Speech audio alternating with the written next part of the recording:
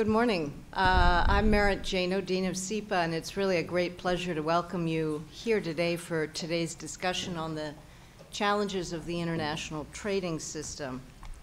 You know, I had the privilege of working at the Office of the U.S. Trade Representative during the Uruguay round, or part of the Uruguay round, and it was concluded after I left, but you know, I think when that was being negotiated, it was thought that with the built-in agenda that was part of the Uruguay round and the institutional improvements that were part of the covered agreements, you know, the days of trade negotiations going through stops and starts and failures, you know, had come to an end, and that there would be a new dynamic that would unfold henceforth, where working groups would galvanize around issues that were understood to be underdeveloped in the rule framework, such as services, and agriculture, and would develop their own energy to move the process forward.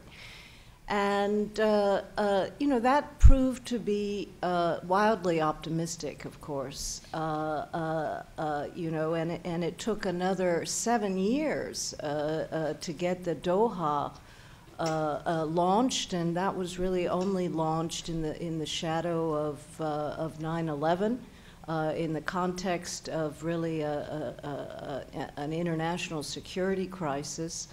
And then here we have all these years passed, and the longest negotiation in trade history, with really no, I think, clear path forward, and an important, but to my way of thinking, modest set of undertakings reflected in the Bali agreements, although a useful set, and ones that I think were never thought of years ago as likely to be the hardest, an area of great controversy. In fact, trade facilitation was thought, I think, in the early days of its architecture as something that would support the other areas that were so much more difficult and seen as reinforcing of a path forward. So clearly, we have had many conversations here at Columbia about these issues, led by Professor Bhagwati and Professor Panagaria and Professor Mavroides, Kyle Bagwell, and others. And I think, so it's a great pleasure to have you all here. I see many friends and experts in the room. And I think over the years we have debated whether, you know, the Uruguay round architecture was too tight, or there was too much coverage, or there's been a lack of leadership, or you know, there's been an unwillingness of the large economies to make further concessions, or fear of China, or simply the attractiveness of regional alternatives. These have all been subjects over the years that I think we've tossed around, and I think I myself have said, and other discussions here on campus have argued that, you know, we've taken the international rule architecture too much for granted in the recent period, and that the framework is not keeping up with today's economy. It's not either dealing with the legacy issues or dealing with the 21st century economy. And that in the aftermath of the global financial crisis, again, the fact that we had this framework in place, you know, really kept protectionism at bay, except in those areas where the rules were underdeveloped. I think these are all themes that have been engaged here at Columbia over these years. And here we are at a moment where we have several major plurilateral and regional negotiations underway, the Transatlantic, which has a deep history of an earlier iteration, and the Transpacific.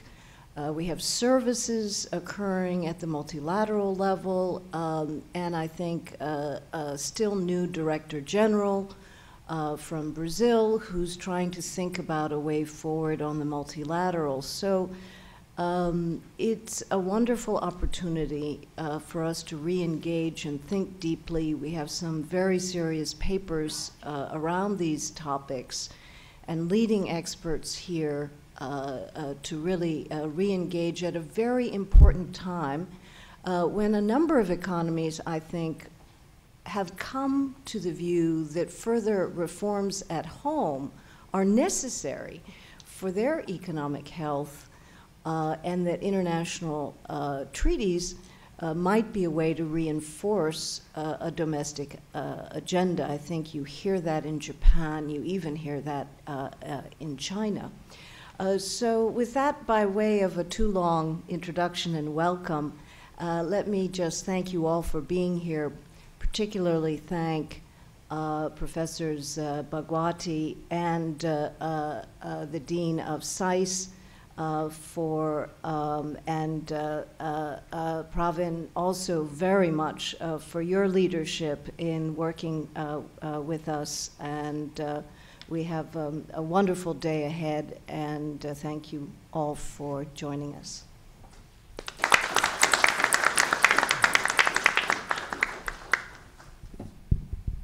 Well, my name is Jan Sveinar. I'm chairing the first session, and let me just say also a word of welcome on behalf of the Center on Global Economic Governance that I direct here at SIPA, and that obviously is concerned about the issues of global economic governance, and the challenges of the world trading system obviously belong on the front line of these challenges and governance issues.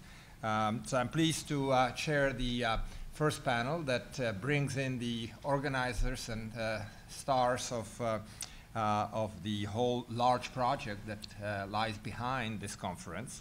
Jagdish Bhagwati and Arvind Panagaria are professors here at Columbia, and it's a pleasure for me to have them as colleagues here. Professor Pravin Krishna is the main collaborator and pillar from Johns Hopkins University here. And the discussant will be Professor Alan Deardorff, and I'm pleased to say that he's my colleague as well. He's my former colleague from Michigan, but since I'm Professor Emeritus, I can occasionally go and get coffee from Alan when I'm on campus at Michigan. So really, we couldn't have more star-studded panel here, and so I will pass it on to Jagdish, Pravin, and Arvind to do the first presentation. I think we've decided that Pravin will go first. Thank you very much, Dean Jenna. Thank you, Jan, for introductory remarks. Pleasure to be here. This is joint work, this paper, with Jagdish Bhagwati and Arvind Panagaria. And what we thought we'd do in this paper is sort of cover broadly the main trends in recent years, recent decades, in kind of world trade and the world trade system, and then talk a bit about the challenges that lie ahead. What we focused on are a set of issues. There may be others that come up in the course of the discussion later today. But item one, or the first sort of trend we discuss, or first issue we discuss, is liberalization that's already taken place under the WTO. So since 1995, we've had the WTO architecture in place.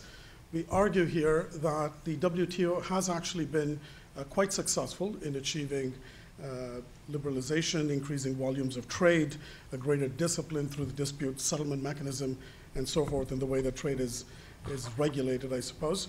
And despite the fact that we've had recent challenges and some pessimism on account of the recent failures at Bali and Doha and so forth, which we'll discuss as well, there is much that we should be happy about looking back the last 15 years.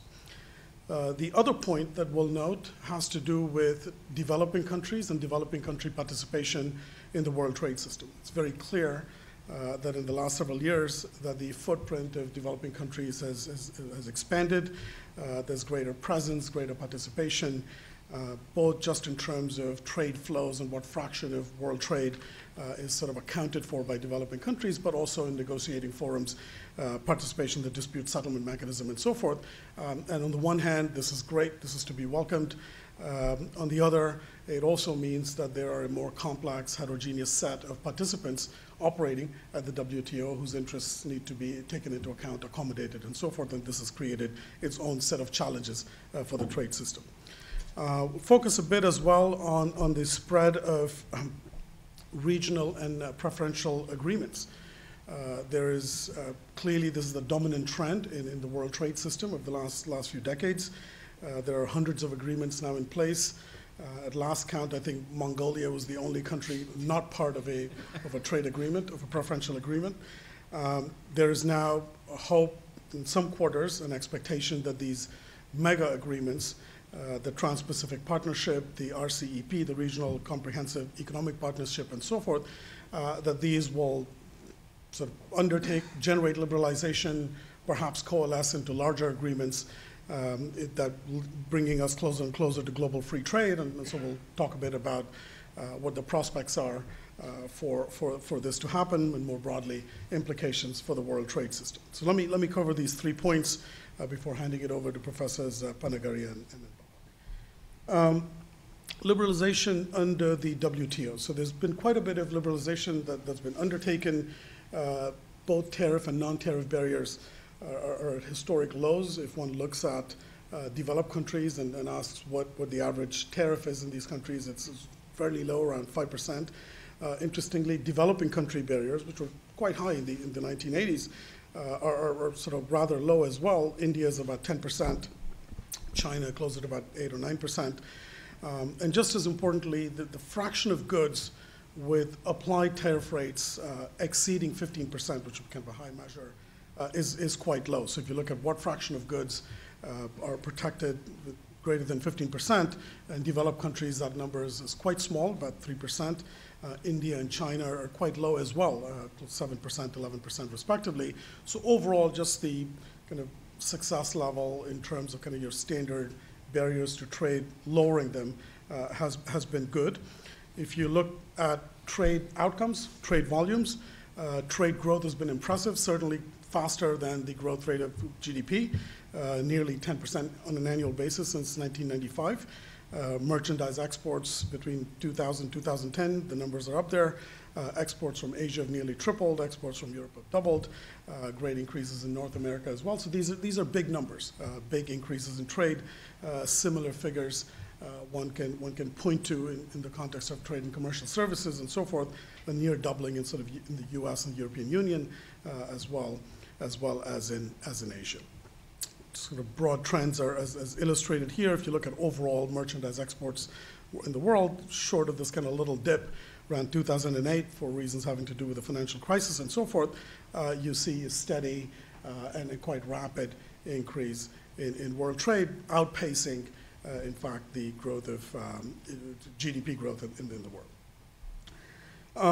One of the kind of important innovations, or one of the institutional developments was this kind of the strengthening of the dispute settlement mechanism under the WTO, which we'll hear more about later today.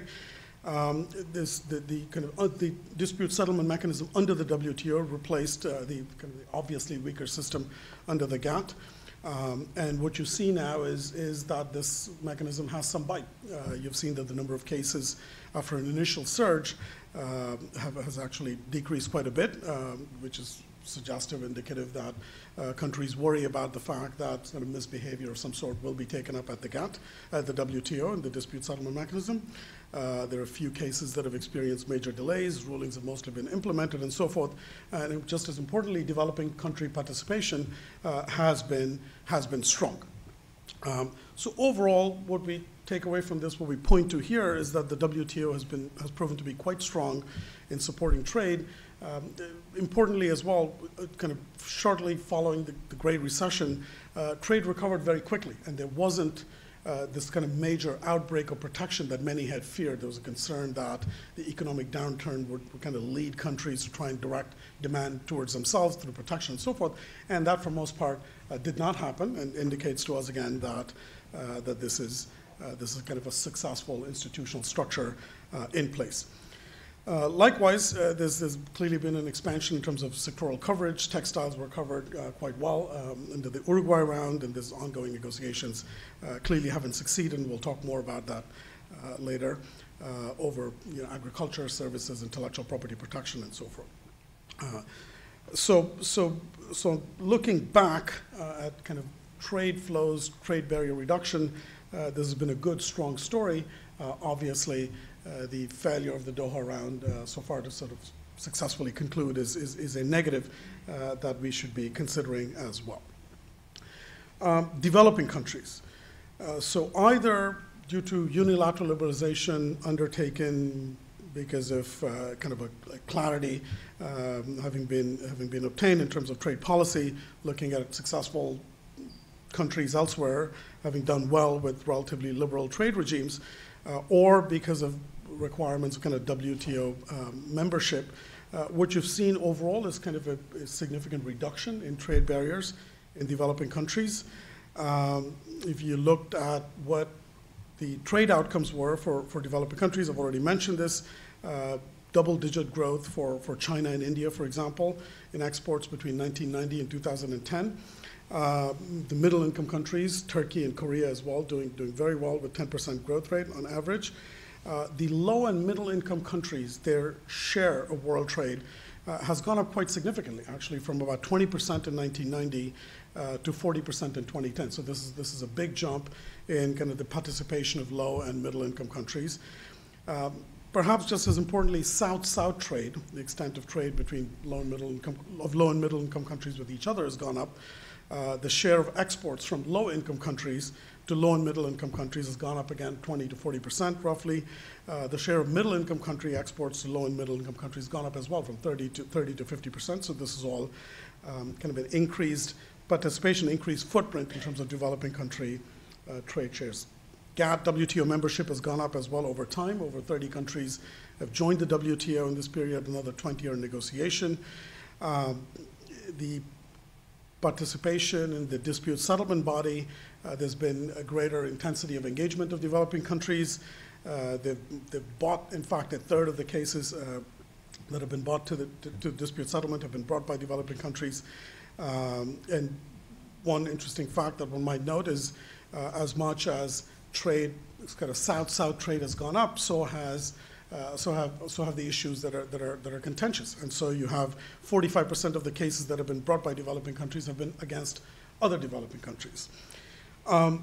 Overall, if you look either at the textile sector, which is very important for developing countries, if you look at agriculture, equally important, you see that the story is not so much one of kind of developed versus developing countries, which is some of which is also true, but the fact that there's a great heterogeneity of interests based on economic structure within the set of developing countries themselves. If you looked at textiles, at the end of the Uruguay round, it was sort of seen as something a positive for developing countries uniformly, but by the time you got to the year 2005, when textile liberalization was to come into force more completely, there was a divergence of views within developing countries as to whether or not they wanted this and how quickly they wanted this to proceed. So if you were a highly productive developing country producer in textiles, you would like for greater textile liberalization, a faster liberalization, and other countries who perceived kind of relative disadvantage among the set of developing countries were much more hesitant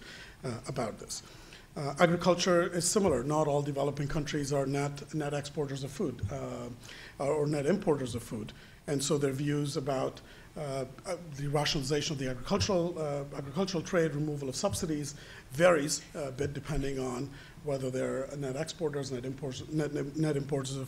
importers of food, and equally, depending on whether or not they have preferential access to particular markets. If you already have preferential access to the European Union market, for instance, through the Everything But Arms Agreement, you might have a quite different view about agricultural liberalization within the EU relative to other countries, other exporters that don't have this preferential access to begin with. Because if you have preferential access, liberalization would actually erode your preferences, and you might prefer for that not to take place.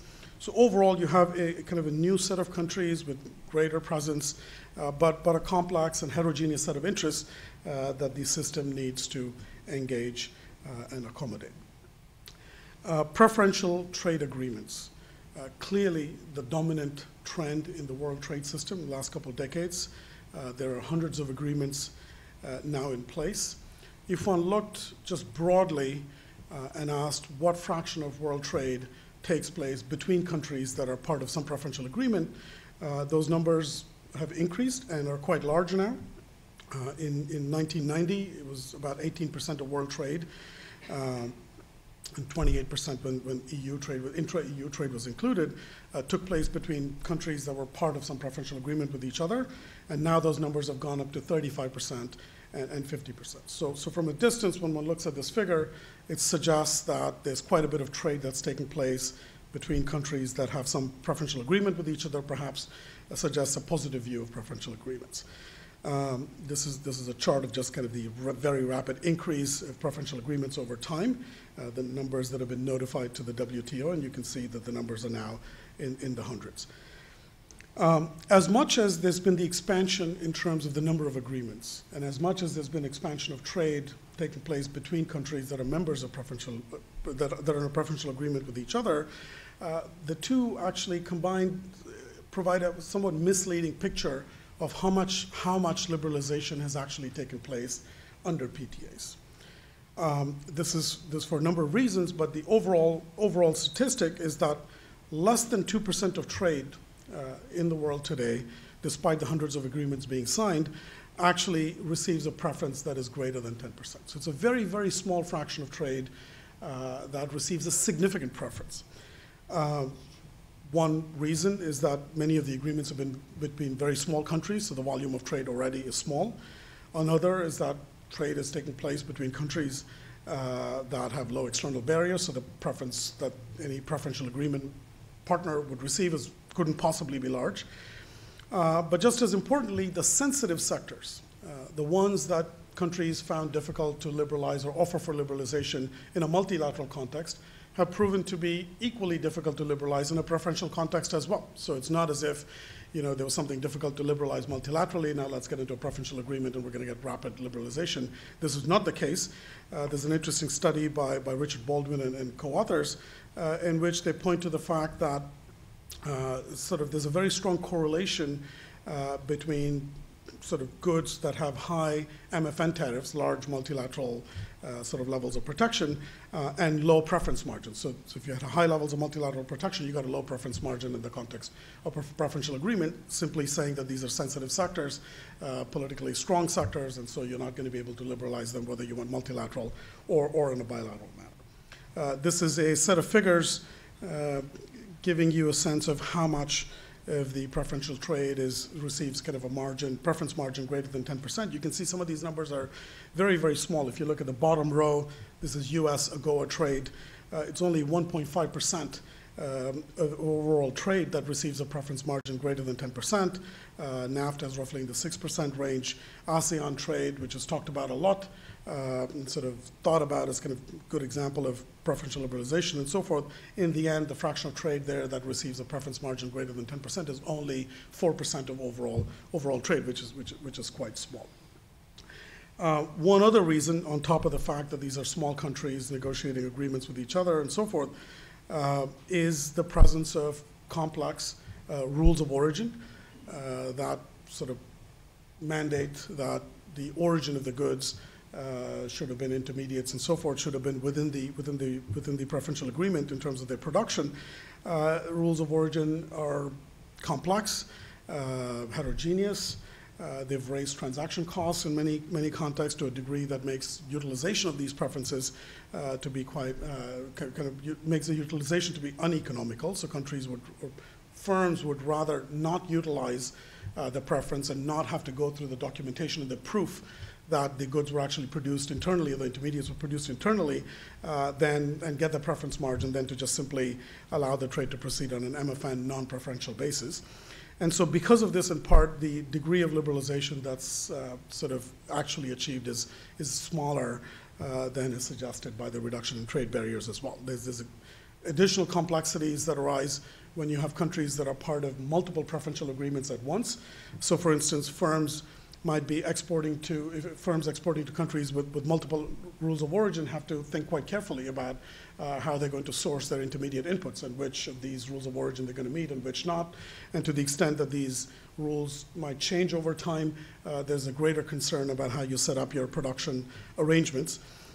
Just as an example again, if you looked at kind of the ASEAN +1 trade agreements, as ASEAN agreements with free trade agreements with a bunch of other countries like India and Japan and so forth, it's only a third of the goods that actually have a common set of rule of origins across free trade agreements. And this has big implications, and I'll mention this briefly when we talk about the RCEP, which is really about expansion of the ASEAN +1 agreements. It requires a great deal of effort to harmonize these, because the pre-existing sort of level of tariffs and rules of origin across the different goods or across different countries, the harmonization is at a very low level to begin with.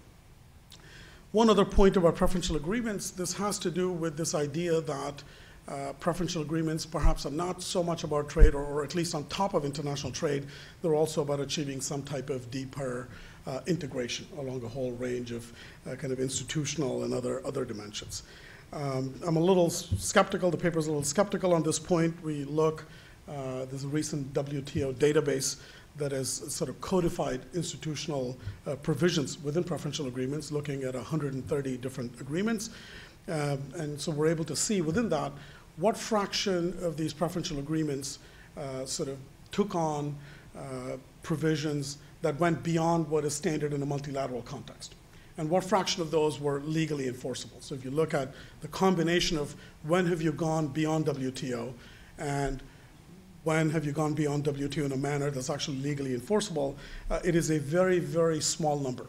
So on the kind of the right columns here, you're looking at when are these provisions mentioned that are WTO, that are beyond the WTO, and when legally enforceable, you see that a very small fraction of the PTAs out of the 130 PTAs or so, it's about somewhere in the 5.31% range that particular institutional provisions are actually discussed. Some of this is out of the World Trade Organization's database that you might be familiar with. So overall, it's not clear that even if one desired deep integration through preferential agreements, which itself is a question for many as to whether you want these deep integration to take place.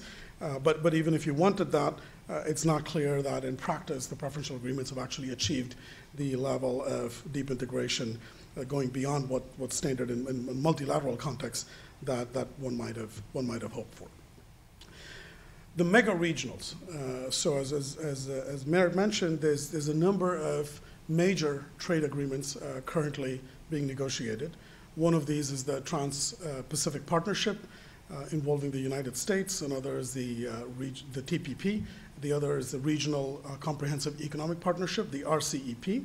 Let me say a couple of words about each. So the TPP is 12 countries throughout the Asia-Pacific region and then the United States. You have this agreement including the US, but excluding China, India, and Korea, major economies in Asia. The pro-TPP rhetoric talks about the agreement as being a high-quality agreement, a 21st century agreement, the future agreement for the future, the gold template agreement, and so on and so forth. And the emphasis within that is intellectual property protection, electronic commerce, a variety of issues that are of interest to the dominant player within this configuration, which is the United States, labor and environmental standards, and so forth. Clearly, successful conclusion of the TPP was going to be contingent on negotiation outcomes in a number of different areas, but starting with what the U.S. could get, in a sense, on intellectual property protection, financial services, electronic commerce, trade, and so forth. Other countries have other concerns. So the Japanese are worried, and we're justly worried perhaps, about agricultural protection, the Canadians on dairy products, the Malaysians on what the agreement will have to say about the behavior of state-owned enterprises and so forth. And so there's a whole range of issues there that, difficult issues that suggest that we might not see a successful conclusion of the TPP anytime soon. This is on top of a whole range of other issues. There are multiple negotiating parties here, a whole range of other issues that they bring to the table as well. It's not clear that the TPP could be completed without significant concessions and exemptions and so forth, exemptions of goods and variety of sectors from the agreement altogether. By contrast, the RCEP is a free trade agreement being negotiated between the ASEAN countries and the ASEAN FTA partners, 16 participating countries, and in this context, this includes China and India, but excludes the United States. And in the RCEP, from what one sees in kind of the broader discussion, there's been a deliberate avoidance of the contentious issues such as labor standards and environmental standards that are championed by the US in the TPP. The challenge for the RCEP is going to be harmonization across these different FTAs that are already in place of the ASEAN +1 FTAs.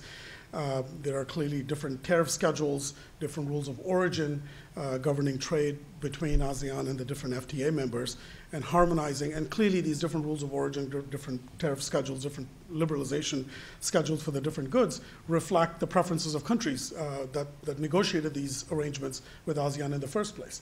So what you're going to need now with the RCEP is kind of a harmonization across all of this, if this is supposed to achieve the kind of things that the negotiating partners hope that it will, and that is going to be a significant challenge, especially considering that the larger economies there China and India, for example, Japan and so forth, don't really already have free trade agreements with each other. It's almost as if they're negotiating these agreements from scratch. But the overall point I want to make is that this idea that the mega regionals could, first of all, be easily concluded, secondly, coalesce in the future into some broader, larger free trade zone is probably, one could be skeptical about that. There's significant incongruity between the agreements, between the preferences and interests of the major players that are pushing these agreements.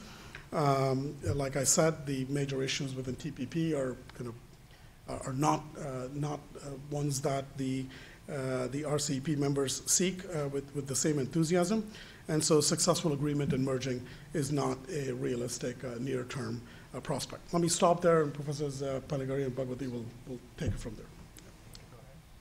Well, I'll just add a couple of things. There are a couple of issues, actually, they're not in the paper yet, that I just want to mention. They will hopefully be in the paper eventually. Two issues. One is this whole idea that Richard Baldwin has been championing, that somehow, this rise of production networks. Apparently he argues, an argument which I don't fully understand. But he says that, well, now, the factories, we are just not trading in goods, but factories are moving. When the FTAs happen, somehow factories move from one country to the other and all. And that somehow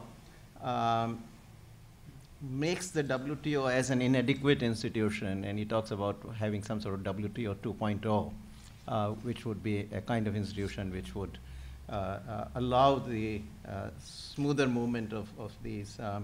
Personally, at least, we have discussed this among us, at least informally, and we certainly don't see that there is anything that's missing in the WTO that doesn't deal with these sorts of things. Certainly, many of these phenomena, maybe they're more intense today than they were 10 years ago or 15 years ago, but they all existed. The direct foreign investment existed, trade and intermediate inputs existed, factor movements existed, so it is not as though the WTO was designed in some sort of abstract which had simply ignored the possibility of these phenomena. So, but anyway, I think that's an issue, and since we have Alan here, who is the big trade theorist expert here, so I'd like to see if he has something to say about it. I mean, does that somehow, the fact that factors are perhaps moving a bit more today than they did maybe 20 years ago, or DFI is more intense. Does that change anything from that perspective? The second issue also, which I'd flag here, which has been there, again, it's not in the paper yet, is the issue of exchange rate discipline. That some, particularly, I think, there's a paper by Arvind Subramanian and Aditya Maktu, where they argue that, somehow a big problem in trade disputes, etc., is coming because of the exchange, because the country is using exchange rate as a means of protection, and this has been largely in the context of China, the undervaluation of the exchange rate, and so they sort of say, well, somehow exchange rate should be in the WTO system as well. We again have discussed, and this is a really complicated issue. We again come on this that in the end we got an institution, namely the International Monetary Fund, which oversees the exchange rate discipline, and we certainly don't want to bring it into the WTO for a variety of reasons. In effect, it's not even clear, when it comes really down to it, that how are you going to determine what is the equilibrium exchange rate, what is the optimal exchange rate, and which particular exchange rate do you use if you're going to have a dispute across countries on the exchange rate. So I think there is something best left to the International Monetary Fund as it currently exists in the architecture. So those are the two things I thought I'll add on. I'll just add one particular point, which I think is worth highlighting, which comes straight out of what Praveen was saying.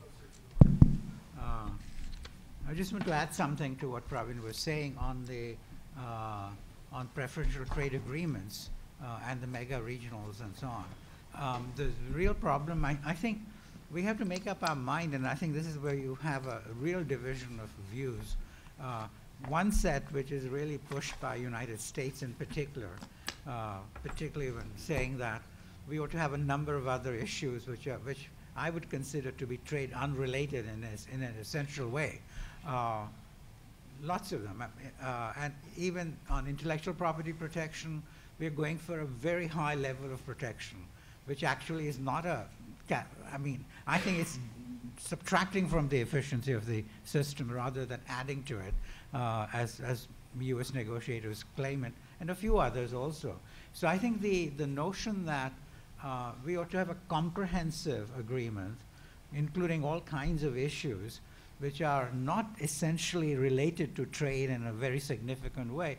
In a way, everything is related to trade. If I sneeze and I get Robitussin, that means I'm not getting something from Zurich, by way of throat lozenge or something. So everything has an implication. But you have to really think about being related in an essential way in some sense. So I think the notion that we should put everything into a comprehensive agreement comes out of not the United States executive, in my opinion, but comes out of basically the lobbies over here, because anybody who wants to get something going immediately captures USTR and then makes it a trade issue. I don't have time to develop this, but a lot of issues which were not trade issues are now become trade issues.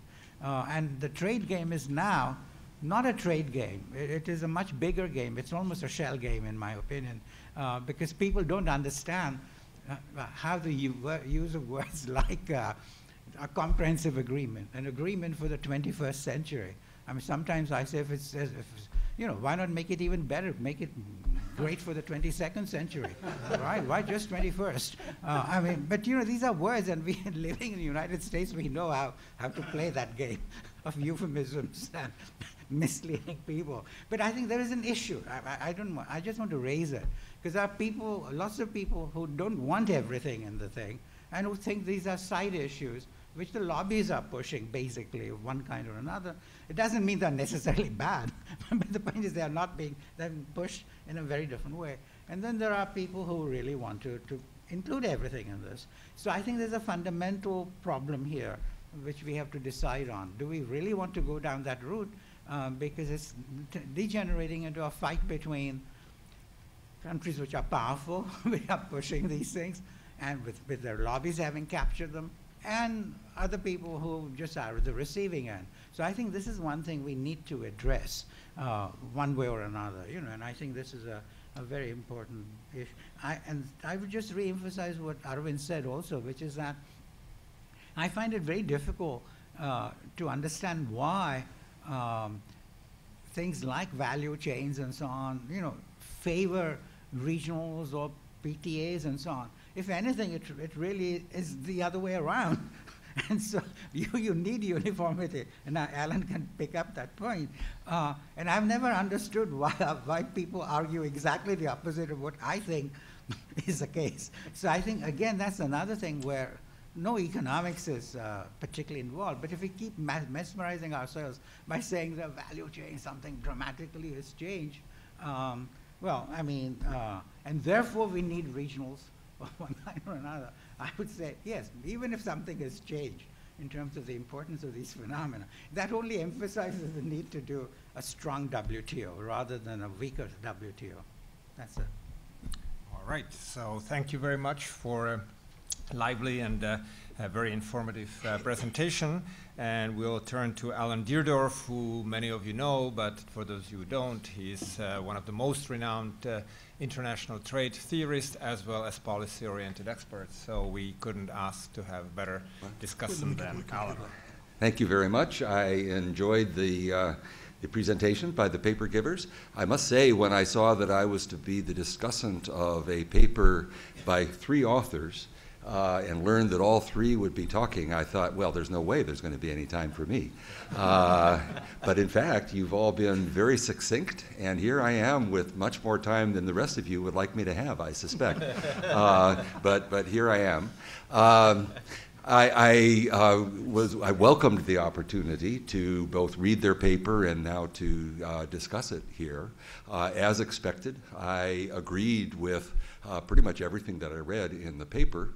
I have a number of comments here that I will be making. A lot of them are about how in the paper they didn't go as far as I would have liked in terms of providing evidence for some of the things that they say, even though they may be things that I either do believe already or want to believe and would like some support for.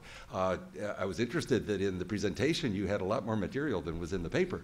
You had some tables of data and so forth that I would have loved to see in the paper, and I hope that will all get added to the paper before it's published, because it looked like it would be very, very valuable. So basically, what this paper does already, before they put this other stuff into it, gives an excellent overview of the current state of trade negotiations, both in the multilateral and in the so-called regional, although it often isn't particularly regional context. I agree with almost all that they say about the Doha round. You didn't talk a lot about the Doha round and its failure, if that's what it is, and the issues with the Bali package, and then the more recent, apparently more recent than what you wrote in the paper, derailing of that this summer, which I think is very concerning, and I would be interested to hear more of yours and other people's views of all of that. So although I agree with an awful lot of what you guys said, including the comments made here just in the conversation, I am, I think, more pessimistic than you are. Well, again, you didn't sound that pessimistic because you didn't address it in the presentation, but in the paper you seem to hold out more hope for the multilateral negotiations actually moving ahead and accomplishing something than I think is warranted. I think whether we like it or not, we are already in, very much, a world of a great many preferential trading arrangements, and we're not going to get away from that. And whether or not we achieve some sort of agreement in the WTO, I don't think it will be as relevant as previous agreements have turned out to be, just because of all these other things that are going on. So I have a list of specific comments on the paper. I was thinking that I would skip over a lot of these if time was short, and you know, start moving in your seats if you get uncomfortable with listening to me about all these. But several points that are in the paper that are made. Here you were talking about food security programs, and you referred to what was accomplished on that in, I think, the Bali package as a success. And I didn't understand that. Now, I sat next to Arvind for dinner last night, and he was trying to explain to me why it is a success, but I have tended to think of these things as being protectionist, and so I thought that didn't sound like a good thing, but I would like to hear more on that. one of the pieces of information that was given was that, in the paper, was that, that the bilateral initiatives or the regional initiatives haven't really resulted in a lot of expansion of trade within those groups of countries. And no data were given in the paper, and I think yet not in the presentation either on that, but I wonder if the data really support it. Certainly my impression has been of the one arrangement that I am closest to, of course, is the NAFTA, that trade grew certainly far more than some of us ever expected. Indeed, those of us who modeled it have been criticized for the fact that our models didn't capture the tremendous expansion of North American trade that occurred after NAFTA. So if these other arrangements have been very different from NAFTA, I didn't know it, and I would like to see more evidence on that.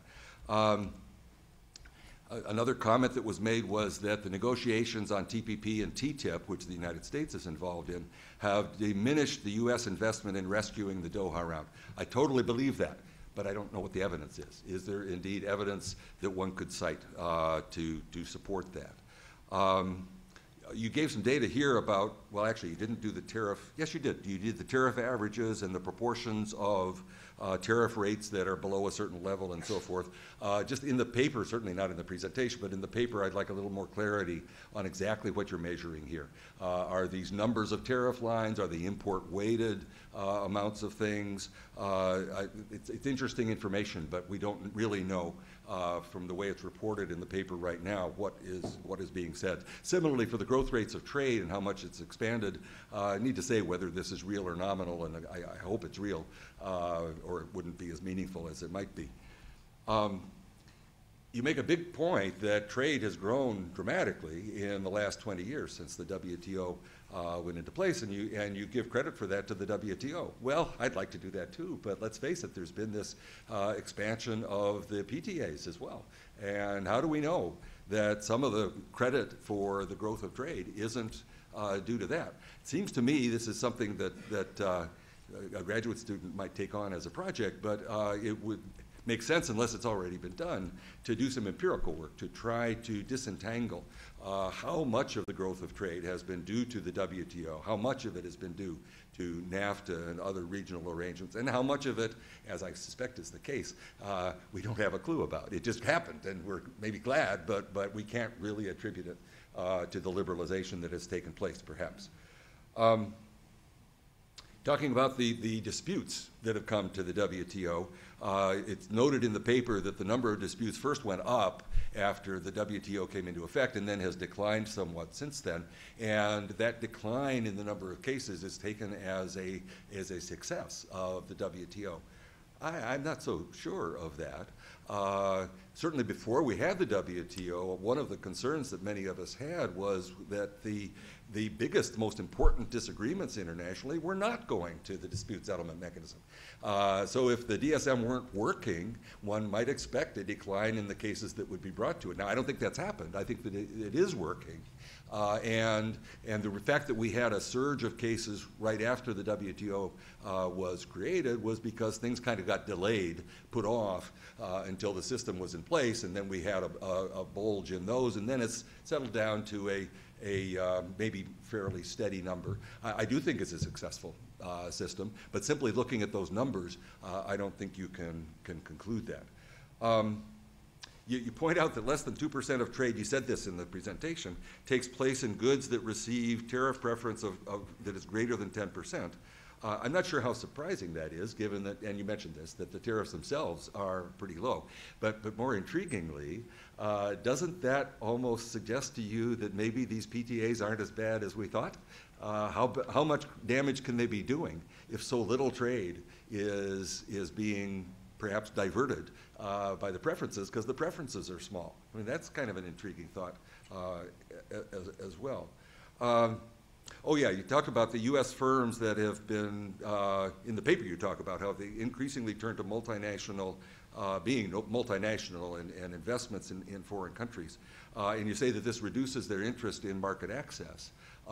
Indeed, that is sort of referred to when Jagdish talked about, I guess it's Baldwin's notion that moving the factories is a new thing in international. I agree with you. I don't think it is necessarily at all a new thing, or that the WTO is somehow rendered less relevant because companies are moving factories, although I haven't read what Baldwin has said about this, so I shouldn't judge it without knowing more what he has to say. But what I would point out is that this moving of factories and this increased investment, and indeed foreign direct investment has grown even faster than trade, which in turn has grown faster than GDP.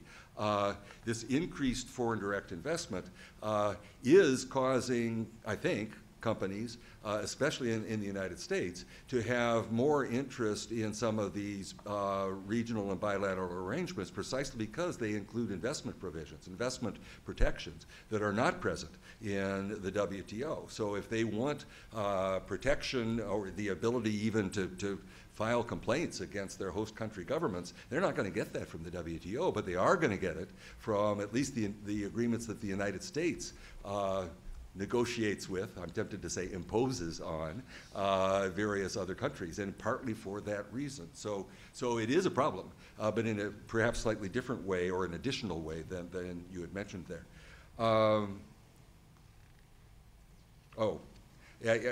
In the paper you say that the United States is perhaps hypocritical, trying to impose labor standards, freedom of association, and collective bargaining on other countries. And you point to the, as you say, astonishingly small proportion of the U.S. labor force that is unionized today. That's certainly true about the small amount of unionization, but I think there's a difference there. Unionization is still certainly free to happen in the United States. I don't think you can point, can you, to government restrictions that are hindering unionization, whereas in many of the countries that we're negotiating with, the governments really are interfering with that. So I think you're going a little too far to say that that's hypocritical, although far be it from me ever to say that the United States isn't hypocritical. We are in many ways, I'm sure. Then there's this issue just touched on in the presentation of open regionalism. The TPP is said by some people to be intending to be open regionalism, which, as you define it, will mean that other countries will be able to join by simply agreeing to what is already negotiated. They won't have to enter into separate negotiations as they do to join the WTO with the individual members. If that's true, if that turns out to be true, I think it would be wonderful. I don't for a minute believe it's going to turn out to be true. But if you have evidence that it will be, I would love to know it.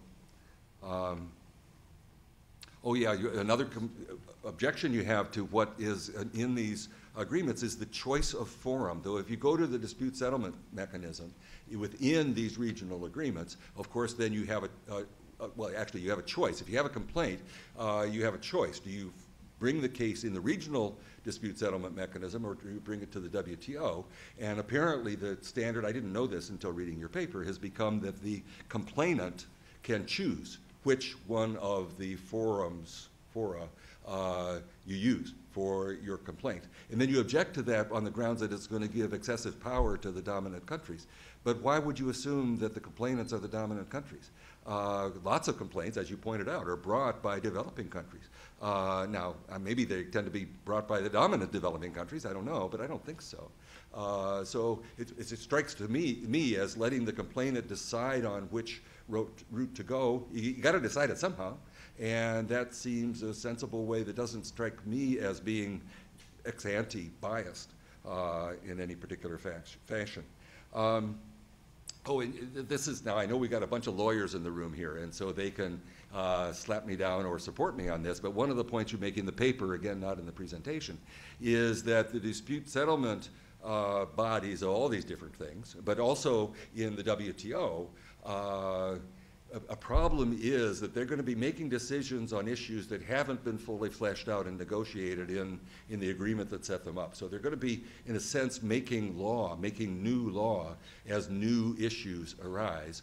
And that's a problem. That's why we need new negotiations that can bring in all these new issues and get a proper agreement on them. Well, my understanding is that in international law, it's not the case that the decisions made by a panel or by the appellate body have precedential value for subsequent decisions. At least that's what I remember John Jackson teaching me years ago when he was at Michigan and we taught together. And I did actually type that into Google, and I found a quote from, oh God, I can't see where it's from, but anyway, it said, as in other areas of international law, there is no rule of stare decisis, is that what you say? Anyway, in WTO dispute settlement mechanism. So if that's true, then at least by the law, they are not making new law. Now that does mean they have to start over again if it's true on every new case. But you might want to change what you say in the paper if I'm right about that. Okay, let me turn finally to this business of the proliferation of preferential trading arrangements. I know you, Jagdish, totally prefer the phrase preferential trading arrangement rather than free trade agreement, because these are not really free trade. I agree with you totally. On the other hand, a preferential trading arrangement is broader even than free trade agreements, because it includes presumably the GSP and things of that nature. Indeed, in a sense, I would call an anti-dumping duty a preferential trading arrangement. So I'm not as enthusiastic as you are about using the phrase PTAs. There doesn't seem to be a good term, but since they do tend to call them free trade agreements, I will stick with that. Lord knows why the WTO reports them as regional trade agreements. Some of them are far, far from being regional. But anyway, here's, whoops, wrong direction. Here's the same graph that you showed us, except that I downloaded it yesterday, so it goes a little bit further. So indeed, yes, there's been this huge growth in the number of free trade agreements. This is what's been reported to the World Trade Organization. The growth really took off at the beginning of the current century and is continuing to grow. The far right of those curves shows that it levels off, but I think that's because they're putting in 2014, which isn't over yet. So presumably it's going to keep on growing. So I've been curious myself for some time, and I started a while ago to try to get a different picture of how this is expanding within the world economy. So what I did was I went somewhere, I think actually to the CIA, and found the biggest. I ended up choosing 66 countries, and I put them in a spreadsheet. You can't read the countries, which are across the top and down the side, because it's way too small, but just believe me that there's 66 big countries there. And then I went to the WTO website and asked for every pair of countries in that chart, have they reported an FTA or a regional trade agreement to the WTO, or have they not? And what you're seeing there is how many there were in 1990. Well, there weren't very many, of course, in 1990. And indeed, most of what you're seeing there are a couple of countries that had done FTAs with the European Union, which it might not have been called that then. Switzerland and Norway, I think, had FTAs. And so those are the things you're mainly seeing. And then the US had, I don't know, Israel or something like that. So there wasn't much then. But then as you go through time, of course, there's been more and more. So when we go 5-year increments, in 1995, it grows to that, in 2000 to that, 2005, 2010, 2013, you see it's filling in more and more. Now, because of what I was working on at the time, I was only interested in FTAs. I wasn't interested in customs unions. So actually what's missing from there is the European Union and I guess Mercosur. And I don't know if there are other customs unions. I don't recall there being other ones. But so I put those in now, and that, of course, fills it in even more. So that's where we stand today, that of the, and I can't see. Okay. If you just count up, or the number of cells, the number of bilateral arrangements that are possible for 66 countries, 66 times 65, and take the number that we had, as a fraction of that, it was 32%, or is 32%. This was actually in 2013, I think, not 2014. And so since I'm looking at a paper that also brings in the TPP, the TTIP, and the other one, which, by the way, I had only vaguely known about until I read your paper. It's quite new. I put those in as well. So you add those in, and you get TPP puts in those, TTIP puts in those, and RCEP puts in those. So that's as far as we go.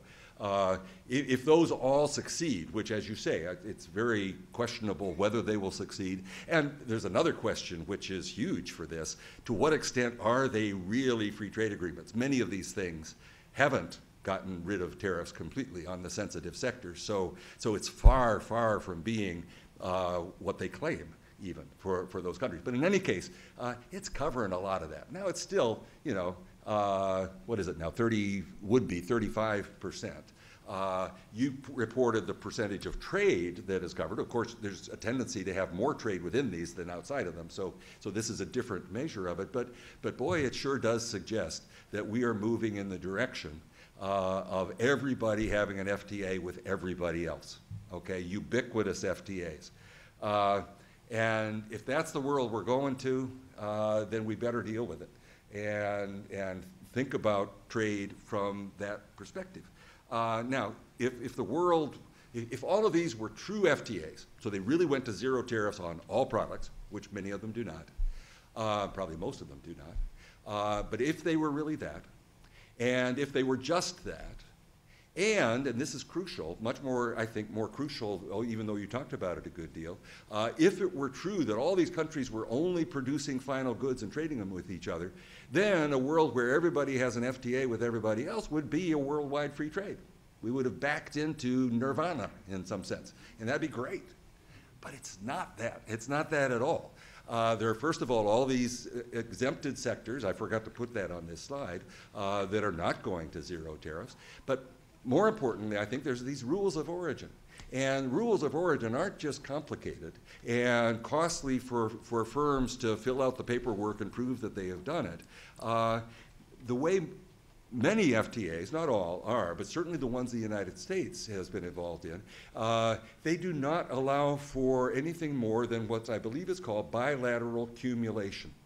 So when you're trying to certify that a product from Mexico was made in North America in order to come in tariff-free into the United States, it may have inputs from South Korea, with which we and they both have an FTA, but those inputs won't qualify for the rule of origin.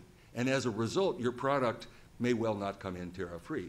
This failure of accumulation to be broader, at least in the ones the United States does, and I think in a lot of others, but not all, is, to my mind, a considerable limitation on the extent to which a world of ubiquitous FTAs would be free trade. But it's even worse than that. It's not just that a lot of trade, well, it's still going to be subject to tariffs. If the tariffs are low, that's not going to be a big deal. What worries me more, and you mentioned this, but you didn't mention it as being a problem, if firms start deciding on where they source their inputs based on trying to satisfy the rule of origin, then every time they do that, they're going to be buying a more expensive input than they could have, and that's a distortion of trade. That's an increase in world costs of production. And I have a paper that someday I'm actually going to finish, where I work out an example. Now, it's just an example, but to demonstrate that it is possible that a world of ubiquitous FTAs could actually be worse than a world where everybody has tariffs on everybody else. And so that's the thing that worries me, or it's the one that I've been focusing on. Finally, there's this issue that Jagdish has always talked about, well, maybe not always, but for years, and talked about also today, all these other issues that are included in the FTAs. Now, my own particular view of this is that I have doubts about a lot of those issues, not all of them. Some of them are certainly good to have, but many of them I have doubts about. I've written about intellectual property protection. I think we go too far with that, for example. But a lot of what I think tends to happen with FTAs, at least when the United States is negotiating with small partners. If we're doing an FTA, that's kind of, by definition, balanced. We go to zero tariffs on both sides. But on all these other issues, what do? Well, we push as far as we can to get what we, the big dominant country, want, and as far as we can get the other little guy to accept, and which means we wring out of the agreement as much of the gain to them as they would perceive it as we can in order to get the gains that we perceive for our labor unions or our corporations or whatever. And so I agree that these other issues just make trouble in many, many cases in these regional agreements, and that we need to I don't know how we can, but I wish we could get them out of the story. So what is there to hope for? I would love to see a successful conclusion to the Doha round. Of course I would, but I don't think it's likely. So I think what we've got to be doing, we trade economists and trade lawyers, actually even more the trade lawyers probably, is to be pushing to make these FTAs, which we're going to have anyway, better, not worse. Push, I would think, at a minimum, for broader accumulation on rules of origin, and then try to resist including both sensitive sectors, or excluding, I should say, sensitive sectors, and putting lots of non-trade issues into the agreements. Thank you. Thank you very much, Alan. A lot of good comments, food for thought. I thought I would let the authors quickly respond, and then we'll open it up for questions and comments from the audience. Thank you, Alan, for excellent comments. Let me just respond to a couple of these, and maybe just clarification. One is the point you raised about how do we know that this kind of broader increase in trade has not taken place in the context of kind of preferential agreements that have expanded over the years. And for us, one could, of course, do this more carefully and econometrically sort it out and so forth, but just the fact that the preference margins already are not that large and the fraction of trade that's subject to these or benefiting from these is not that large, roughly suggests that it's not being driven by that. There's surely other things that are happening, China joining the WTO, so forth, technological transfer to China, various other reasons beyond just what the WTO might have mandated or required could be driving it as well, but the PTA component of it is not large. Casually, we see from that fact that the preference margins themselves are not large. Secondly, you could look at it, as you pointed out, and say, well, if the preference margins are not large, that's good news, because that means there's not as much trade diversion taking place, and so maybe we shouldn't worry about it. So yes, maybe you haven't seen a lot of preferential liberalization actually take place in the context of these large numbers of PTAs. But in context where it has actually happened, trade diversion continues to remain a concern. So there's case studies, particular studies. There's a wonderful study of Mercosur that was done, I think, out of the World Bank, looking at trade diversion under the Mercosur, which suggests very large volumes of trade diversion. So that may not be a large agreement, doesn't account for large volumes of trade in the world. But if you look at how much additional trade started between the Mercosur countries following the preferential agreement and which sectors it took place, you'll see that the largest increases in the volumes of trade in that study were in those sectors in which Mercosur had comparative disadvantage, sort of significant disadvantage. So essentially direct evidence to sort of supporting anybody who worries about trade diversion in this context. So maybe it's not a kind of a global phenomenon, but in a particular context, we still would want to worry about it. As far as let's see, the extent of actually, let me stop with that. There's a number of other issues. Let me pass it on. Thanks. Just one point on the one which Pravin took up about how much can be attributed in terms of trade expansion to WTO. I mean, I like to. I'm not an econometrician, but I like to think of different ways in which trade can be affected. Trade volumes. One is reciprocity, which is under GATT. Though of course S&D and Part 4, etc., interrupt that. And the other one, of course, is the bilaterals or the PTAs. So these are two ways in which you can influence the outcome. But then there's also unilateral trade, trade liberalization. And that is the most important part, which we are forgetting. Yeah. Because a lot of countries realized, developing countries, that they were shooting themselves in the foot, that the tariff levels and restrictions were so big that they wanted to reduce them, no matter, on their own, endogenously. So I think that probably would be a bigger force, in my opinion, which we need to take into account in looking at the trade flows. And then, of course, is also what we used to call aggressive unilateralism, meaning the big countries, but particularly Section 301 in the United States, going and telling the other guys to liberalize unilaterally. So otherwise we'll hit you on the head, right? So that's aggressive unilateralism. And then finally, you have conditionality. the bank and the fund, etc., force you into doing it. So these are different kinds of unilateralism. But I think how to sort it out, because I wrote a book called Going Alone, you remember. There's a long essay on all of this, but none of the authors could do anything in terms of sorting all this out. So, you know, you just know that there are all these different forces, and that's about it. So I would just say, you're right to question them. But there's one important point. I forget, who was that guy at Berkeley who wrote in the AR saying that the GATT had not really... Andrew Rose. Rose. That's right. And then I think Subramaniam, et cetera, objected to that. But I thought the whole thing was kind of odd in the sense that I would not have posed a problem that way. I would have simply said, if you had not had the GATT, which was in fact a reflection of the free-for-all we had in the 30s, right? So we are putting up all kinds of constraints and hoops which you have to go through in order to indulge in protectionism. If you didn't have this, things would have been a lot worse during the post-war years. And so in that sense, in terms of the counterfactual, compared to what might have happened, actually prevented protectionism from breaking out in the post-war years. And in that sense, GATT was very useful. So that's a very different way of putting it. But anyway, this is just reacting to the interesting points you made. Very good. We started a bit late, so we can take a few minutes now for questions and answers. Let's start with André Sapir here. And if you would please, each of you, identify yourself briefly and make your points quick, brief, to the point. Yeah. Thanks. André Sapir from Brussels. I enjoyed the paper very much, and I enjoyed Alan's discussion. I just want to get to your last slide, Alan.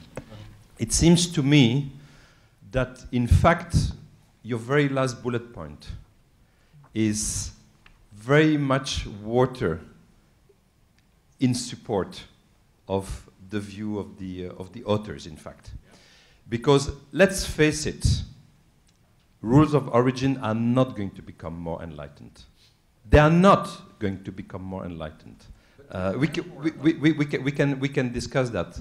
They are not. I think the purpose is precisely that. So the purpose of the agreement, you know, when you look at those agreements and you see sometimes the hundreds of pages, as you know, in the agreement that are about the rules of origin, they have a purpose. And in the same manner, it's very nice to say limit non-trade issues, but again, many times those agreements, precisely their purpose is the non-trade. So in a sense, what you're asking is exactly the opposite of those who are wanting those agreements to have. So you're saying, if we could do away with those reasons which are the motivations for the agreement, it would be wonderful. But that's really wishful thinking, I think. All right, Steve Chernovitz. Yeah, thank you. Steve Charnovitz from George Washington University.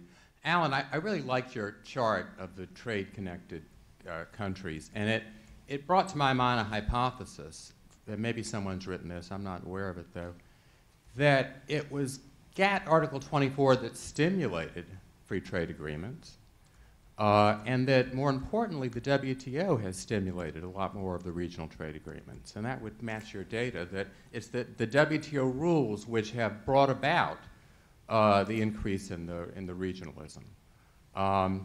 In any event, it's a phenomenon that's happening.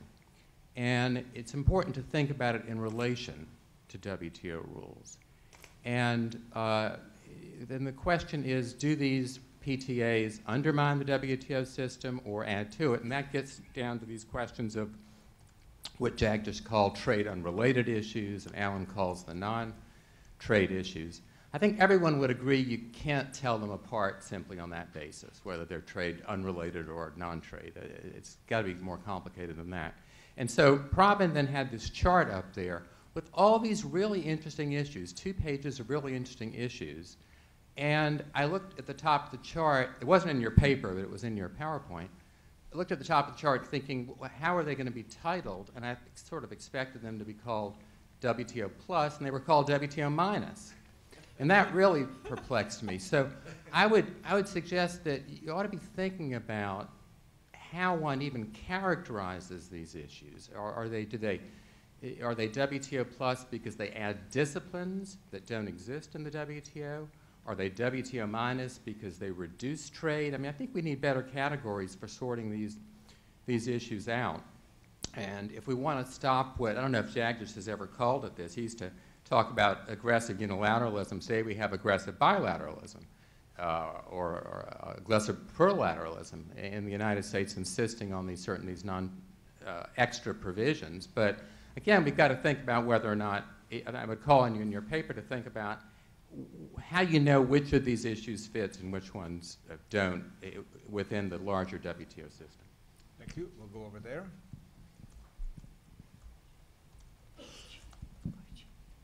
Koichi Hamada, retired from Yale. First about that dot chart, that was very impressive. I have a slight disagreement with Jagdish about the role of FTA, that is a spaghetti ball that just two countries connect. And I once said that can be developed into lasagna under some circumstances that may facilitate other trade. And he teased me, I don't know Italian cooking, the method of Italian cooking. They came from two different things. You can't make lasagna from spaghetti. That's his point.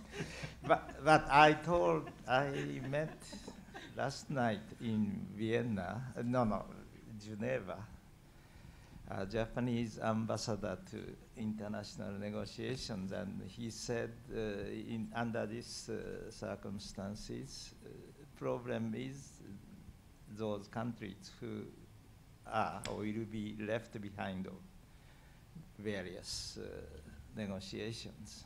Usually big countries, even China, India, and so forth, have many incentives to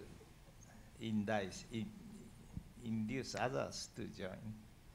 And I think incentive changes to participate in further larger or smaller trade partnerships. So we should study that political economy incentive studies of this participation. I quite agree investment is sometimes different with Alan. Investment can be coped with taxes and so forth that are different from trade issues. So we have to be very careful not just investment annihilate trade problem, etc. But the main question I'd like to follow Arnold is the issues of exchange rates. I think economics was divided into two camps, real economics like you. I go to both camps sometimes, but at least when Mandel, Dombush were working, international monetary issues are combined, even though in the long run probably money will be neutral and money doesn't matter. But those young people I talk to in Japan as well as in this country are governed by the spell of the real business cycle. So money shouldn't work anyway. So your question is never addressed, but it's very practically important. If we look at Japanese economic development, what Plaza Accord did is just monetary. But the effect was positive or negative, tremendous. Thank you. Andreas?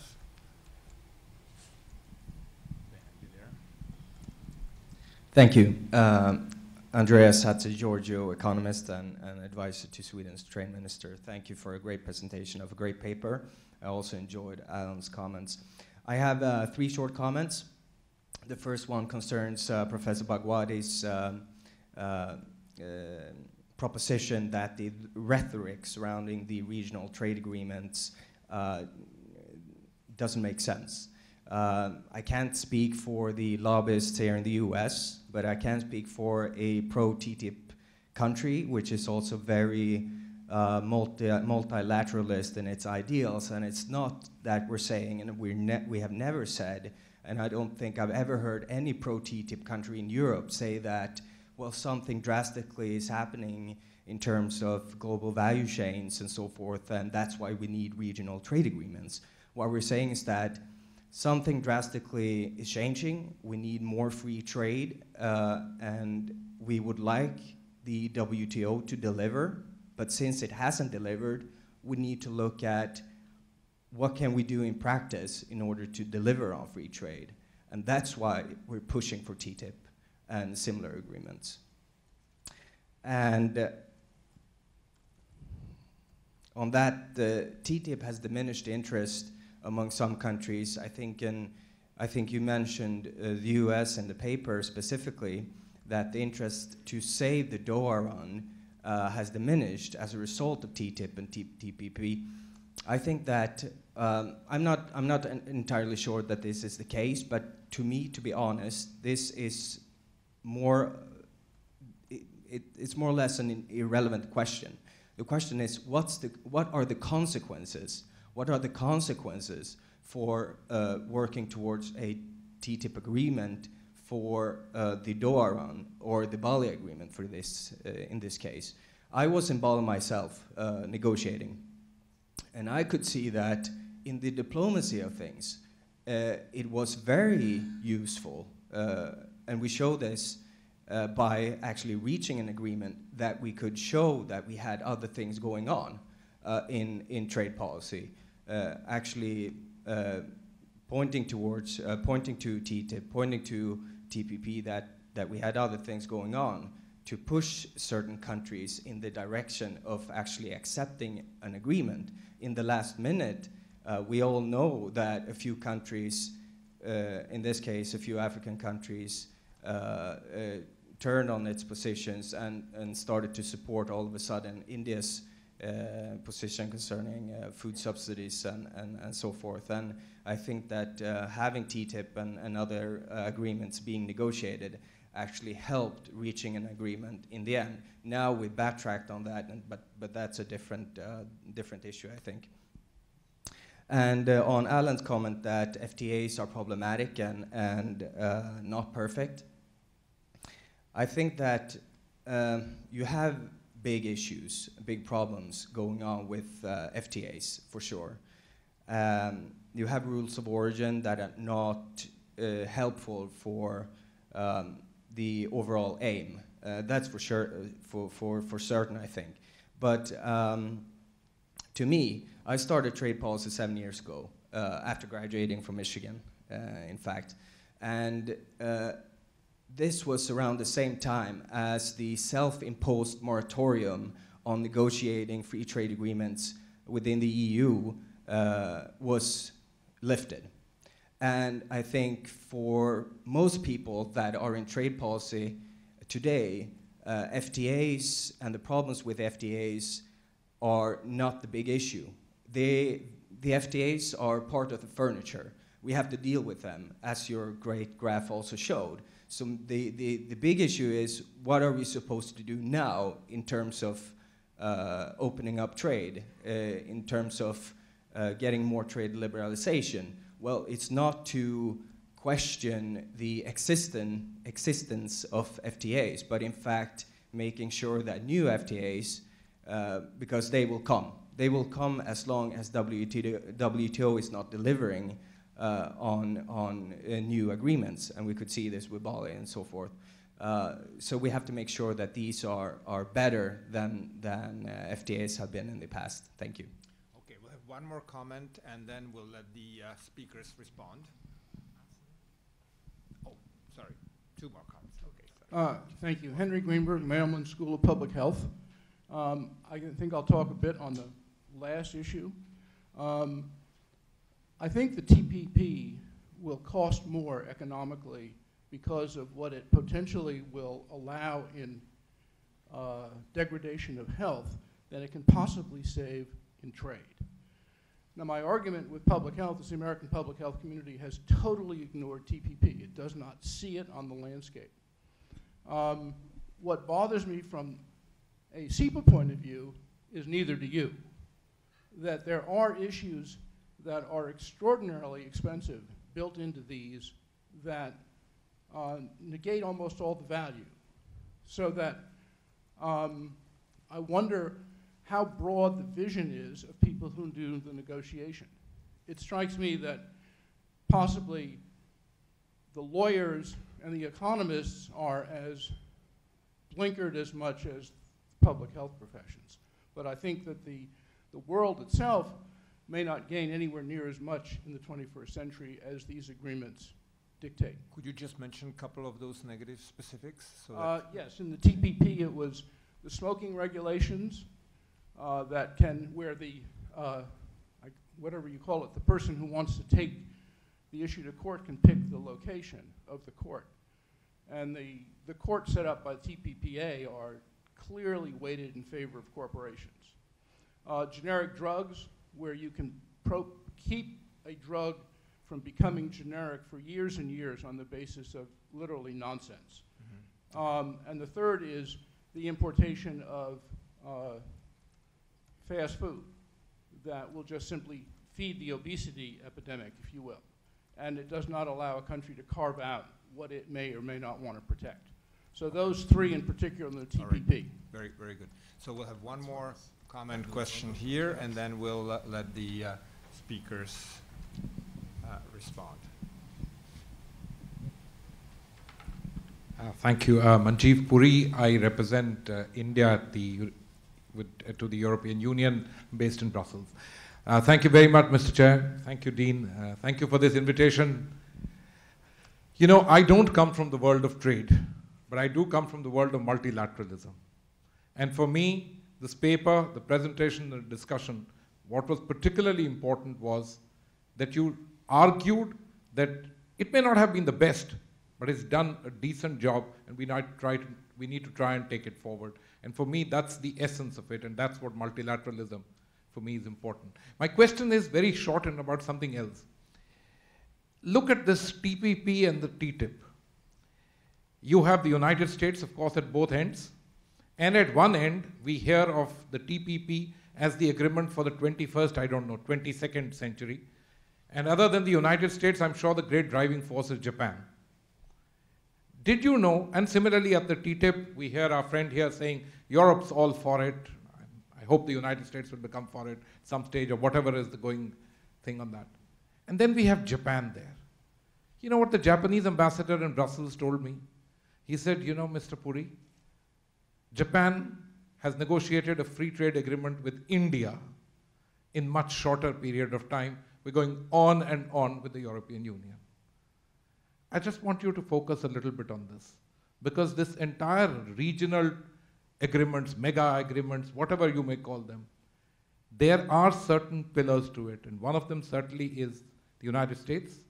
The other certainly is the European Union, but let's not also underestimate Japan, and let's try and find out what exactly is the kind of relationship and why are these particular things actually not dovetailing with each other. Thank you. All right, let's give the panelists a chance quickly to respond. I just want to take one issue that Andres kind of mentioned, that this argument comes over and over again that, oh, we are doing these free trade agreements because the multilateralism is not working. I think that's a wrong characterization.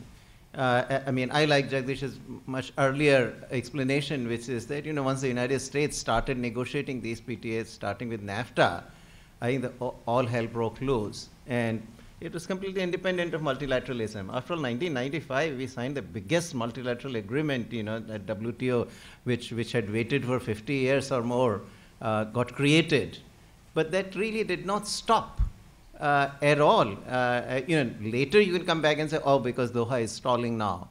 But the point is, from 1995 to, you know, Doha stalling did not probably come about till 2003-04 at least. I mean, it was reasonable to expect, you know, that Doha will take 6 or 7 years minimally. So there is a whole decade actually during which these PTAs kind of go full steam. after a big success of the multilateral trading system. So I think that's a bit, so it sounds very plausible, but the argument is a bit convoluted. Anybody else wants to stand between the audience and the coffee break? Well, we'll be picking up some of the themes again. Yes, the indeed. detailed papers. But Very I think, good. yeah, just one point about open regionalism, because it's really a question of what you mean by open regionalism. My feeling is that the U.S. insisting on all these what we call trade unrelated things, as I said, without prejudice to whether they're good or bad in some cases, if you insist on them, then that immediately makes open regionalism difficult. From the point of view of trade, like take China and take India. These are two very big countries in the region. They don't want to sign on to some of these things. In China's case, they cannot because they don't respect unions and so on. In India's case, by choice. I mean, they would rather pick up these matters in other fora and so on. So they're not going to sign on to these things. Now, so that means the US approach is fragmenting Asia, because US will have TPP, the countries which are willing to sign on to it. I mean, many of them small ones, they're happy to do that because they get other trade-offs, right? But you will have China and then you'll have India. That's three blocks, as it were, because these are the last two are big countries. In my view, and this is actually what we've been doing in South America too, because our NAFTA model, which has been accepted by the Andean group, I mean, they accept that approach, but the Mercosur people don't. So we've already, again, split South America into two blocks, essentially, at least for the time being. So it seems to me that open regionalism should be one where you say, you can join in, like in India and China, without having to sign on to all these others, which have nothing to do with trade. I mean, in the sense in which I was talking. So it should be open to people to go ahead and say, look, we join in on trade. Japan will have a problem. We're going to discuss that, because Japan doesn't want to liberalize trade, and that is a trade thing. I don't know what Japan's attitude is on non-trade issues. They haven't even gotten to first base on that, probably. But I think this is something which I think is very important for us to discuss, because I mean, the analogy I give is that I want to join a golf club, I have to know how to play golf. But if you insist on my going on a Sunday with all those guys to church and singing madrigals, I mean, I don't want to do that. So I should be able to join a golf club if only to play golf. But what these guys and I mean, the US approach means you got to sign on to lots of other things. And I don't think that's a good way to approach it. We should let people join as long as they're willing to liberalize trade. And that would ensure openness, effective openness, in my opinion. But, I mean, it's something we want to discuss down the road. Yeah. So I think we've set the issues here, and let's thank the panelists for an exciting presentation and discussion.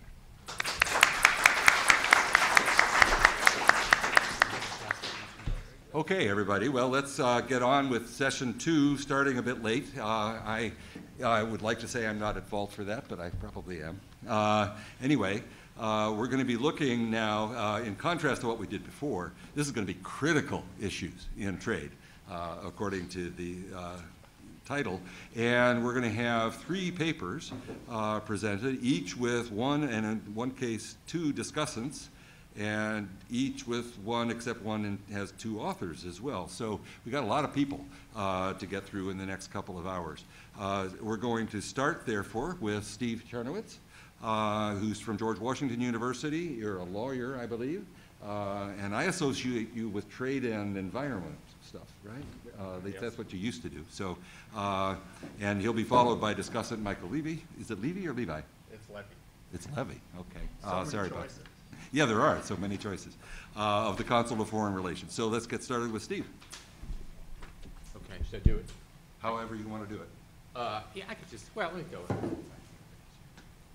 Okay, so we thank the conference organizers. There have been so many good conferences at Columbia on trade that I've been to, and I can remember one in particular, the one that Professor Bhagwati did in the late 90s on challenges for the Millennium Round. And I think anyone interested in looking at sort of our theory of challenges could benefit from looking at that valuable set of papers that Professor Bhagwati published on the internet at the time. So my assigned topic is border tax equalization. And my paper, which I just have one little table for here to show you, but my paper looks at the economics of this, gives you an overview of the trade law, how trade law governs border tax equalization, and then some political economy points. So why do governments engage in border tax equalization? Why do they attempt to impose charges at the border on imports that are not tariffs, not customs duties, but rather charges? Or why do they relieve on exports taxes that were imposed domestically and then remit those taxes on exports? What's going on here? Why do governments do that? Now, to some extent, the answer is the whole question of interface between country, a term that Professor John Jackson introduced, that if you have trade between countries with different economic systems, that you need some interface devices, for example, anti-dumping duties or countervailing duties. But I say that's just really a small piece of the border tax equalization or border tax adjustment issue. The larger justification is not predicated on differences between economic systems. Indeed, even if countries had similar governments in similar markets, you would still have a call for doing adjustments at the border.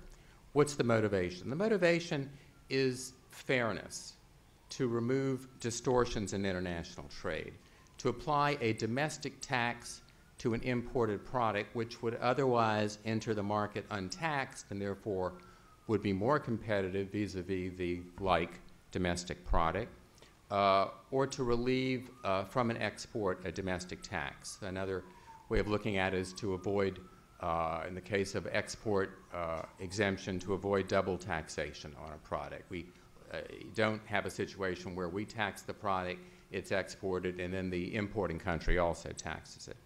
Now, the whole idea of border adjustments has a very venerable economic linkage. No less trade theorist than David Ricardo, as I point out in the paper, was an advocate of border equalization on both imports and exports. Ricardo said, by means of an import duty and drawback, trade would be placed on the same footing as if it had never been taxed. A drawback meaning a relief of the tax on the export. Now, in Ricardo's analysis, he looks at border adjustments from the perspective of the product in international trade, corn he was talking about, or maybe perspective of the market. He doesn't really examine the border tax adjustment issue from the perspective of governments. The modern debate about border adjustments relates more to governments. How do you achieve your domestic policy without also imposing it on imports? And then a similar issue with respect to exports. Now, the domestic policy could just be raising revenue. We're taxing domestic products, so we also want to tax imported products so we can raise more revenue. That we want to take our cost of government and levy it on imported products equally with domestic products. Or the domestic policy could be some sort of cost internalization. You know, a tax motivated by a particular health or environmental policy. And there the policymaker would say, we cannot achieve our health purposes, our cost internalization purposes, if we don't address imports, if we leave the imports untaxed. And so when goods move in international trade, we've got to address that in our tax system. Note that there's a similar issue that you see on the front pages nearly every day about tax inversions. we have a domestic need to raise revenue. Our government wants to raise revenue. And so here it's not trade involved, it's investment, but how do you then, when you have transport or investment, how do you maintain your tax base? Okay, a similar issue than the revenue raising function of a border tax adjustment. Now, a border equalization may solve certain problems in maintaining the equilibration and competitiveness between the imported product and the domestic product. So it may solve that problem. But it can also create, in doing so, some perverse effects. And this happens more on the export side. Say you have a Pigouvian tax on domestic production, but then you relieve that tax on export. You rebate the export from your internalization tax. That then creates, that's fine from a fiscal perspective perhaps, but it creates environmental distortions because the whole purpose of cost internalization tax was to have a disincentive for doing the production in the way that you're taxing, and yet then if you relieve that tax on exports, you don't have that incentive anymore. And this was the European Economic Community argument in the Superfund case at the GATT, arguing that the United States should not have relieved those Superfund taxes on exports. Okay, so that's just a brief overview of the economics. A border adjustment policy predicated on fairness, competitiveness, achieving your cost internalization or other policy purposes when applied to imports. All right, so what does WTO law say about this? In general, you can have these border tax adjustments in certain circumstances. So what David Ricardo advocates in the early 19th century is in fact embodied into GATT law and WTO law. And let me just give a brief overview of the GATT law on this related to trade in goods. Article 2, 1B of the GATT states that other duties or charges shall be exempt from goods unless these other duties and charges had previously been on your schedule. So you cannot, under GATT Article 2, impose a new charge on imports for cost equalization purposes. But, as in everywhere in the GATT and the WTO system, there are rules, there are exceptions. There's an exception in GATT Article 2 that says that you are permitted, notwithstanding the rule against any new other duty or charge, you are permitted to impose a charge equivalent to an internal tax imposed consistently with the national treatment rule in respect of the like domestic product or in respect of an article from which the imported product has been manufactured or produced in whole or in part. So if you have a domestic internal tax on a product, when you import the like product, you may impose that tax on the like product at the border or at some point before it's consumed. If you have a domestic tax on an input of production, you may impose a like tax on an imported product made with that input, equivalent to what the tax on the input content of that like imported product would be. The Article 3 rule of national treatment I mentioned says that you cannot tax the imported product in excess of the domestic tax. And GATT Article 2 and GATT Article 3 are part of the same discipline with respect to border tax adjustments. This was clarified by the appellate body in the India additional duties case about six years ago. Now, what kinds of taxes can be adjusted on imports? The rules clearly say that taxes on products. The idea is the taxes on products is borne by the product. That was David Ricardo's understanding of it. But then that opens the question, how about taxes that are not on the product specifically? That is, taxes on the production process, taxes on the manufacturer, income taxes, payroll taxes. When can these be border adjusted or not? Now, this was the subject of an important working party in the GATT back in 1970 known as the Working Party on Border Tax Adjustments, and it's sort of a talismanic working party from the WTO dispute settlement perspective. And this working party made clear that payroll taxes are not adjustable, but said there was this category it called taxes occult, that it said there was no consensus on whether they were adjustable. That is, for example, taxes on energy, taxes on manufacturing. So in 1970, that was at issue of the legality of a border adjustment on those kinds of taxes was unclear in GATT law.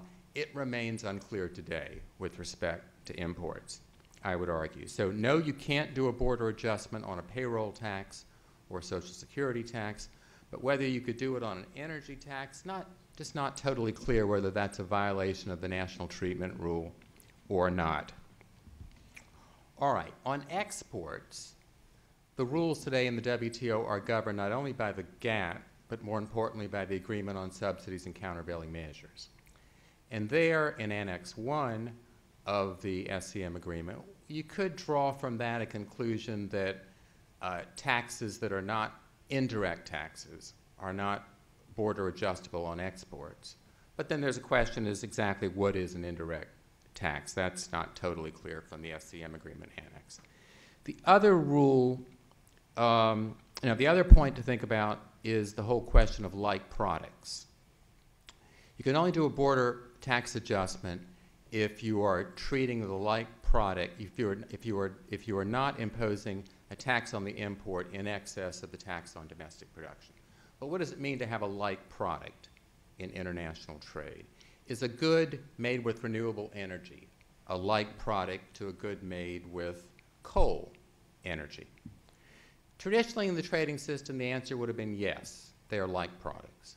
Today, I think it's not clear from the jurisprudence. And I would call your attention, which I discuss in my paper, to the recent WTO case on renewable energy, the Canada Renewable Energy case, where the appellate body said that in overturning the panel, that we have to distinguish the market for renewable energy, or in this case, the market for electricity from renewable energy sources, solar and wind.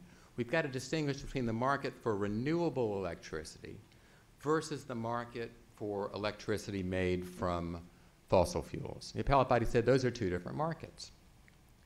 Well, if those are two different markets, then I would argue the goods are that electricity made from renewable is not a like product to electricity made from coal.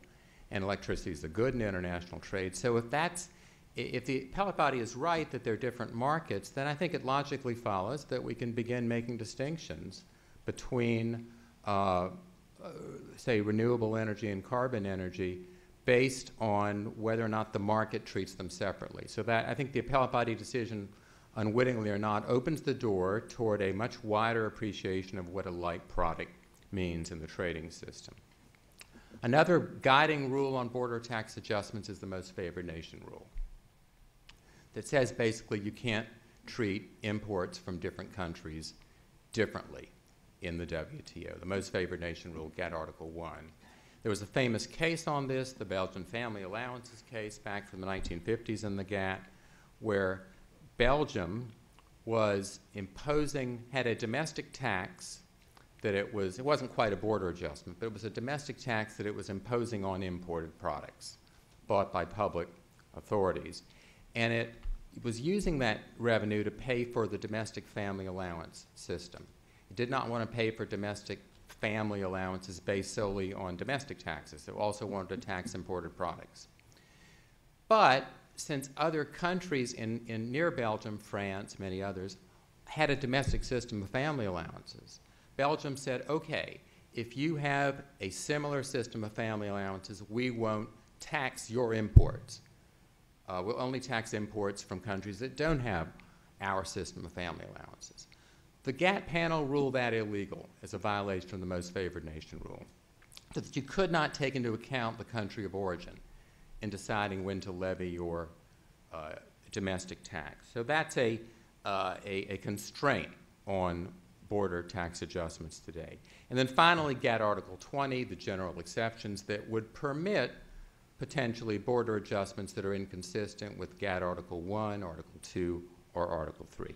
So in my paper then, I do this chart, which I'll just point you to, where I say, when do WTO rules prohibit border equalization of social or environmental taxes? And for imports, they're permitted if there's an application of a charge equivalent to a domestic tax on like products, but they're otherwise arguably prohibited. And then on exports, the exemption of a tax on export of a charge borne by the domestic product, that's permitted by the SCM agreement, but otherwise either the status is unclear or the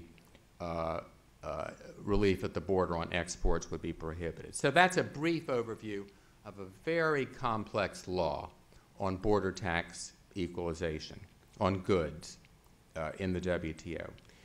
Then the third part of my paper discusses the political economy aspects. And there I address the climate issue, which is the big issue today where people are talking about border tax adjustments, border carbon adjustments. You can look on the internet, you'll see a huge literature on this. And my paper looks at a new climate proposal, the so-called Van Hollen, Congressman Van Hollen bill. And let me just grab my paper for a second. This is a new bill. As you may recall, there had been a border adjustment in 2009 in the Waxman-Markey legislation that the U.S. House of Representatives passed in the middle of the night without anyone having read the legislation. Passed in the middle of the night because they were so quick to hurry it to the Senate, which of course then ignored it the rest of 2009 and 2010. But in any event, that bill had a border adjustment in it that I think was clearly WTO illegal. But the most recent bill in the Congress, the Van Hollen bill, the Van Hollen bill was endorsed by the Washington Post, which called it an answer to global warming.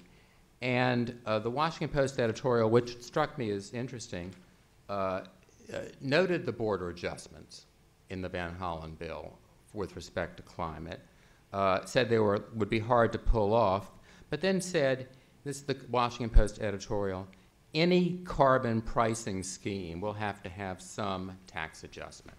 So that's the Washington Post's assessment of the political economy of this, and I think that's probably right in the United States. And back in 2009, when the Congress was considering the Waxman-Markey bill, the House was considering it, and I talked to a lot of congressional staffers then who called me, and I said it was this part of the bill, the border adjustment part of the Waxman-Markey bill was WTO illegal, and they said, the border adjustment is the part of the bill that everyone likes the most. They don't like the, the permits and the regime that would be imposed on U.S. manufacturers, but they really like the border adjustment. So I think the Post is right that if we do have a carbon tax or carbon regulation imposed by Congress in the United States on the whole economy, there's going to be a big push to impose it at the border to imports.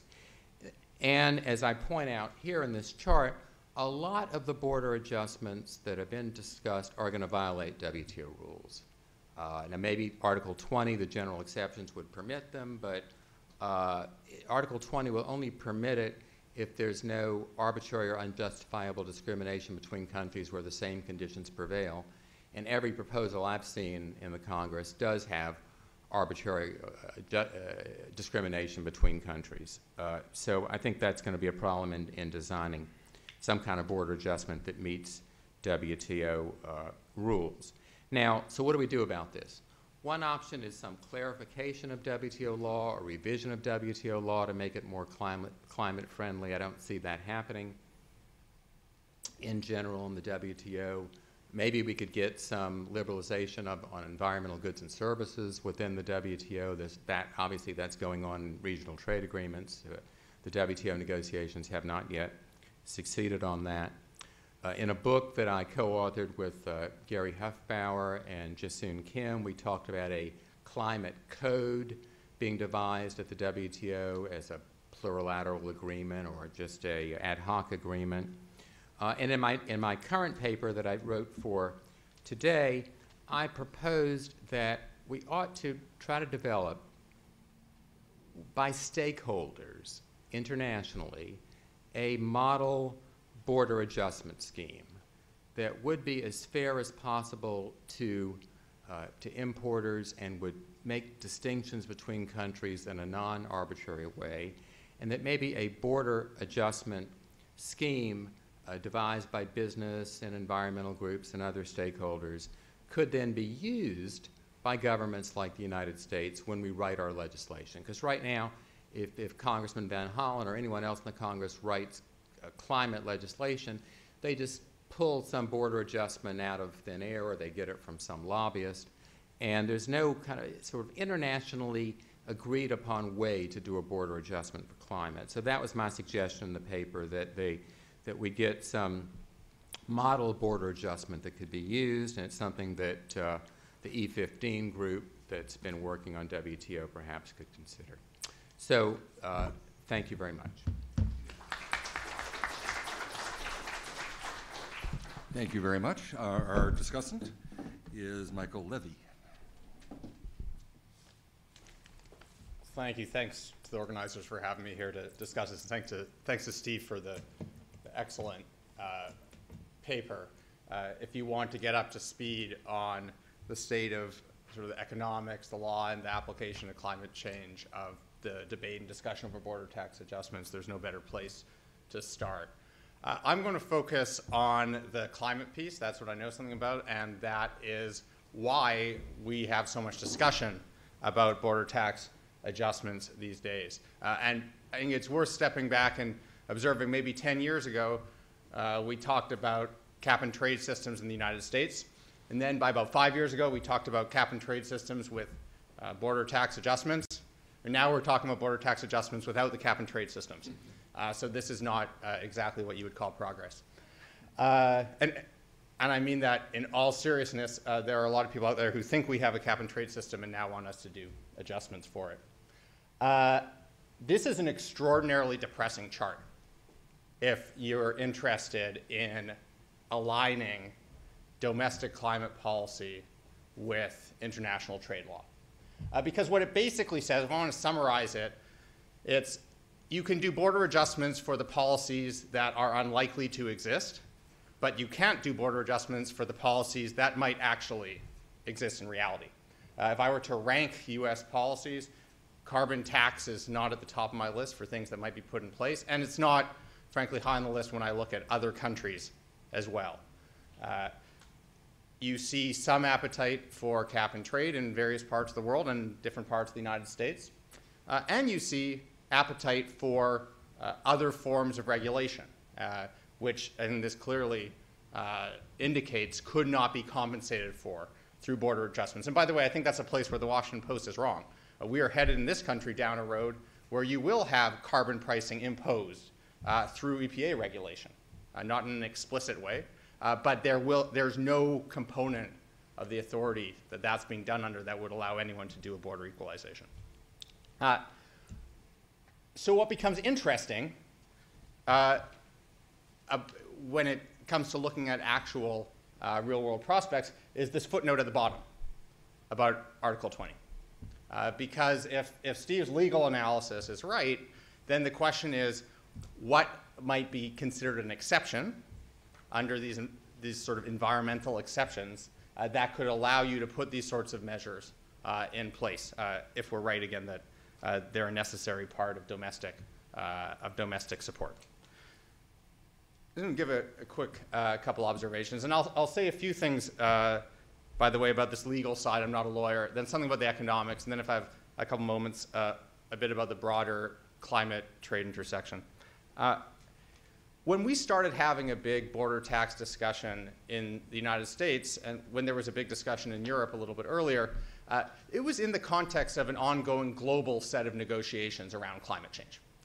And the reason that matters is that, at least casually, one of the beliefs out there is that one way to justify an Article 20 exemption is to have a good faith effort multilaterally at coming to agreement on environmental measures within the countries that matter. And when there were discussions in Europe in the late 90s about this, people could point to Kyoto as a good faith effort to bring the United States on board. And in the late 90s, there was, the late 2000s, I should say, there was a sense that global climate negotiations were also pushing in that direction. There was a discussion about how much each country should do, what's an appropriate level of effort. There was a lot of belief in some quarters that there would be international schemes for carbon trading, which would have harmonized marginal costs and obviated the need for any kind of equalization. So there really was an international discussion that was quite closely related to these questions of equal effort and of leakage. If you look at the international climate discussions today, whatever you think of them, they're a very different beast. And they're not closely related to the sorts of discussions there are here. You do not see intensive international discussions about the appropriate degree of emissions reductions that each country should pursue. If we look out over the next year, for example, at negotiations heading toward Paris, the climate talks in Paris, a lot is about what each country feels it can contribute itself, and the international piece is about transparency and about review and about technology and finance. It's not about that sort of harmonization, either of environmental outcome or of the level of effort. And so that suggests to me that this Article 20 exception may prove more complicated in the wake of this. You could interpret this sort of trend two ways. You could say, well, because the negotiations aren't about the right level of effort, no one has made a good faith attempt to harmonize. You could also say, look, there was a big international deal. Everyone said this is the climate thing. And it doesn't say anything about this being a problem, that different countries have different levels of efforts. And so you could interpret it the other way, essentially saying there's no justification for equalizing across countries.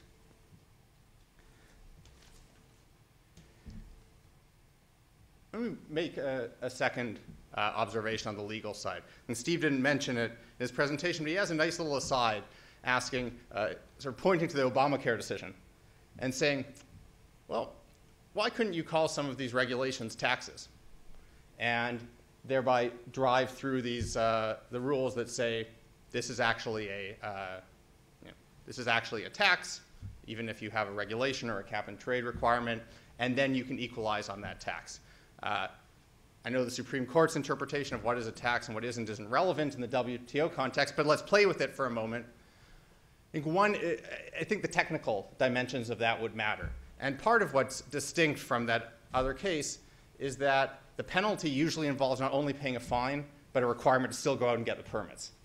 So in the end, even the penalty for noncompliance is not a purely financial charge. It's a requirement for a particular performance, and then I think you're back into these other categories. But I'd be curious as to whether someone had tried that kind of thing before. It would surprise me if no one had tried to play that game before. And the last piece on this sort of international law front, I think there's a live case right now where it's not a live WTO case, but a live political debate where we might get more insight into this, and this is over the European permit system for airlines. So Europe has integrated international aviation into its cap and trade system. There's been enormous controversy over charges on the emissions involved in flights that originate outside the EU and enter the EU, because the charge is applied to emissions from that whole leg, not just once it's inside the EU. And so far, this is it's been put on hold and moved into the realm of negotiations among the various parties involved. But depending on whether that is or is not resolved, you could see some attempt to take this to the WTO. It is ostensibly a piece of environmental policy, but it's, I think, fairly well understood in policymaking circles that it should have very little impact on environmental outcomes and is mostly a revenue-raising scheme for Europe. So this is, I think, a real-world place where some of this may play out, rather than through cap-and-trade systems and equalizations for cap-and-trade systems that don't exist. I'm going to say a few things about the economic side of it. And the economics matters not only because, not only in thinking about the impacts of these, but also in thinking about the politics of them. The economics tells us a bit about how important border tax adjustments might be and about the appetite for them. I'm not going to go much into numbers. I'd say the numbers we have tend to be pretty shaky. Most of the analysis is for the United States. It tends to use data that's about 10 years old. And we've seen large changes in energy-intensive manufacturing that make some of the numbers not too reliable. But I think we know three broad things. And the first thing we know is that leakage is real, but it's not enormous. You typically, when you look at economy-wide carbon pricing, modeling efforts find that you lose about 10% or less of the environmental benefit through leakage, okay? So US emissions are reduced by 100 units and emissions elsewhere in the world go up by 10. So this is not about gutting the environmental effectiveness. This is without an adjustment. It's about eroding it, and particularly in some concentrated sectors, eroding it considerably, but it's not about gutting it. And I think as you look at policies that aren't economy-wide, the leakage may be even smaller because you'll tend to target areas that aren't as trade exposed or as trade sensitive. And the second thing we know, and this is also important, is that border tax adjustments, even if the numbers look the same, don't fully correct for leakage. And leakage happens basically through two channels. The first is that foreign companies become more competitive versus companies that are subject to rules or taxes because they're not facing those direct costs. The second is in the country that is facing these charges, you have reduced consumption of fossil fuels. That lowers global fossil fuel prices and increases fossil fuel consumption elsewhere, which leads to increased emissions. And that's a non-trivial part of the leakage dynamic. You put a border tax adjustment on, it doesn't stop that part of the leakage. So border tax adjustments do not fully correct for the environmental side of the leakage problem. The third thing we know, and these three ultimately fit together, the third thing we know is that the main problem that energy-intensive manufacturers, which are the ones who really demand border tax adjustments, face from carbon pricing is not generally the loss of their markets to foreign competitors. It's the loss of their markets because their products are more expensive and because consumer demand broadly drops, okay? So you can think of the loss of sales for a particular sector happening in two ways. One is because no one wants to buy the stuff, and the other is because they want to buy it from someone else. That no one wants to buy the stuff piece is generally the larger one. And border tax adjustments don't do anything about that. They just deal with the competitors.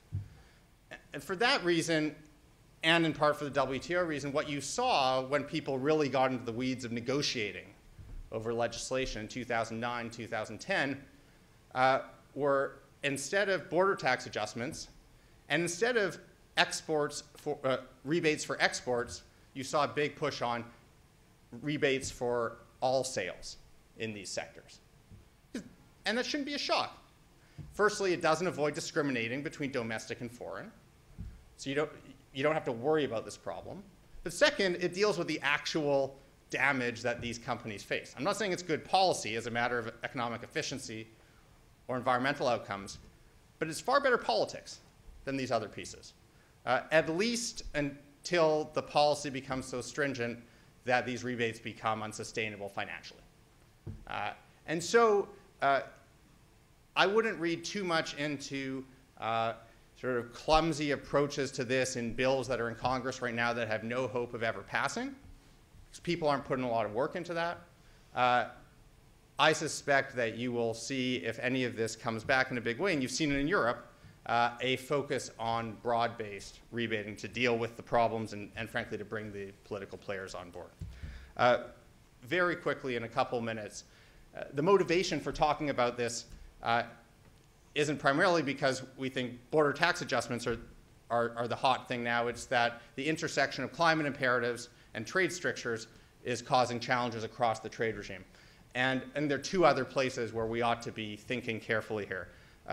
The first is on subsidies for and local content requirements on environmental goods and services. And this has been a place where certainly starting around 2009, 2010, as government subsidy programs pushed up production, but policies did not commensurately push up demand, you saw a lot of conflict. Now, Steve was just telling me that he has a paper, he just posted it, you can grab it at SSRN, that looks at the ins and outs of WTO law on this and how we might deal with it, and I know I'm going to download it and take a look. And this is an important and pretty unavoidable area. So set aside whether we'll have carbon pricing or not. This is somewhere where the two pieces will collide. And the second is around fossil fuel exports, particularly as a debate in this country. You see a lot of debate over the wisdom, the economics, the legality of allowing exports of oil and gas.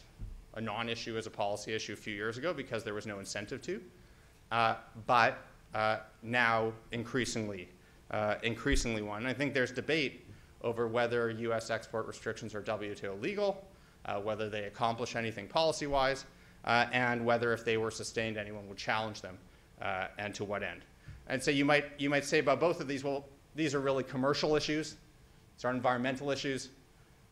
You could make a similar argument about some of the big concerns on border tax adjustments surrounding carbon pricing. The reality is that environmental interests and sectoral interests collide to create some real challenges in lining up the global trading system with what people want to see on energy and climate policy.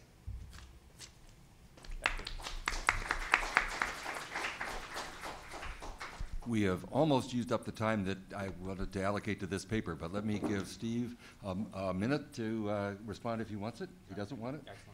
In that case, let's open maybe 2 questions, and then we'll ask Devashish. Devashish, if you want using the slides, you might want to go and start setting up.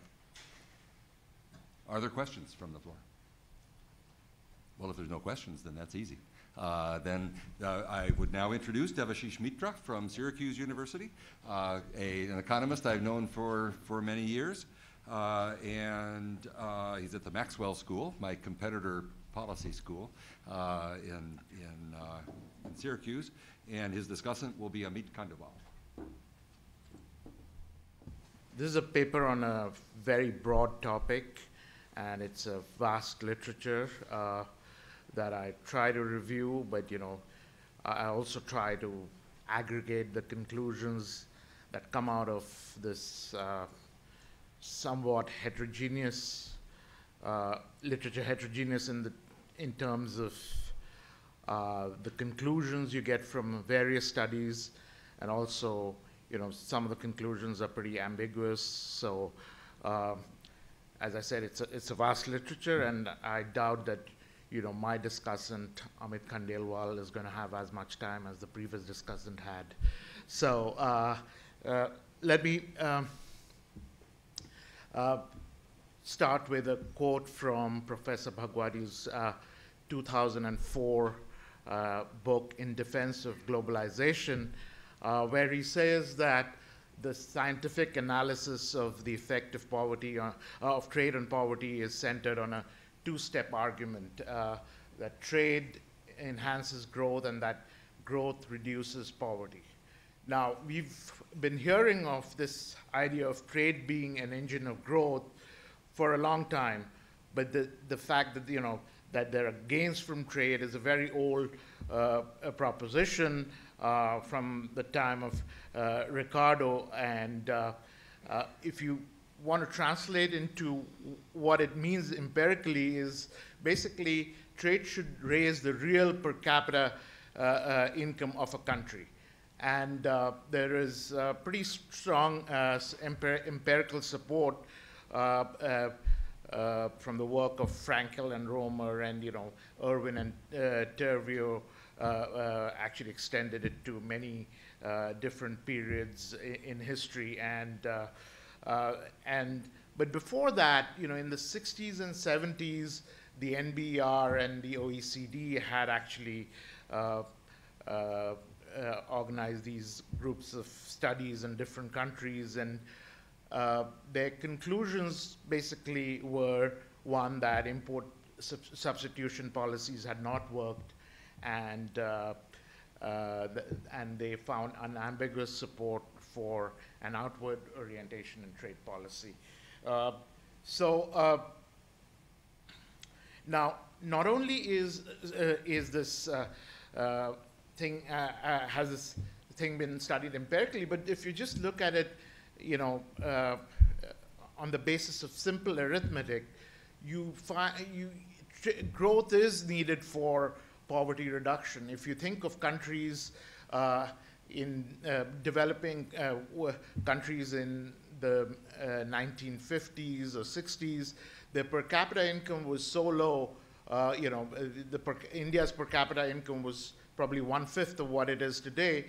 That if you distributed all their income equally, you would have everyone below the poverty line. So growth was actually needed, but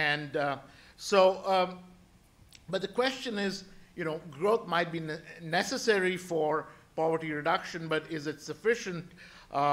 It's certainly a theoretical possibility for poverty to increase with growth if the accompanying changes in income distribution are such that the inequality really increases to offset the impact of growth. That's certainly a possibility, but the empirical evidence suggests that that's not the case.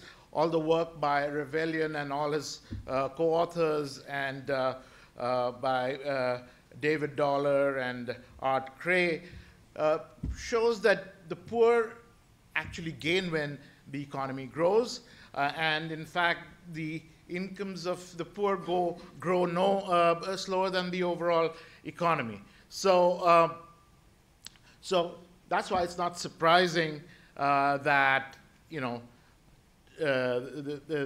that most recent studies on trade and poverty find that trade is actually good for the poor. But when we come to inequality, I mean, if you think about any policy change, and trade liberalization is no exception, it's going to create both winners and losers, and you would have a rise in inequality if the losers are those who are at the lower end and in the middle range of the income distribution. Or they don't gain proportionally as much as the rich. So you can have worsening of income inequality along with poverty reduction. We know that in the last 2 decades, poverty has declined in India, China, many developing countries, but we also know that income inequality overall has increased in these countries. I'll give you some figures later, but it's not clear whether trade has had a major role to play in this increase in inequality, whether the increase in inequality would have been greater without trade liberalization or would have been smaller. So now, Piketty has been concerned about rising inequality, and his focus has been on developed countries, and he invokes Rawls's difference principle, where he says that inequality is compatible with justice only if it improves the lives of the least well-off. If you look at trade reforms in developing countries, even if inequality is increasing, the poor have been made better off. There's no doubt about that. And this is fully consistent with the Rawlsian idea of justice. And there are other milder principles of justice, such as ensure that average income in a society is as high as possible, while also making adequate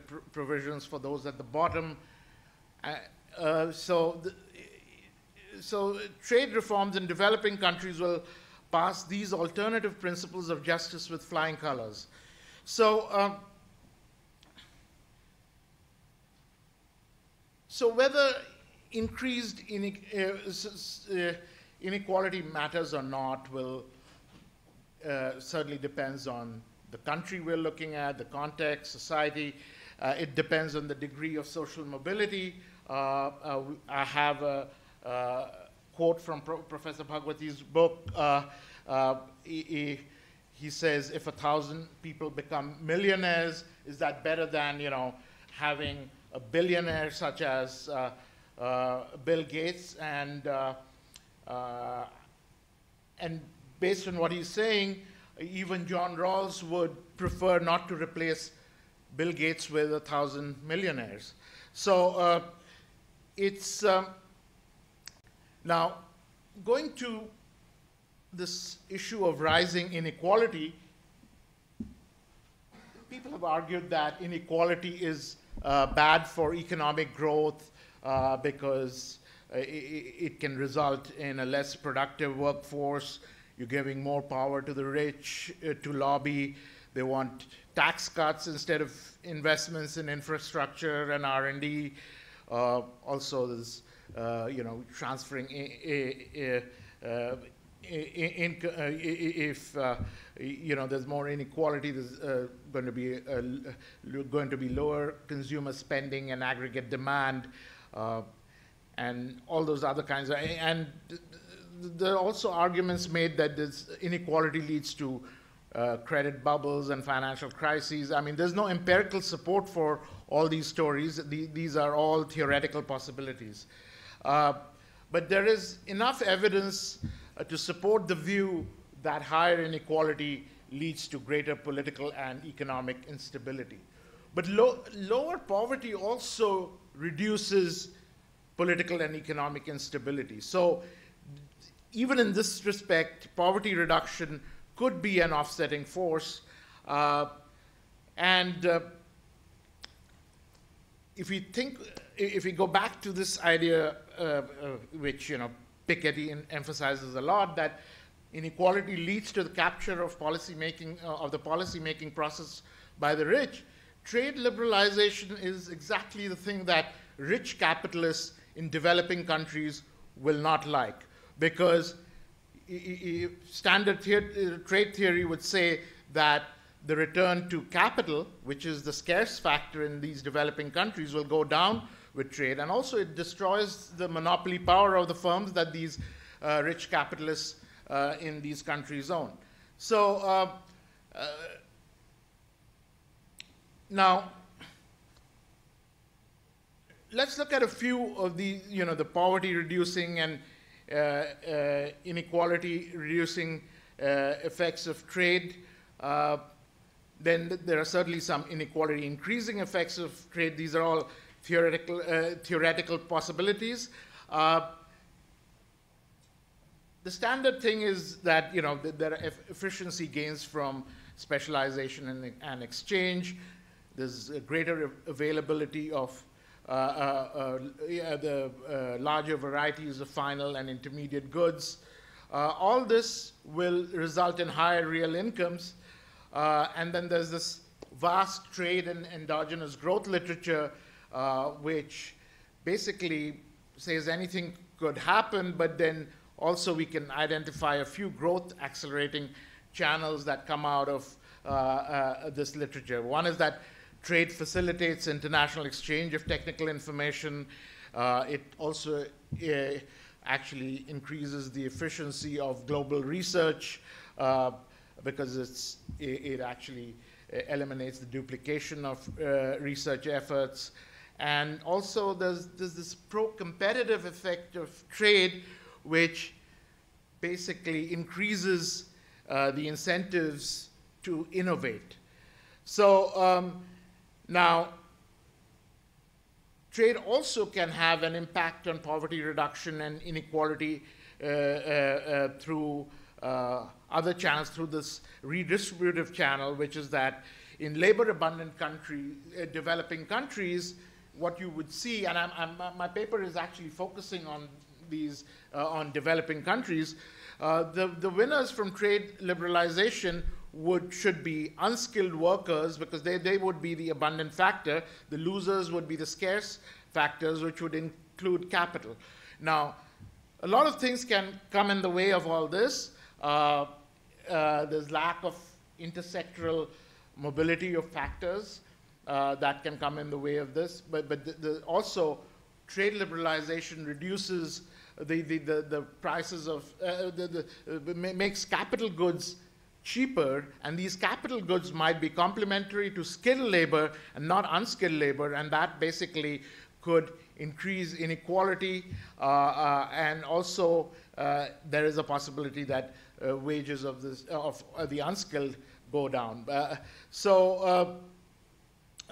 Again, there's an argument that's been made by Feenstra and Hansen that trade, especially in capital goods, can facilitate the kind of offshoring that would move the least skill-intensive tasks from developed countries to developing countries, where they would end up being the most skill-intensive tasks, and then the relative demand for skilled labor will go up, and you're going to get an increase in wage inequality in both the North and the South.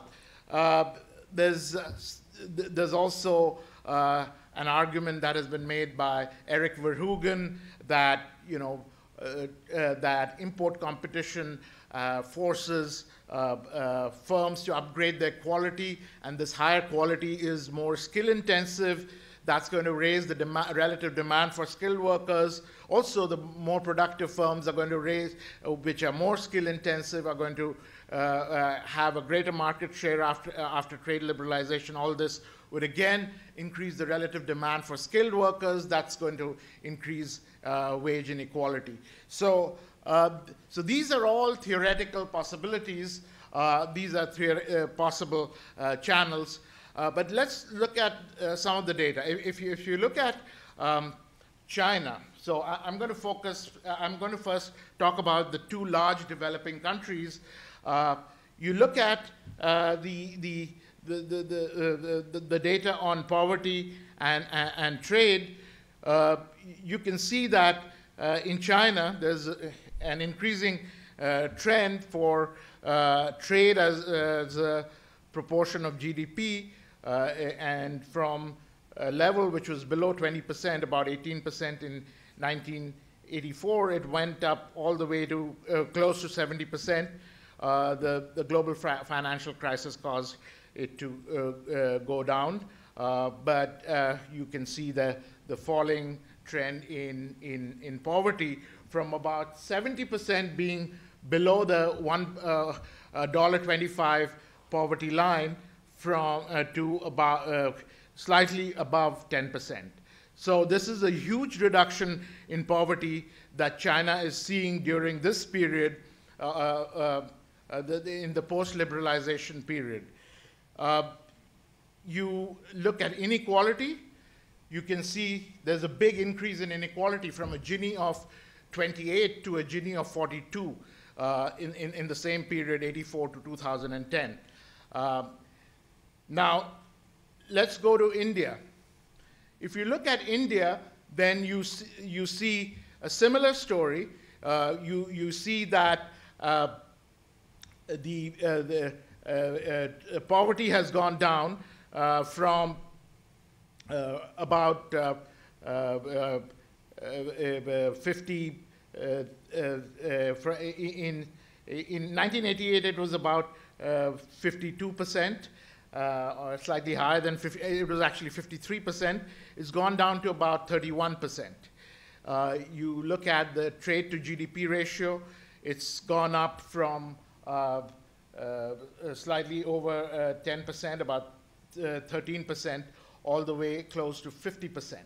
So, and you see that there was a steep decline in poverty in the 2005-2010 period. Now, this is the period where the growth rate in India was in the range 8 to 10%, barring one year, and that's the period where you had the steepest poverty decline. This growth may have been a lagged response to some of the trade liberalization that took place in the 90s and the early 2000s. So now, if you look at inequality, you will see that inequality in India has also risen from roughly, the Gini has gone up from about 32 to 34. So much smaller increase in inequality, a substantial reduction in poverty, but not as much as China. So the country that had a much bigger increase in inequality actually had a much bigger reduction in poverty. So, of course, China had higher growth rates sustained over a much longer period of time. I'm going to skip some of these slides. But one of the things to note here is that if you look at China, then you see that the Gini index has gone up from 28 to 42. The dollar-a-day poverty has gone down from 69% to 12% between 84 and 2009.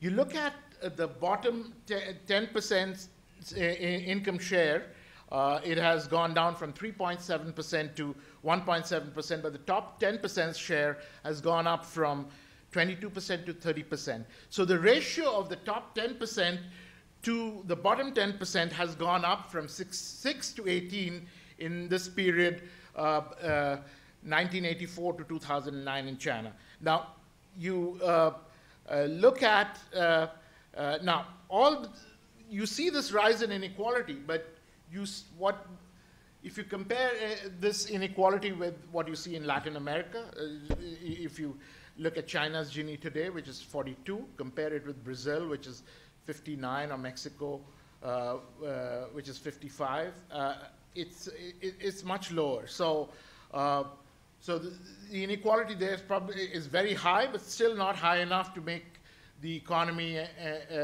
and its polity very unstable.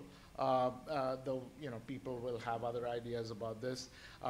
We look at India. Inequality has increased mildly from Gini has increased from 32 to 34 in the 1988 to 2010 period. It's the ratio of the top 10 to bottom 10% has just gone up from 6.9 to 7.7. So clearly, there's been a mild increase in inequality, but you can see that one thing you see is that the country that actually had a much bigger increase in inequality had also a much bigger reduction in poverty. Now, which means, and you also see, for India, you see that the period of rapid growth is the period with the maximum poverty reduction. So one question to ask here is that, if China actually tried to limit its inequality increase and basically reduced its infrastructure spending and tried to redistribute income, would we see, we probably wouldn't see the kind of growth we've seen in China, and whether the question is whether poverty would have declined as much. So now what I do is, there's this, Anne Harrison has a paper, she looks at the cross-country effects of trade liberalization on poverty, and this was using the dollar-a-day poverty measure. So now what I've tried to do is I have newer data, but the World Bank also, basically led by Martin Revillion and his co-authors, they've actually totally overhauled their poverty data. It's $1.25 a day poverty, but also there are other methodological changes. And I try to run similar regressions that Anne Harrison with her co-authors, Isbeth, Harrison, and Zwain, ran. And I actually find that there is, if you look at these regressions, if I put in country and year fixed effects, these coefficients become insignificant, but a lot of the variation is common to these are all developing countries. The liberalization was taking place at the same time in almost all these developing countries. You had the Uruguay round where all countries committed to lower tariffs at the same time, and so it's probably not a great idea to throw in both country and year fixed effects at the same time. But if you focus on the pooled OLS or the country fixed effects, you can see that that higher trade certainly means lower poverty. So this is the trade to GDP ratio. Following Harrison and our co-authors, we do the 3-year lagged, put three period lags on the right-hand side variable. But this is a pretty robust result, even if we change the number of lags. And you see that tariff reductions also will reduce poverty. If you just focus on the country fixed effects regressions and the pooled OLS. Now with inequality, it is very clear that there is pretty strong evidence that tariff cuts are raising inequality. Now these effects are very, very small. The way to see it is this.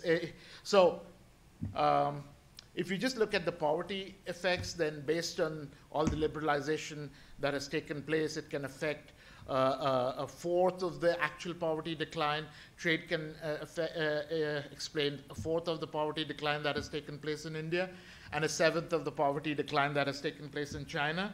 But if you look at the impact of trade on inequality, it's a very small effect, which is, the Gini is on a 0 to 100 scale, and basically it's saying that a percentage point average tariff reduction leads to a 0.048 point increase in the Gini coefficient, which is measured on a scale of 0 to 100. And based on all the trade liberalization that has taken place, this would have predicted 3.5 point increase for the Gini for India. The actual increase is actually 2 points. In China, it would only predict a 1.3 point increase. Actual increase is actually 7 points on the Gini scale. So trade is only responsible for a fifth of the actual inequality increase that has taken place in China.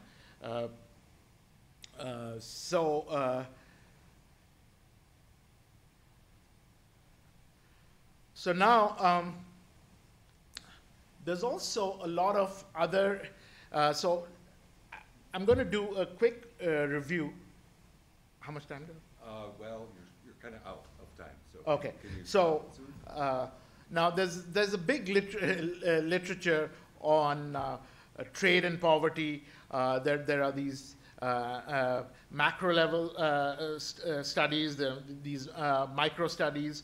There's indirect evidence. The older literature was looking at the impact of trade on growth and the impact of growth on poverty. And all these, including all the macro and the micro literature, kind of point towards the poverty reducing impact of trade.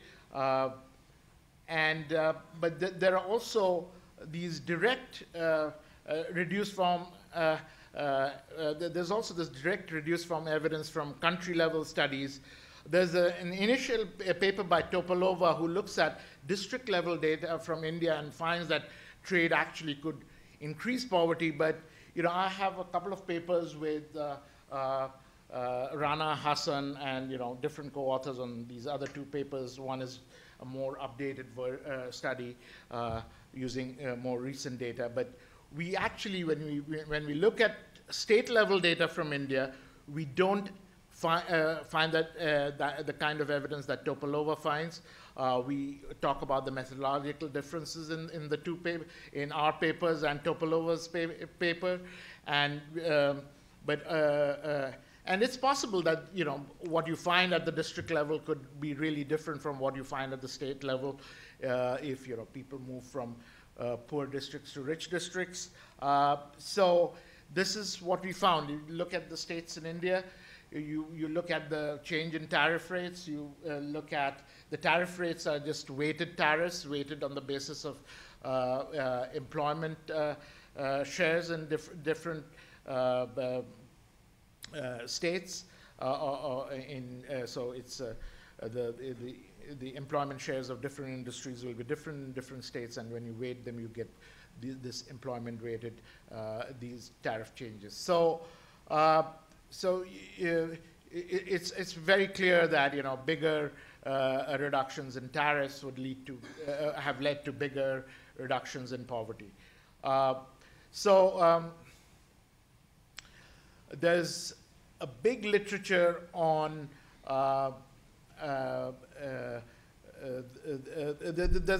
there are also other papers. The paper on Poland, which clearly shows the pro-poor effect of trade liberalization. Hansen's work on Mexico also shows that the more open, with the high exposure to globalization states actually had poverty reductions relative to other states. There are also some cross-country studies. However, Pavchnik's study on Goldberg and Pavchnik show that there is higher import penetration is basically led to greater poverty. Now there's the recent literature is this empirical general equilibrium analysis pioneered by Porto. There's then Oral Marchand extended that to India. Basically here you look at all the consumption effects, all the wage effects, everything in a general equilibrium model. You can also basically put some kind of labor, barriers to labor mobility across sectors and all that. And you, this is basically based on work that Deaton has done earlier, how to use prices to calculate compensating variation, but on top of that, they also add wage effects. They focus on wage incomes, and they don't look at other factor incomes. But what comes out of all this is that trade liberalization has been pro-poor. Now, when we go to wage inequality, it's a different story. There are a lot of papers in the literature that show that wage inequality has increased. I talked about some of the channels, and Feenstra and Hansen, Atanasio, Goldberg, and Pavchnik find similar results for Colombia, but they don't find the same results for Brazil. All this is very mixed, but for India, Kumar and Mishra actually find that tariff reductions have reduced wage inequality. There are two very recent papers by, one is by Praveen and his co-authors, Jennifer Poole and Minasensis, Helpman and, Itzkoki, Mundler and Redding have used this, Brazilian data where they find this non-monotonic effect.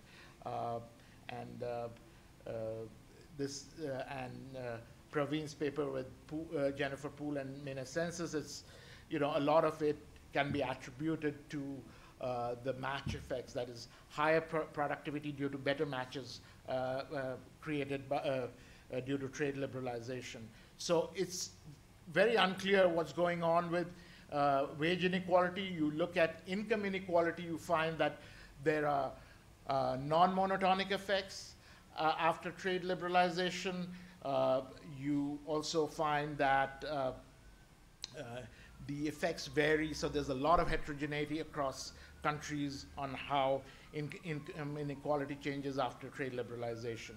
And there's recent work on trade and labor shares. If there's this trend that labor shares are falling in most developing, especially in developing countries, but it's also true that they're falling in developed countries. The two papers, I have a paper with the former student Rashada Hassan, and then I have a paper with Mary Lovely and Fariha Kamal on China. Firstly, we find that in India, especially in small firms, labor shares are rising with trade liberalization. In the case in China, we find that while labor shares are falling, the fall would have been much greater if there had been no trade liberalization. So the impact of trade liberalization is to moderate the fall in these shares. So overall, the evidence that trade reduces poverty is quite strong. The evidence of the impact of trade on inequality is very mixed in several respects, varies across time periods, differs across countries, varies by the type of inequality, it's sometimes non-monotonic. But there's also, the role of domestic policies, complementary domestic policies and institutions is very important. Professor Bhagwati's book stresses the importance of appropriate policies. In work that I have done with Rana Hassan and Jewel Kane, we find that the impact of trade on poverty really depends on road density, labor regulations, financial development, and so on. And then I have a paper with Praveen and Asha Sundaram, where we find that the lagging states that are far away from ports didn't do as well on poverty reduction as the other states, the leading states, better connected states. And we found that it's the price transmission which is more imperfect in the lagging states. So the tariff changes have to be transmitted to the interior areas. That doesn't really happen very well. So I'll conclude.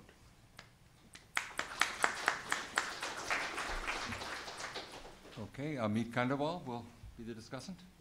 We have actually just a few minutes, so maybe 5 minutes. Okay, so I'd like to thank the organizers for the opportunity to discuss this paper. All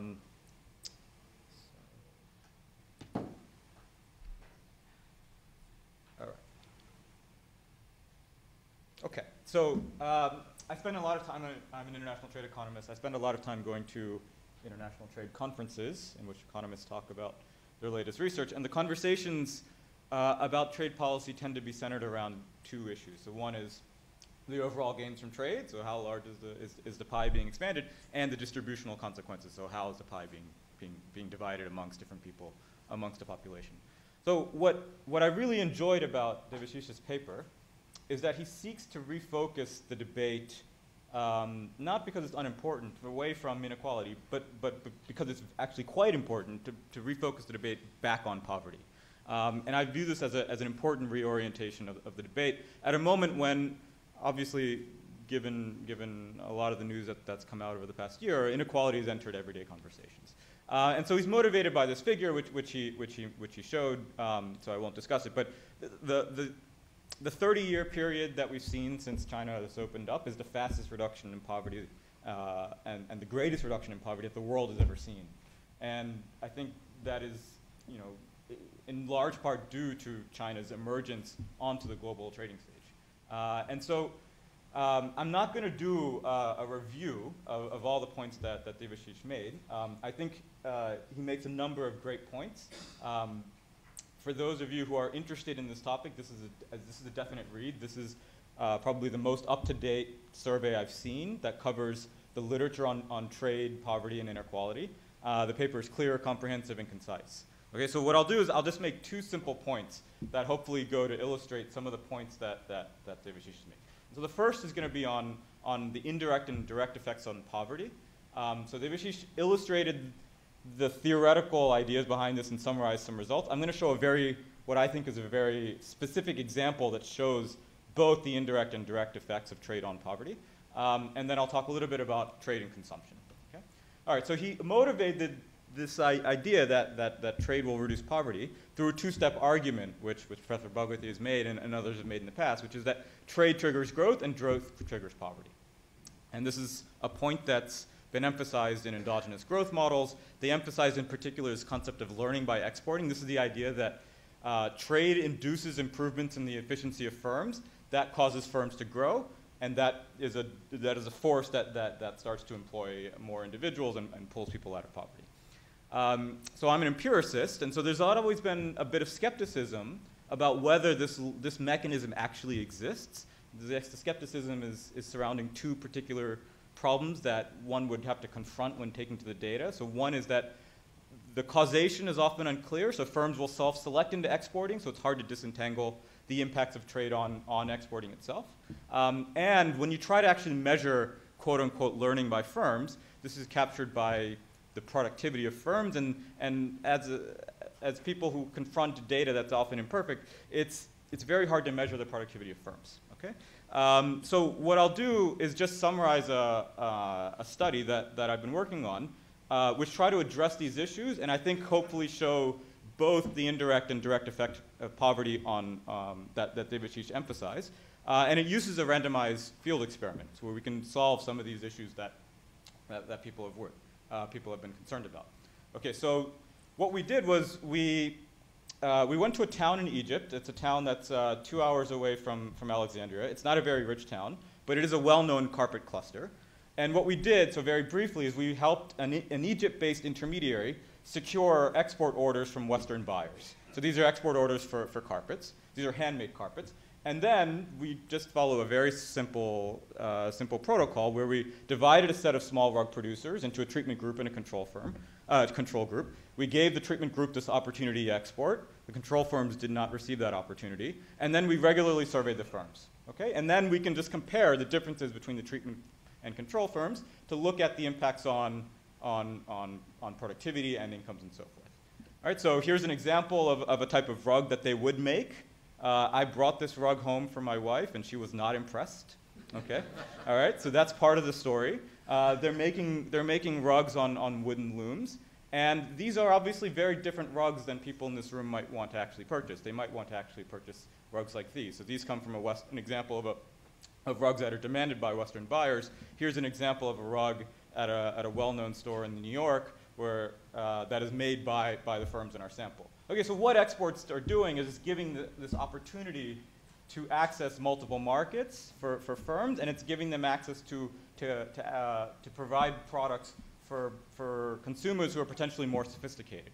Okay, and there's many ways that one can show that that this export access link actually triggered improvements in productivity of firms. I'll just go through one of these tests. So after running the study for several years, we brought the owners of all the firms into a workshop and asked them to manufacture an identical rug. So everyone had to make the exact same rug. It was a very specific size, had a very, very specific weight, and we brought in external quality assessors to measure the rugs along 11 different dimensions, the weight of the rugs, the sizes, and so forth. And what's nice about this is obviously if you're going to pay $1,400 for a rug, you want it to be the precise 9x6 that you ordered, right? It can't be off. And it turns out that the treatment firms, so if there's no learning, there should be no differential effect between treatment and control firms.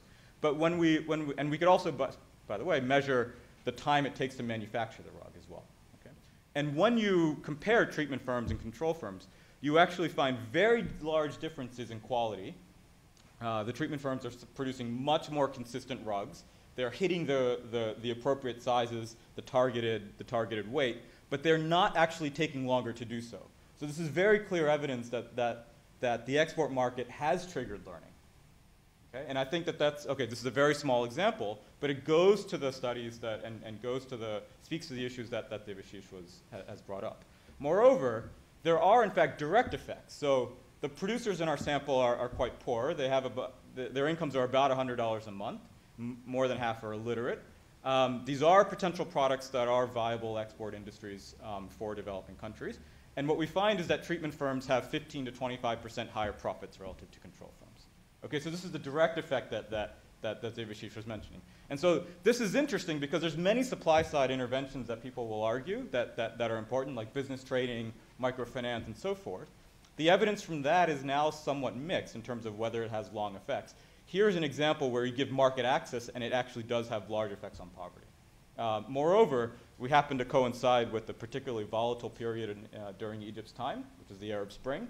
And the treatment firms, because they had access to multiple markets, the volatility of their profits are actually much lower. The control firms are selling only to the domestic market. Tourism collapsed in the domestic market. The control firms are much worse off. So here's an example where trade is smoothing out shocks for lower income individuals by providing access to multiple markets.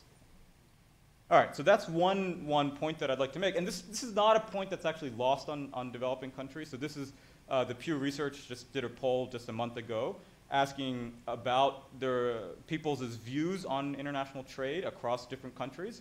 And if you look at the sets of countries in which the question is, do you agree that trade is actually going to boost wages? The top 7 countries are all developing countries. All right, so take Bangladesh, for example, which 30 years ago did not have an apparel industry and is now the 2nd largest apparel industry in the world. It has had substantial impacts on poverty in that country. All right, so I think from the perspective of developing countries, I think this point is really important that trade can in fact deliver increases in poverty. I'm not going to be able to discuss the issues on inequality, which Devashish mentioned, but I think the poverty link is really important. Okay, and the final point, the last 2 slides, on trade and consumption. So as Devashish mentioned, there's a lot of work, including people in this room who've done a lot more work than I have, on the impacts of wage inequality in trade.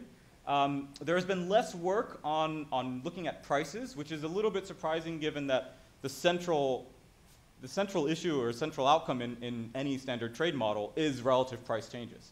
And so Devashish mentioned 2 studies that look at opening up to trade using very micro-based data in Argentina and India, and they find that opening to trade actually tends to be pro-poor, particularly because of the change in relative prices.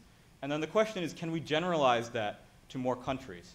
And we don't have the benefit of having all the data that you might have in Argentina or India, but with a little bit of economic theory, it turns out that you can generalize those findings. So take, so the very basic ingredients of this, so the trade economists in the room might identify with this, which is take a very standard Armington-type trade model, and now instead of having your standard set of Dixit-Stiglitz preferences, for example, have non-homothetic preferences.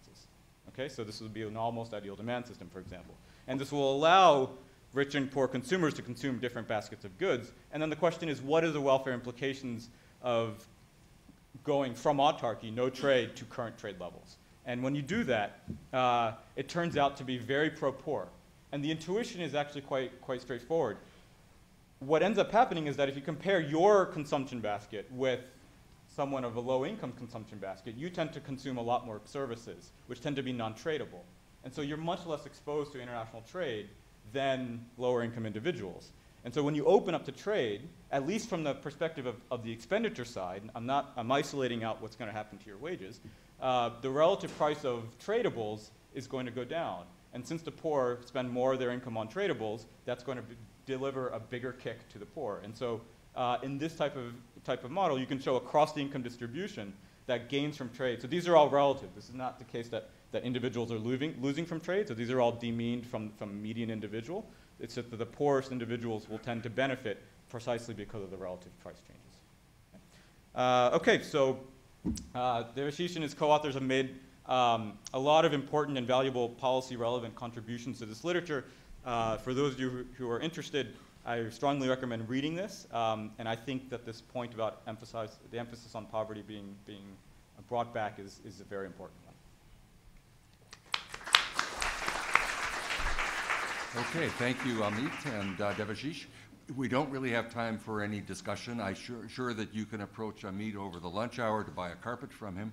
Our last paper has actually 2 authors and 2 discussants. So I don't know who's going to be doing the talking. Oh, okay. So the paper is by Petros Mavrotis and Andrei Sapir, and it looks like Andrei is going to be doing the talking, followed by I presume, since there are two discussants, one of them will not speak for both. So we'll have Jagadish. I have a colleague named Jagadish, which is confusing me. And Anu, is Anu here as well? Oh, way back there. Yeah. So you'll be discussing also. Okay. Thank you very much, first of all, to the organizers for the honor to be here. It's really a great conference and great participants. And let me also thank the organizers for giving us, Petros and I, the opportunity to write this paper. The paper was just finished a few days ago, and so it's really the very first presentation, and we are very much looking forward to the discussion and to ideas to enrich what we are trying to do. Now, the paper is indeed about a topic that has already been much discussed this morning, is the dispute settlement system. I mean, many people view the WTO's dispute settlement system as sort of the jewel of the crown. You know, whatever the WTO has achieved or not achieved, certainly we typically view that it has achieved a very successful dispute settlement system, and people have looked at, you know, how many cases they've been in, what countries have been involved, and, you know, however you want to look at this, I think one judges it to be successful. Now, the starting point of the paper is two observations. One that has already been made in a sense today is that, you know, there's been a huge increase over the same period that the WTO has existed. There's been a huge increase in PTAs, and, you know, we have seen the different graphs. And we also observe that as far as Europe is concerned, Europe has certainly been probably the most active participant to the PTA train. I think it has no PTAs with 58 partners, and it accounts for about 1/3 of its external trade is covered by PTAs. Now, the EU is engaged into negotiations. People have talked about TTIP, but the EU is also engaged in trade negotiation with other important countries, with Japan, with India, with Canada.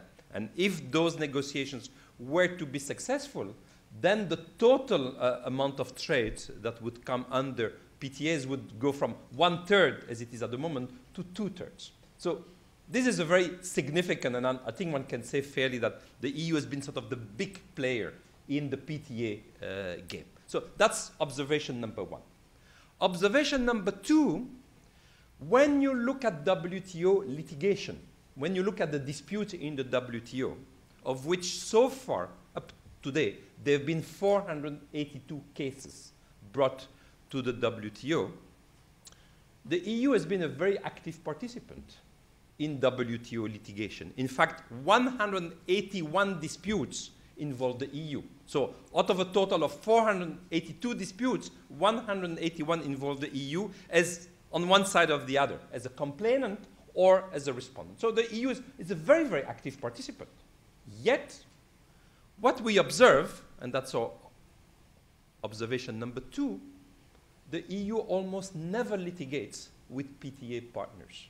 In fact, out of 181 WTO disputes where the EU was involved, only 7 are with PTA partners, only 3 of them. And remember that the EU has 58 PTA partners. So this is something to be explained in a sense, and something that sort of initiates our two main questions. Question number one, is the EU special? Now, we are not going to look at all the countries. We're only going to look at the EU and the US. Why the US? Because as the EU is the number 2 participant in the dispute settlement system, the US is the number 1. And between the two of them, they account for 70% of all the WTO cases. The EU and the US are in 70% of all those 482 disputes. So they are really at the core of the system, and it's not so surprising given their size. So what we want to see is, what we observe for the EU, is it true also for the US? Do they behave in the same manner or not? But then we also obviously want to go to more systemic questions. In a sense, the big question is, what does it mean ultimately, for the WTO dispute settlement system? Is the WTO's dispute settlement system the jewel of the crown, but a diminishing jewel? Is that essentially the issue? It was the jewel, but this jewel is becoming maybe not much, as there are more and more of those agreements, and indeed including TTIP between the EU and the US. That's the question. Now, mind you, we are not going to be able to answer all of those questions. We are putting the question. I think the questions in themselves are interesting, and we are certainly giving a number of elements to answer those questions. But there's just no way that in this first attempt we are giving all the answers to those questions, but I hope we will give some of the answers. Now, what is it that we do? What is our data? Our data is essentially the WTO cases, the 482 disputes before the WTO. And we are interested in the PTAs that involve the EU and the US, but we are involved in all of the PTAs. Some of the PTAs predate the WTO. Remember, the WTO is created in 1995. The EU already had PTAs. The US also was party to PTAs, Israel, but NAFTA, most important. So we look at both PTAs that existed before the creation of the WTO and those that came onto stream after the creation of the WTO. That's what we call the pre and the post WTO PTAs for the EU and the US. And then we look only at those PTAs where there have been some WTO disputes. So, for instance, if you want the EU has many bilateral agreements with many with European countries, for instance, Switzerland, Norway, Turkey, lots of countries. Now, with most of those countries, there was never a WTO dispute. So we only look at those PTAs, the EU PTAs, where there was at least a dispute at the WTO. There's only one case for the pre-WTO PTAs. It's EU-Norway. So there was never a dispute with Switzerland at the WTO. There was never a dispute with Turkey. There was never a dispute with all kinds of other countries. Okay? Of those old PTAs, only EU-Norway. And for the US, there were disputes as far as NAFTA is concerned. For instance, there's no WTO disputes with Israel, okay, that are also pre-WTO. So NAFTA comes in too. Now, what about the post-WTO PTAs, where there have been many new PTAs since the creation of the WTO, where the EU is involved or the US is involved? And here's the list of the PTAs that fall under our sample, because there was at least one WTO PTA. So it's EU Central America, EU Chile, EU Colombia Peru, EU Korea, EU Mexico. And for the US, it's US Australia, US Central America and Dominican Republic, US Chile, US Colombia, and US Korea. And essentially what we do, we count the number of WTO disputes before and after the signature of those PTAs. Okay? When they were signed, and we observe, do they have disputes before? Do they still have disputes afterwards? Now, what are our main results? And I'm going to organize our main results between first the pre-WTO PTAs and the post-WTO PTAs afterwards. Now, pre-WTO PTAs, remember for the EU, there's only one PTA that involves a dispute. It's Norway. Okay? And there have been 3 disputes with Norway since 1995. Over the last 20 years, right? The WTO is created January the 1st, 1995. 482 disputes. Out of those, 3 disputes between the EU and an old PTA partner. It's Norway. The US, we look at the disputes with Mexico and Canada. large number of disputes, 35 disputes. 11, the US has complained, 24 has responded. Okay? Keep that in mind for a second. Now look at the post-WTO PTAs, those PTAs that were signed after the creation of the WTO. And there we make the distinction for the EU and the US of the disputes before the PTA was signed and after it was signed. So if you look at all the disputes that involve the EU, and with its partners, its PTA partners, from after the creation of the WTO, it had 22 disputes with those different countries before signature. After signature, only 4 disputes. For the US, before signature, 24 disputes. After signature, 1 dispute. Now, summary of what we find is that for the pre-WTO PTAs, the EU has almost no WTO dispute. Okay? Just 3 with Norway. Nothing with all of those other countries, with whom it trades a lot. Okay? We trade a lot with Switzerland. We trade a lot with Turkey. Not a single WTO dispute. Just 3 with Norway. The US, quite an opposite finding. Lots of disputes. During the WTO days, remember NAFTA is signed just before the creation of the WTO, and 35 disputes with Canada and Mexico. On the other hand, for the post-WTO PTAs, those PTAs that were signed after 1995 by the EU and the US, more or less the same behavior for the EU and the US. Lots of disputes before signature, no disputes, basically no dispute afterwards. So, conclusion, same behavior of EU and the US essentially, that is, no WTO disputes with partners, except the US with its 2 NAFTA partners. It's really an outlier. It's clear. Now, let's add something. We also looked at those negotiations that are currently taking place between the EU and its partners on the one hand, and between the US and its partners. So EU-Canada, EU-India, EU-Japan, EU-Singapore, and TTIP, EU-US. And for the US, we also look TPP and TTIP. Okay? Now, and we also simply count there the disputes before the launch of the negotiations, not before the signature, obviously, before the launch of negotiation and after. For the EU, lots of disputes before the launch of negotiations, most of them, by the way, bilateral EU-US. 97 disputes altogether. Since the launch of the negotiation, only 3 disputes. For the US, lots of disputes before the launch of negotiations with those partners. Since the launch of negotiation, just 1 dispute. Now you may say, and you would be right to say, wait a second, some of those negotiations were launched very recently. So obviously you don't find any dispute. You found a lot of dispute before, because before it's 20 years before, and since sometime it's only 1 year. And that would be a fair point. Note, however, that in the case of EU-India, the negotiations have been going on for 7 years.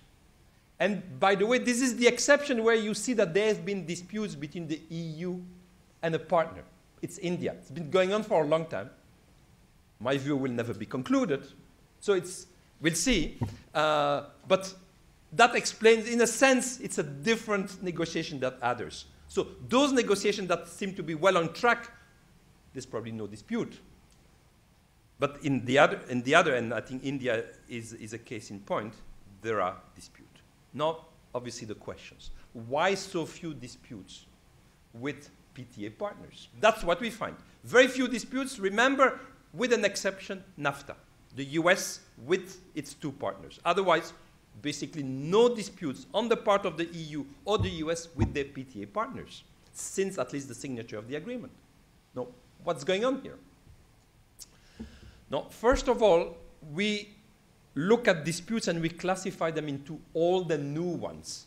Old ones are disputes that were already there or were inherited in the WTO from the GATT days.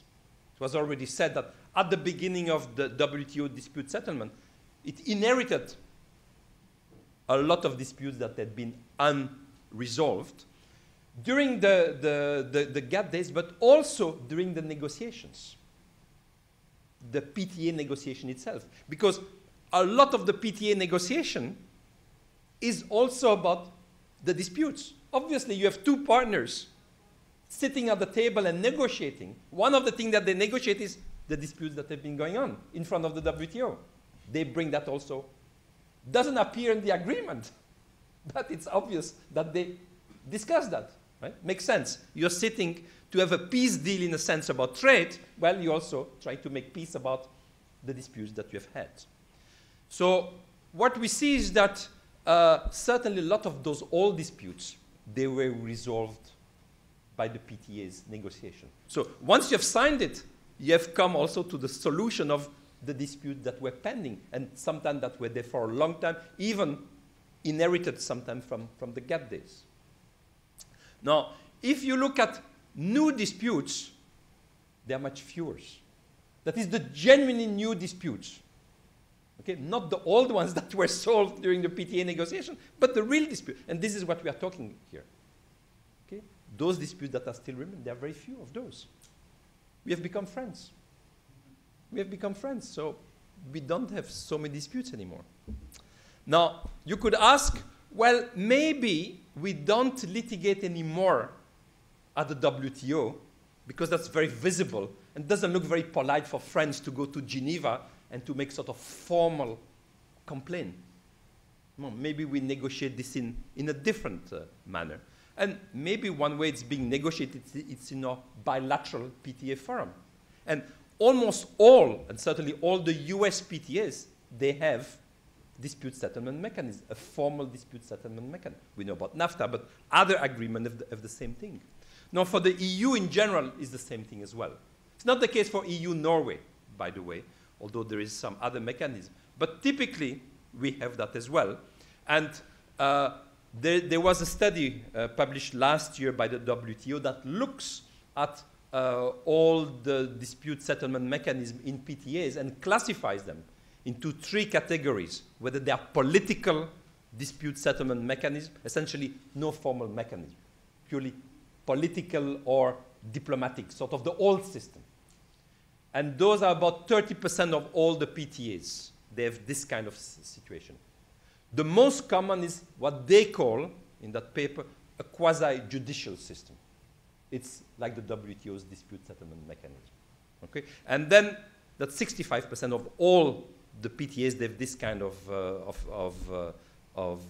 model. And then a few of them have a really hard judicial system. Okay? Very, very, very rare. Now, when you look at the EU and the US, as I said, for the US, it's always quasi-judicial, so a WTO-like system.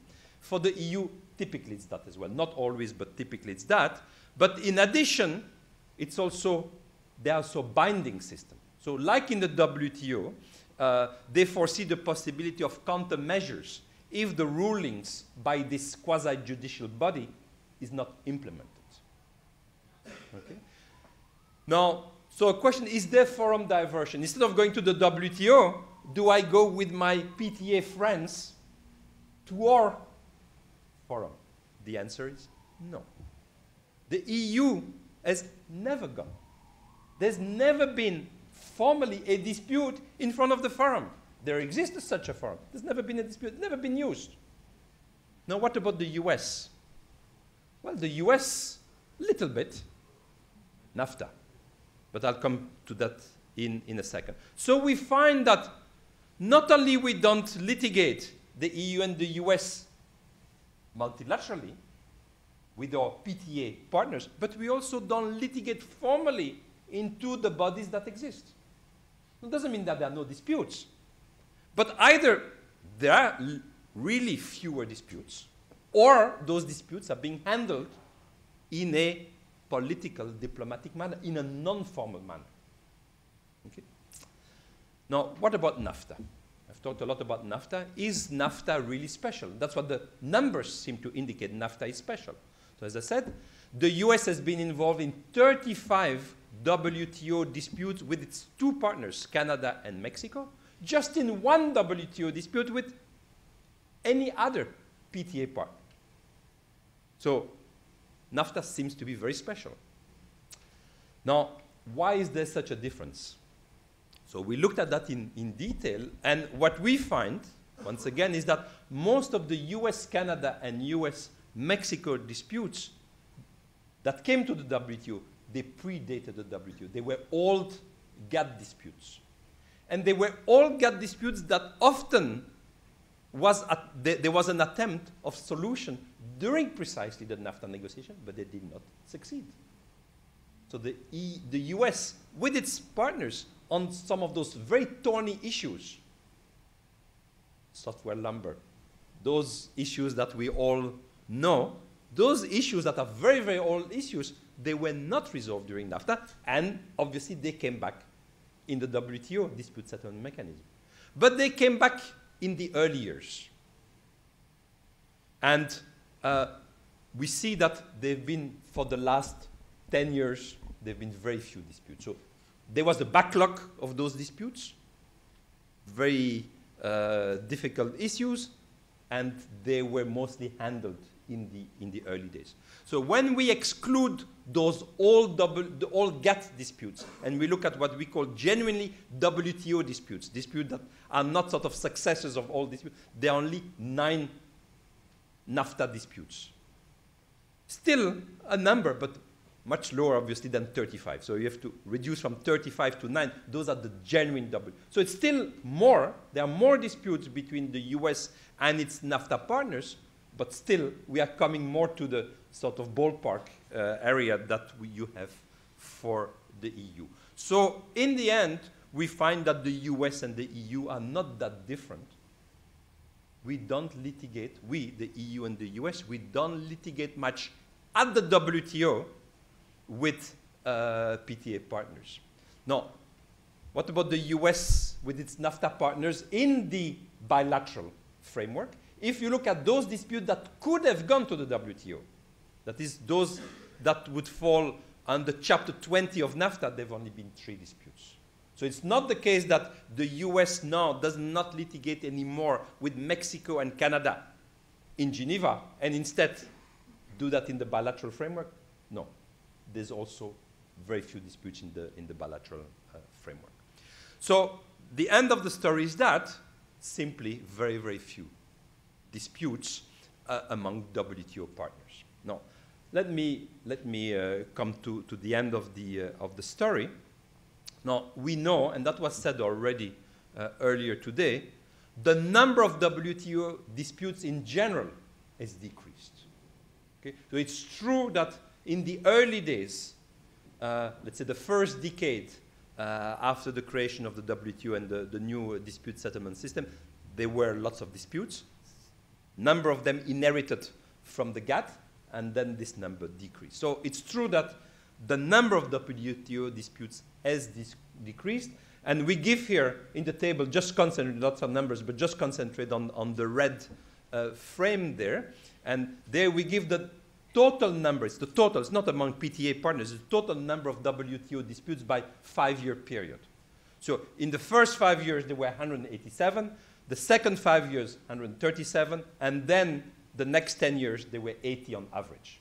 So the last 10 years, we have a sort of, I don't know whether this is now the long-term average, but this is where we have been for the last 10 years. So there was clearly the first 5 years and next 5 years, there were lots, and then we dropped. So there's no doubt that WTO disputes in general have decreased. Now, why the total number of disputes has gone down? The first one is I indicated. The backlog was exhausted after 5 years, 10 years. All disputes that could not be resolved in the GATT, because we know how the old dispute settlement system was working, unsatisfactory. We put in place a new system, and that system could resolve old unresolved disputes. That certainly played an important role.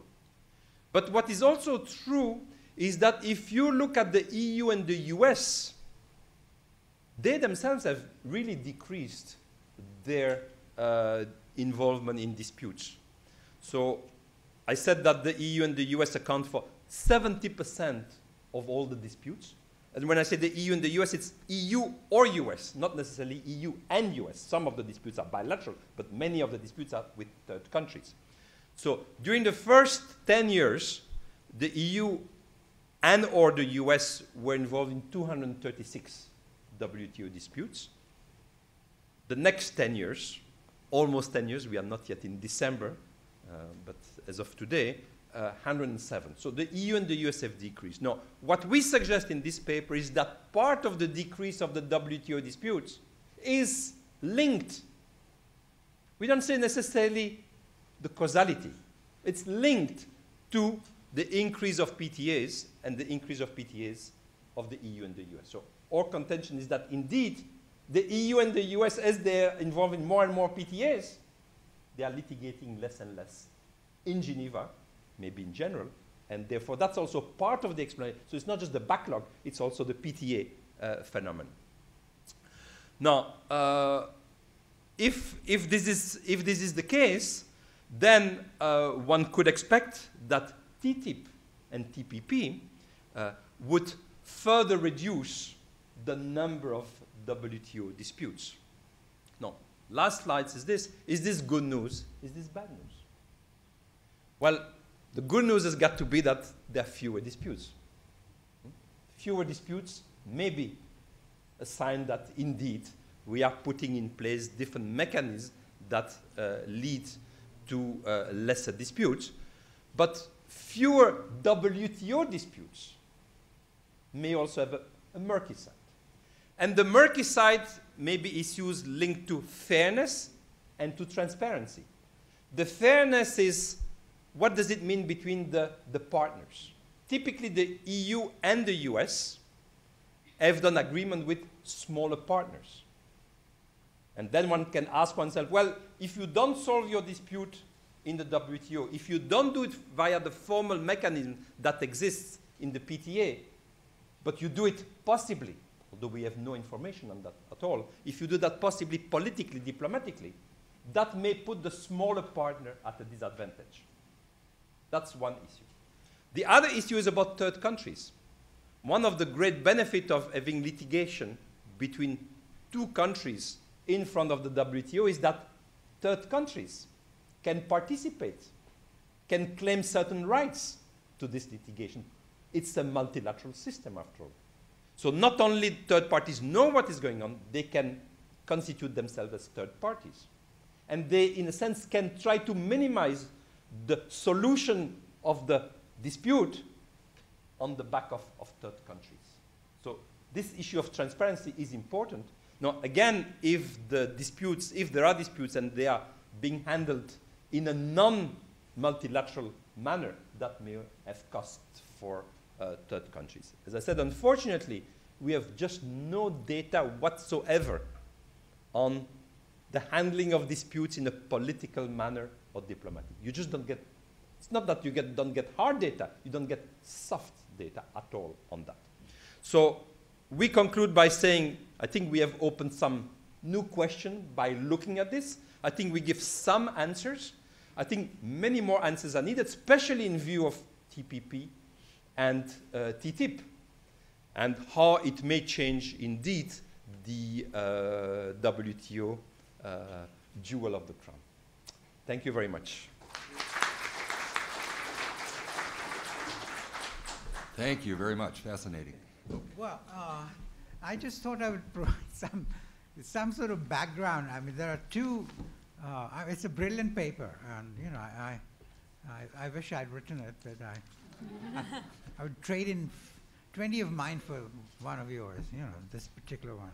The background is basically Petros, I, and Andre have been discussing for some time now what we call the tripod problem, which is that there are two tripods in the WTO, the way to think about the WTO. One, of course, is the GATS and TRIPS, right? So those are three legs on which the WTO in 1995 stands.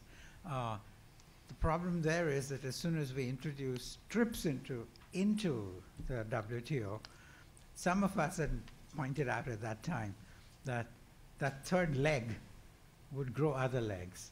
And environmentalists said, what about if you've done it for capital? What about nature? Labor groups would say, what about labor? So that one leg would lead to so many demands to include other things into, which had nothing to do with trade, again, the theme we were discussing today. So it would, from a tripod, it would grow into a centipede, right? Lots and lots, it would slow down everything. And it has, to some extent, it plays a little bit. But that's a different story. This is a tripod, which is the one relevant now, because that's another way of looking at the WTO. One leg is multilateral trade negotiations like Doha, right, and the Uruguay round. The other one is rulemaking, meaning anti-dumping, subsidies, all the usual things, right? And the third one is dispute settlement. Now, the real question is, when you look at it that way, is that if you weaken or smash the MTN, do you weaken the others as well, right? And in what particular way, and what can the new Director General do about it, given that situation? So I think what we have now is a brilliant analysis of this issue, of how the MTN having gone, what is happening to, what can we learn and bring in from the DSM, the dispute settlement mechanism, and the rulemaking. Rulemaking we are discussing with Tom Prusa, I don't know, is Tom here, tomorrow, because rulemaking, of course, was tied into MTN as well. I mean, many rules were determined at that time, you know, I mean, it's part of MTN negotiation. So now they would all be shifting to PTAs and mainly the mega regionals. So the question then is, how will they be handled?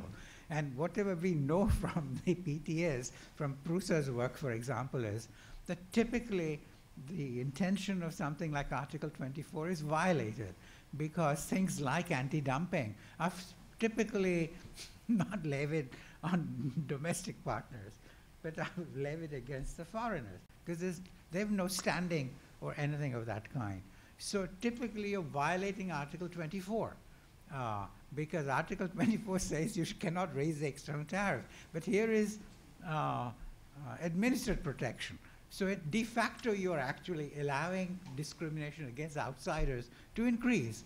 So that's the sort of thing which one has to look out for, and which one hopes Azevedo will say, look, this is what we know, and this is what we should be aware of, because typically the PTAs will move in the wrong direction, because that's the incentive system. You know, I mean, they want to, if he's part of, my partner, he's trying to go after, I mean, he's creating a problem for me, because he's more competitive than I am. So that is trade creation.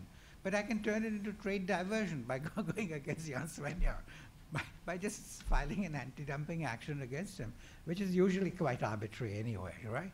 So we'll be discussing that. But the third one, or the other leg, is the DSM. So that is really what we've been, I mean, you've got terrific analysis of that. Now the question there is, I mean, it seems to me that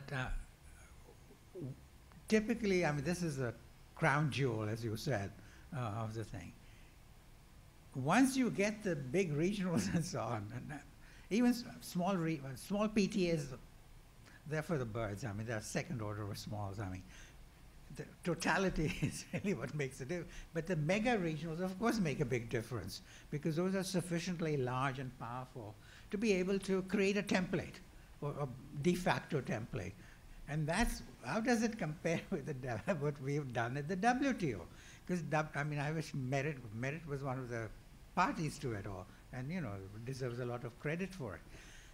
There, typically, we have two problems. One is, or rather two achievements.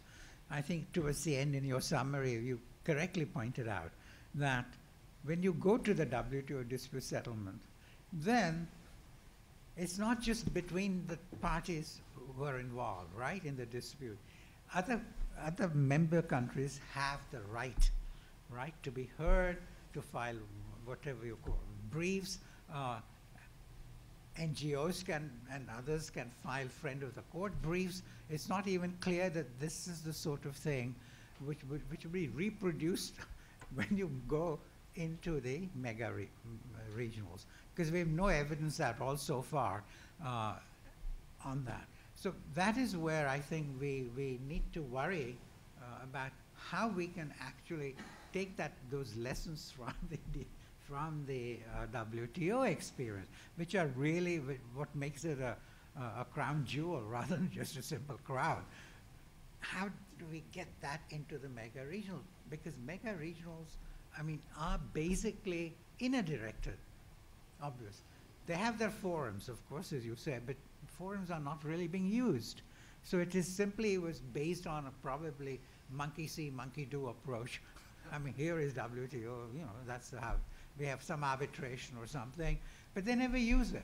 So the real so first thing is, if they use it at all, then we should, Azevedo should say, following your paper, that we really need to bring in transparency and the ability of other WTO members to be able to convey their views.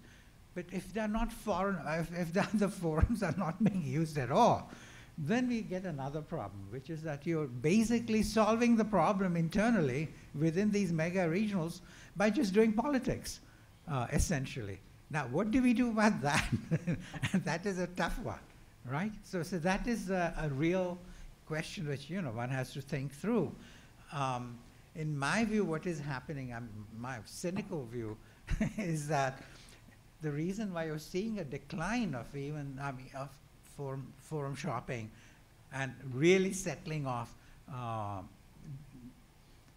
like-minded people, as it were, right? You and I form a PTA, we agree, this is what we both agree on. We do it in cigar smoke-filled rooms, but there's a problem of, which I think the developing countries or the weaker countries ought to focus on, which is that frequently the big guys will lay down will be dictating to the little guys the identity of interest, right? Which they're going to solve without recourse to any formal formal settlement procedures. That is something that gets into some of the things we were discussing in the morning, that you're really seeing power play. And it is inevitable. If I have the power, I'm going to use it, right? So I'm going to make all these different partner countries, particularly in TPP, because TTIP, of course, is two big guys, right?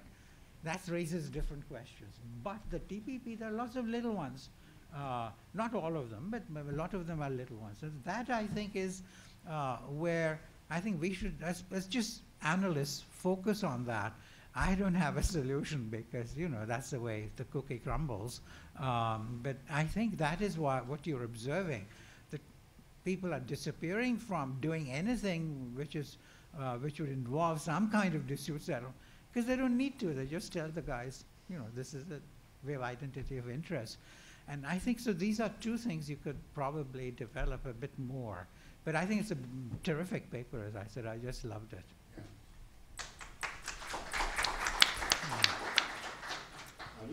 Thank you. So thank you so much for the invitation. I know we're almost out of time, so I try to be concise. So Petrus and Andre, I think you ask a terrific question. I think we really need to understand better whether the PTAs lead to greater peace. So I really I found that incredibly meaningful. I think we have a lot of discussion on the litigation activity in the WTO. We have a lot of discussion on the effects of the PTAs. We have some discussion on how the parties' decision to negotiate a PTA influences their commitment to pursue negotiations in the WTO. But this question that you ask on how the negotiations in the PTA influence the litigation in the WTO is something that I think there's a genuine need to understand better. So I wanted to offer a few comments, both on the theory and on the data, with the spirit that you welcome suggestions on how we may be able to then take this to the next level. So I was hoping to hear a little bit more on the theoretical discussion of that is driving the inquiry. And I think I'd like to see it in 3 levels. So first of all, I think we need to understand better what is driving the decision to sign the PTAs, so that we understand that dynamic more. Second, what do you think is driving generally the litigation activity in the WTO? And then we can move to the third question on how the PTAs may be driving and affecting then the litigation activity. So, for instance, the question of whom the parties decide to sign PTAs with. Do they sign them with close trading partners where the contracting costs should be lower when the differences are not that great? Or do they actually pursue them with the parties where the gains would be greatest, where the barriers are the greatest? So you look at the barriers and multiply them by trade flows, and the actual net benefit of the agreement would be much greater.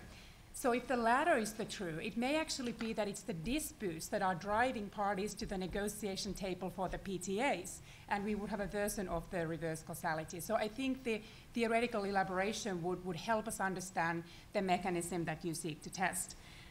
In terms of also, and I think it feeds into both the normative discussion and the descriptive discussion. So when we think about what drives the litigation activity in the WTO, so I think we need to somehow understand what is the optimal level of litigation, or how should we go about thinking how we can measure that.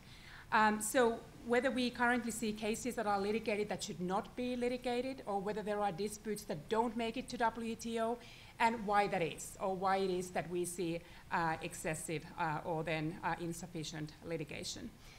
And then I think moving to the third theoretical question of how the PTAs then may influence the level of litigation. So you offer a couple of suggestions. So one is that we may see a forum shifting, which would explain then a reduced litigation in the WTO. The other explanation that we may see a lot of extrajudicial resolution taking place. I don't think in the end after the paper that I know exactly whether you believe those to be the most promising theoretical avenues. Maybe you can test more directly your suggestion that maybe we don't want to sue our friends. Maybe there's a constructivist logic there where we have sat down at the table, we understand each other's preferences better, we've come closer to political resolution, and there's less need to litigate. But those are my sort of general questions and an invitation to think about the theory that is driving your data analysis.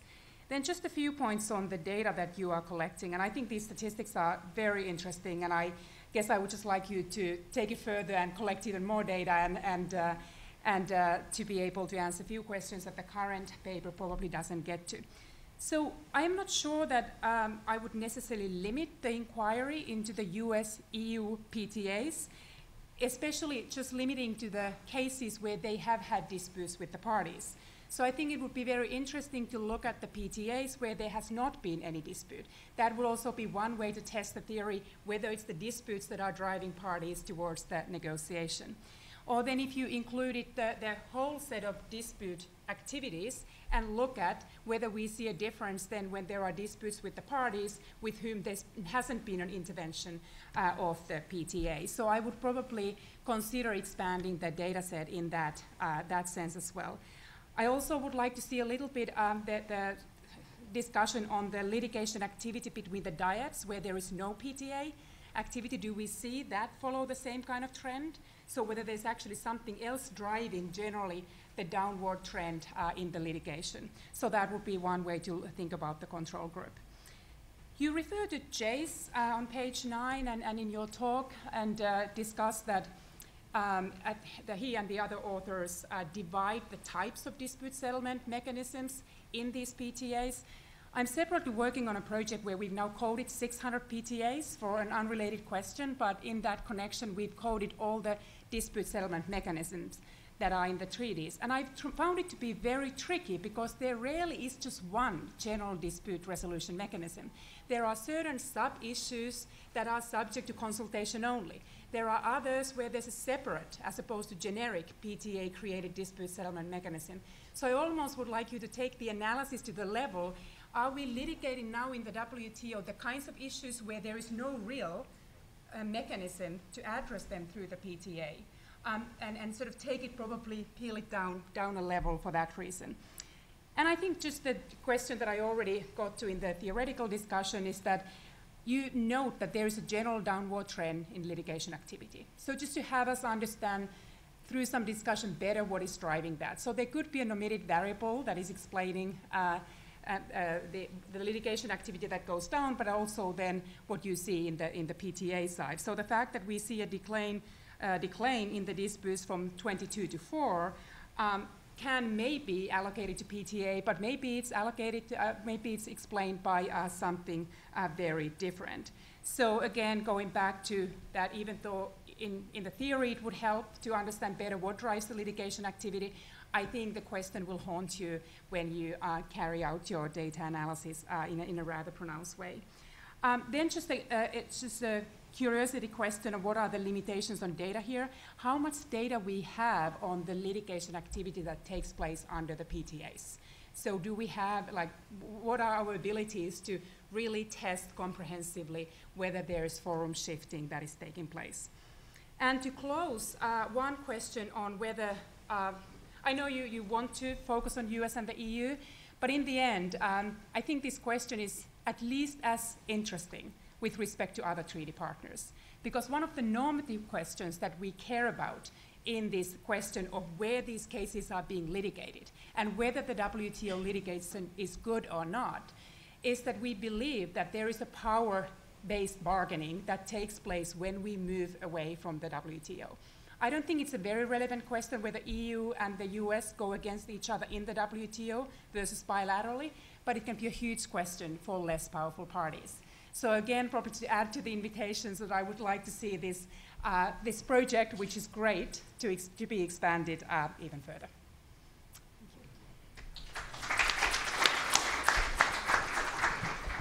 Thank you all for a fascinating discussion and set of papers.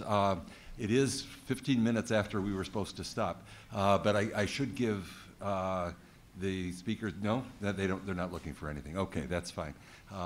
Then let's go buy carpets. Why don't we get started?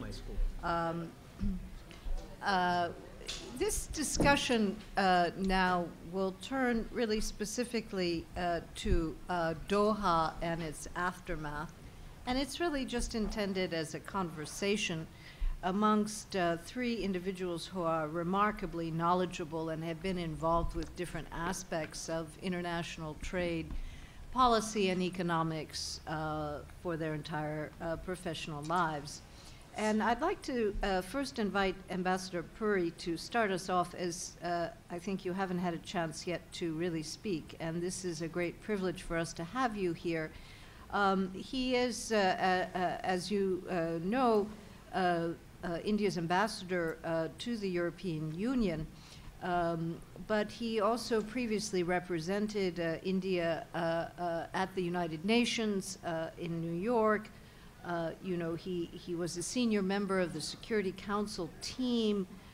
He's been involved in multilateral issues of various kinds, both security and climate negotiations, and really has spent his professional life deeply involved with India's multilateral engagement. He worked on migration issues as well. And as he is presently in Brussels, I think he's seeing a great deal of perspective around international trade issues as well. So I think, Ambassador Puri, you will have, I'm sure, a unique lens on the international trading system and how the world has evolved since Doha. So please start us off. Dean Merritt, thank you very much. You know, this is the second time I'm speaking on this subject of Doha and its aftermath. The last time was several weeks back, courtesy Andre at Bruegel, and at that time also I was to start the session immediately after lunch. So I'm quite used to two ideas: A, get folks back into the room, and B, to keep them awake, you know. It's just after a nice lunch. So first of all, Dean, I want to say a very big thank you to you for inviting me. I've been to this room on several previous occasions. The last time I came here, and for some reason I'm always chosen as the contrarian. The last time I came here was to speak about how the EU has benefited its member states. There were three of us on the panel. One was the Deputy Permanent Representative of the European Union. He is a Greek diplomat. The other was the president, the country which held the presidency of the European Union at that particular time, and that was the Cyprus permanent representative. So when it came to my turn, I started laughing. So everybody here said, why are you saying? I said, look, do you know that between the two countries, in Greece and in Cyprus, there is only one real problem, and that is northern Cyprus. And what does EU do for its members there? Let me rest my case right there and then. So lots of people laughed. Those other two felt very uncomfortable. They said, we aren't going to suggest this guy's name again to be the contrarian speaker. You know, I'm somehow reminded of the same thing today. After Andre, who's also come from Brussels, read out this great and wonderful piece with all the facts, data, etc. And then he started it off by saying, regional trade pacts equal to peace. P and then P for peace. And I looked at it and I wrote a little thing for Jagdish and I said, yeah, to me it looks like P and two letters before that called R and I. And that's what the WTO is headed for with all of this. Look, I don't come from the world of international economics. I don't come from the world of all these facts, figures, etc., although I somehow try to battle my way through much of this. But I come from the world of international politics and the world of multilateralism. Madam, in the morning when you inaugurated this entire thing, you made a very important point, and the point about rules-based doing things. And I am a great admirer and a great believer in that. And why do I say that? I say that because I come from a country which has been part and parcel of creating multilateralism in a manner that you may perhaps on this side of the Atlantic not even remember. This year, we are marking 100 years to the start of World War I. I don't know if many of you know that 130,000 Indian soldiers fought on the lines in Belgium at the border with France, staving off the German advance. More than 10,000 of them died, facing the first gas attack, the first aircraft being used in military history. We became, as a result, a member of those who negotiated the Versailles Peace Treaty, a founding member of the League of Nations. We were still a colony. We're talking about 1919. And attended all three multilateral conferences which resulted in the UN organizations being formed in 1945 before India became independent. I say all this because multilateralism is a creed for us. It runs in our system. And so whenever people talk about, you know, you're doing this, this is going to break multilateralism, surely that's not the case. These are the guys who sat there even when they didn't have a right to sit there. And that's our firm and convinced belief of multilateralism. So I understand this panel and it's put together, Doha and its aftermath, on the soil of the United States, a European, and then there is this Indian, and I count you in also there, Dr. Panagrahi. So thank you, Professor Jagdish Bhagwati, Professor Panagrahi, for inviting me. Thank you to the school here. I'm most grateful to you. You know, I want to draw your attention to one simple fact about the current matter, this thing about Doha and its aftermath, and the dire predictions which are appearing in all the newspapers, the Western media, and so on and so forth, that, you know, it's had it, and the subtext out there is that India has somehow done it. Look, and we are also being told that there's no support for India. I think one of our members here alluded to this a little while earlier and said, you know, some African countries changed their position. You know, friend, the fact of the matter is something like this, that if there was no support for India's position, believe me, the decisions would be rammed down. We know multilateralism well enough, and we know enough about how these decisions are taken. I could spend a great deal of time to educate a lot of people about how negotiations actually take place and decisions are arrived at. But that is obviously not the case, and everybody knows that food security is at the heart of the issue. For India, of course, please remember that we have more poor people in India than the whole of sub-Saharan Africa put together. We are a country which has a large aggregate because we have a very large population, but our development imperatives are unbelievably large and unbelievably huge, which is absolutely imperative. That's why we are part and parcel of international economics, international trade, better life for our people. And when I say this, I don't mean a better quality from a pretty good life which we currently have, but better than the below sustainable kind of levels of life for people. And the fact, therefore, remains that there is a groundswell of support for seeing that something happens on the area of food security, because it's particularly important for people. You know, a few weeks back, a very senior leader from a big developed country visited India. And obviously this business of WTO trade facilitation was very much in the air. Now, I don't know what he said at some seminar or the other, but I can report to you what the Indian newspapers headlined. And they said, oh, food security is important, but you know, I know, trade facilitation is very important, but you know, we can't stop it because of food security. I just want to put it to you the other way around. You know, trade facilitation is certainly very important. My country has already signed up to every single bit. We've put in place every single element of that. But because this whole thing revolves around a system where some people talk about single undertakings and so on and so forth, this system demands that there is balance, demands that these particular things are taken care of and not put forward to tomorrow, and the tomorrow will never come. And I think that is something we must particularly note, which is why it is particularly important that we address the issue of food security, public procurement, and I think there are simple fixes everybody knows. I don't need to elaborate on them. I would be very happy to speak about them again. You know, for me, it's of course very ironical that as we are discussing the post-2015 development agenda, and we are talking about eradicating poverty and hunger, we have an issue through the means of the World Trading Organization to find problems with the issue of food security. But you know, I'm not surprised with all this. Somebody here, I think Michael Levy, made this very beautiful point that, you know, at the vortex, at the center of all of this lies politics. After all, when we are talking climate change, I want to know what does it all mean? All these disputes in front of the WTO on solar panels and wind energy and this, that, and the other. If you want to encourage stuff and work for climate change, then why aren't we doing it? Why are we finding problems? Because are we interested in competitiveness, or are we interested in trying to do something which is really for the large and big human good? So I'm saying all this because I think we should all remember this. Many of these organizations and these structures that we are talking about, the WTO 1994, UNFCCC 1992, Kyoto Protocol 1995, all of these are the product of a unique time in our history. A time when the Cold War had ended, China was nowhere around at the level at which it is. Most of us were a far cry from there. It was a time when, let me agree to this, that there could be generosity. And it did happen. We're grateful. Give us all some space, etc. But you know, just remember, there's a hell of a lot that all of us have to do.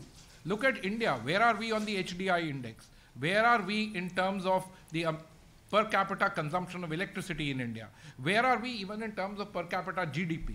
We have miles to go, and we find that the entire multilateral system is kind of closing down. It's closing down in various ways. A, abdicate responsibilities, if not shift them onto the others. You see this in aid. You're seeing this also in trade. You certainly see it in climate change. The other thing you see is you simply turn around and say, oh, you know, this multilateralism doesn't work. We must find some other solutions to it. Today, if anybody puts on the television on the big issues facing international peace and security, that is the order of the day about the way the people refer to the United Nations Security Council. Why do I say all of this? I say all of this because I'm a firm and convinced believer that the need of the hour today is A, collaboration, and B, that multilateralism must keep on doing what it was supposed to have been doing right from the beginning, adjusting to contemporary realities. It cannot be a system which is rooted at a time when there were some people who had the influence, some countries which had that ability. As time goes on, you must have those particular abilities to change. And of course, these changes, in my humble opinion, are very simple, straightforward. Reform at the International Monetary Fund and the World Bank on quotas, at the United Nations Security Council. The UNFCCC decisions need to be made respecting common but differentiated responsibilities. And above all, when I talk in terms, and at the WTO, correcting the imbalances in the rules. You know, I am also a very firm and convinced believer in collaboration. And let me leave one thought with you, an area in which I have worked quite a lot, the area of climate change.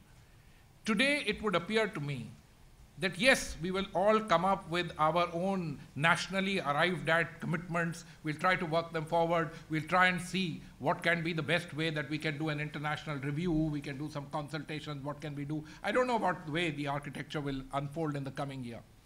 But the real need, in my opinion, is the need for us to tap into the human brain and to tap into what I believe the United States is the world leader for, which is to try and see, can we develop disruptive technologies which will break the carbon energy nexus?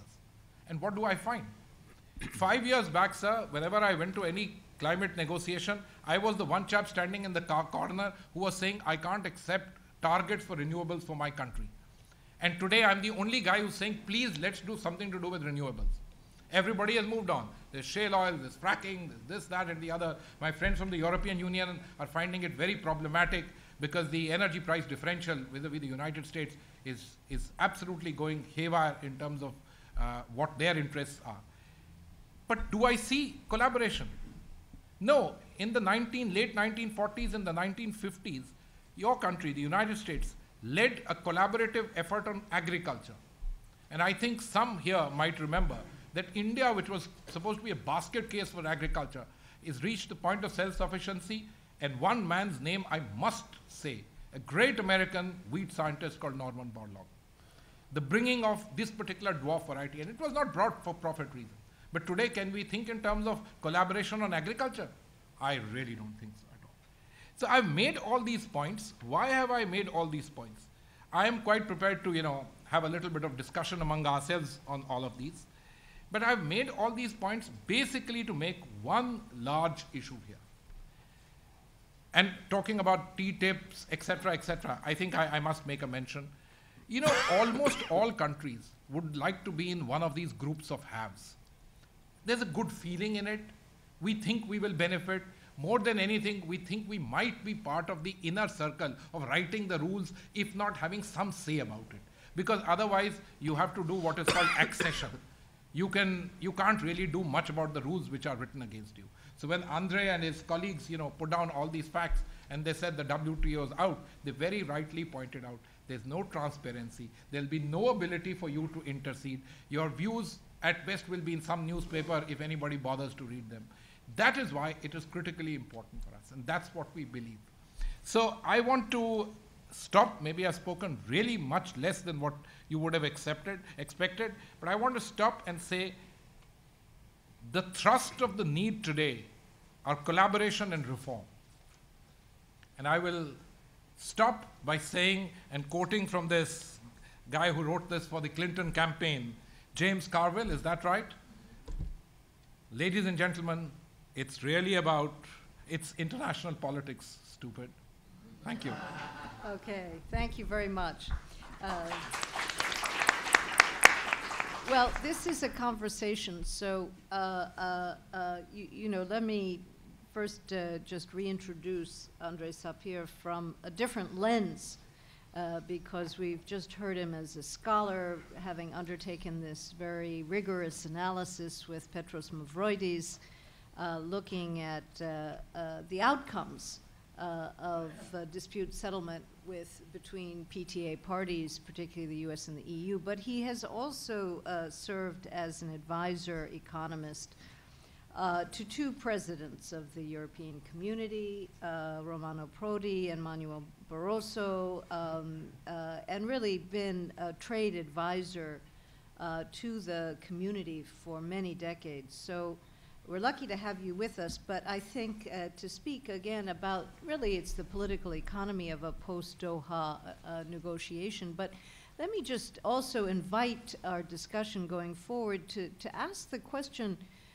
perhaps in your reply in part, if we want the WTO to be a vital organization going forward, if we want it to be relevant in the world, in light of the regionals that exist, in light of the climate negotiations that you've alluded to, in light of more and more growth coming from non-OECD countries, and in fact, here we have the WTO currently chaired by Roberto Acevedo.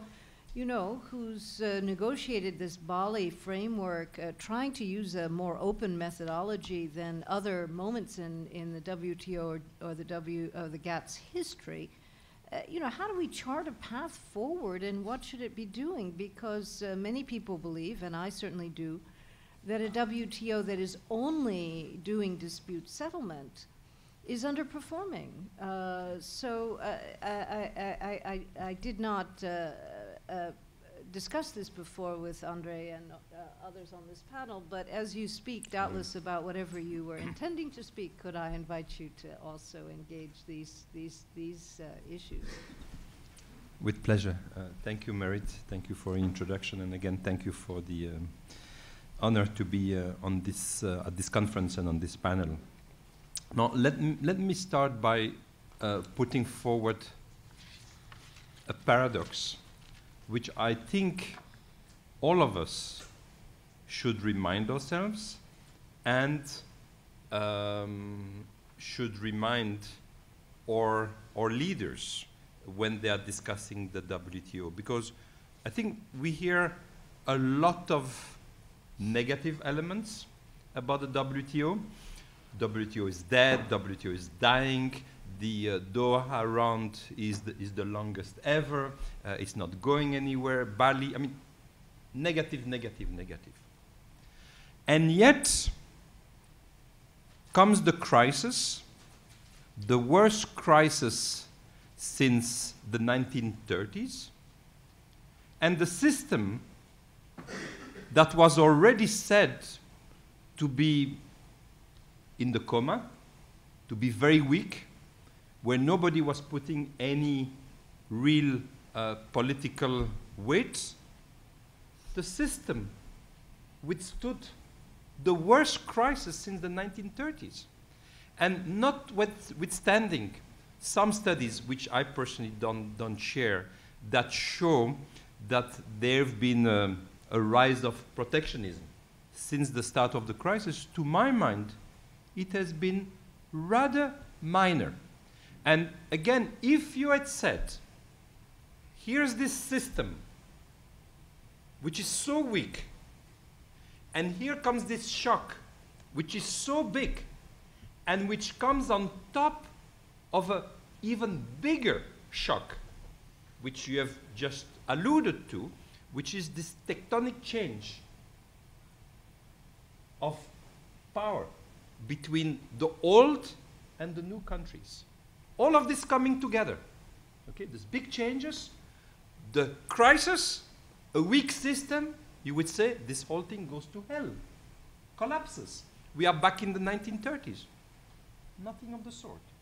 So one can discuss whether it's the system, whether it's the global value chains, but I would say the system. One can say, you know, what happened at the G20 meeting in London in 2009. Nonetheless, countries did pledge not to take protectionist measures. There were some protectionist measures, but on the whole, the rules were abided by. Now, I find that truly remarkable. And I think this is something that we have to say to ourselves, and I think that we need to repeat also to our leaders, that yes, there are difficulties, and yes, we are living in a very, very difficult time. I think there's no doubt about that. And there is no doubt that a multilateral trading system, that globalization itself is fragile. And I think globalization is fragile because, in a sense, the success of globalization brings also a number of difficulties. And I think we see there are problems of domestic tensions, domestic political tensions, and redistribution issues, and, you know, domestic political forces. And then there is this great global change taking place. Since the start of the Doha round, okay, we had the share of the EU, US, and Japan combined, the trade share, EU, US, and Japan combined, from 2000, not 2001, from 2000 to 2030, share of global trade of those three countries fell from 45 to 33%. Since 2000 to 2013. The share of the BRICS, Brazil, Russia, India, China, and South Africa, rose in that period from 9 to 22%. Now, this is not in 20 years, less than 15 years. No, this is a huge change taking place. So there are those tensions, I think domestic tension in a number of our countries, where there's also high unemployment. And even though in the US now unemployment has come down again, there was high unemployment. That creates tension, the same thing in Europe. Japan has its own difficulties. So there are domestic tensions, there are international tensions between, and comes the crisis. No, so I think we have to acknowledge that countries have not, in a sense, given up on the system. So there are all the defects that we know and that we are talking about and that we should be mindful. And again, we should remember ourselves that there are fragilities. And there's also the fact that indeed a global public good like the WTO is one that is always in need of some leadership. And leadership is less there today than it was in the past. And it's more difficult given the change of power that there is. The US cannot assume the same role that it did. The EU, which is the largest trading country in the world, does not have the capacity to do what the US could do in the past. It cannot do it.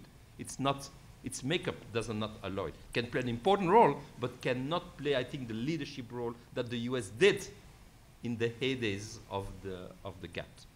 So at the same time, this issue of the rise of the emerging countries is posing a lot of problems because it's so rapid, and it comes at a time of stagnant economies and all of those kind of issues. At the same time, it is the reality. To me, it's the biggest challenge. And the biggest challenge is how we, together,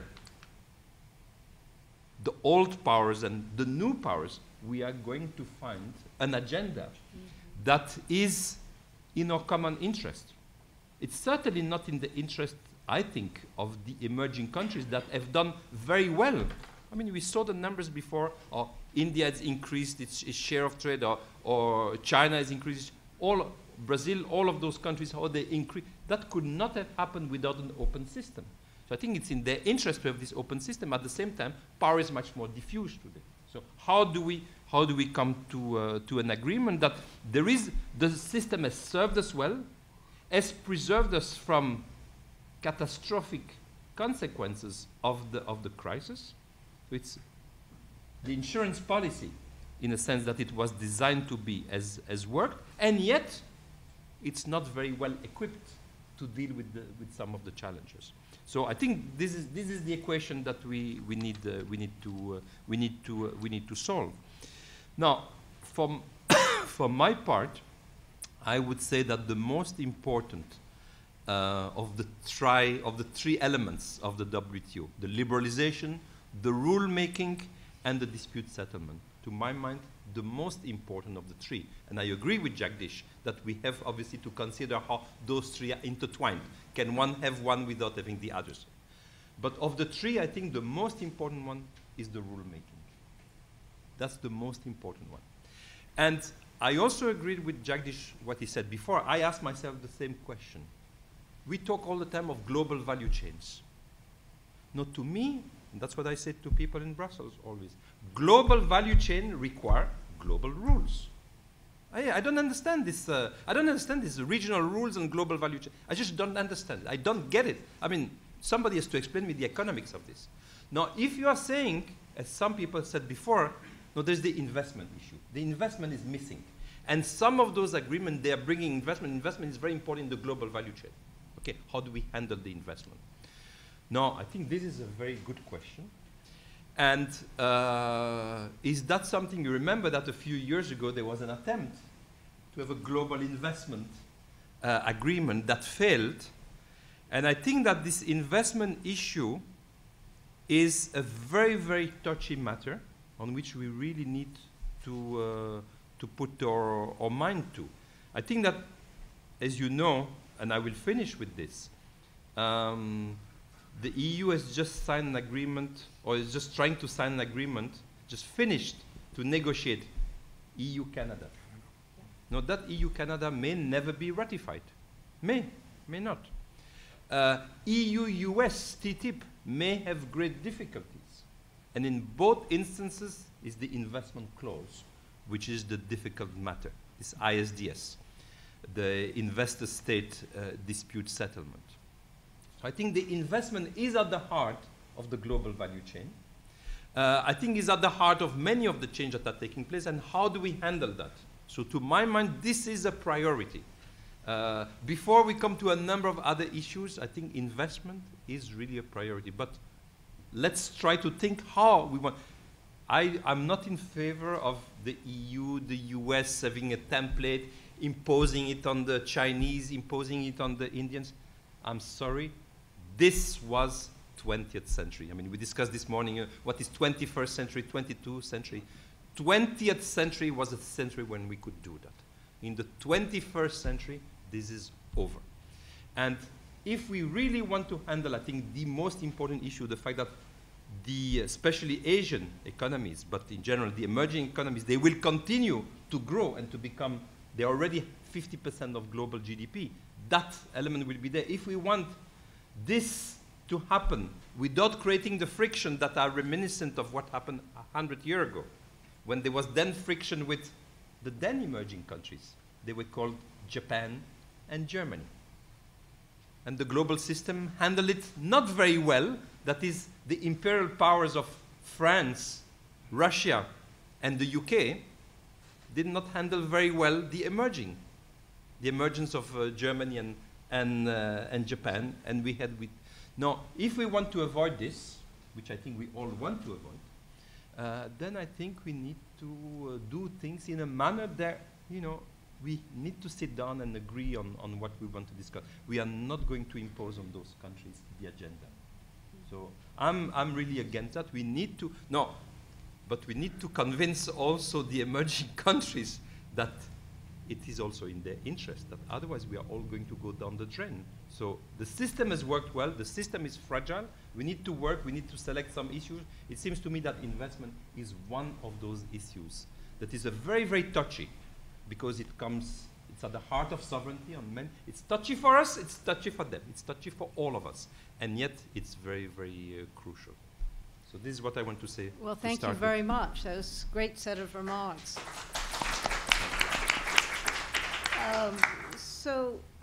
I'm going to let Professor Panagoria offer some further remarks. He's been well introduced. Of course, he's a great member of our faculty here at SIPA and Columbia, and has written extensively on international trade and co-authored the first paper that you heard. But he's also one of the world's leading experts on the Indian economy. So I think that, in effect, you've gotten a kind of implicit provocation here to look at the emerging markets, and in particular, if you look at India and think about what's in the interest of the emerging markets in terms of the evolution of the international trading system.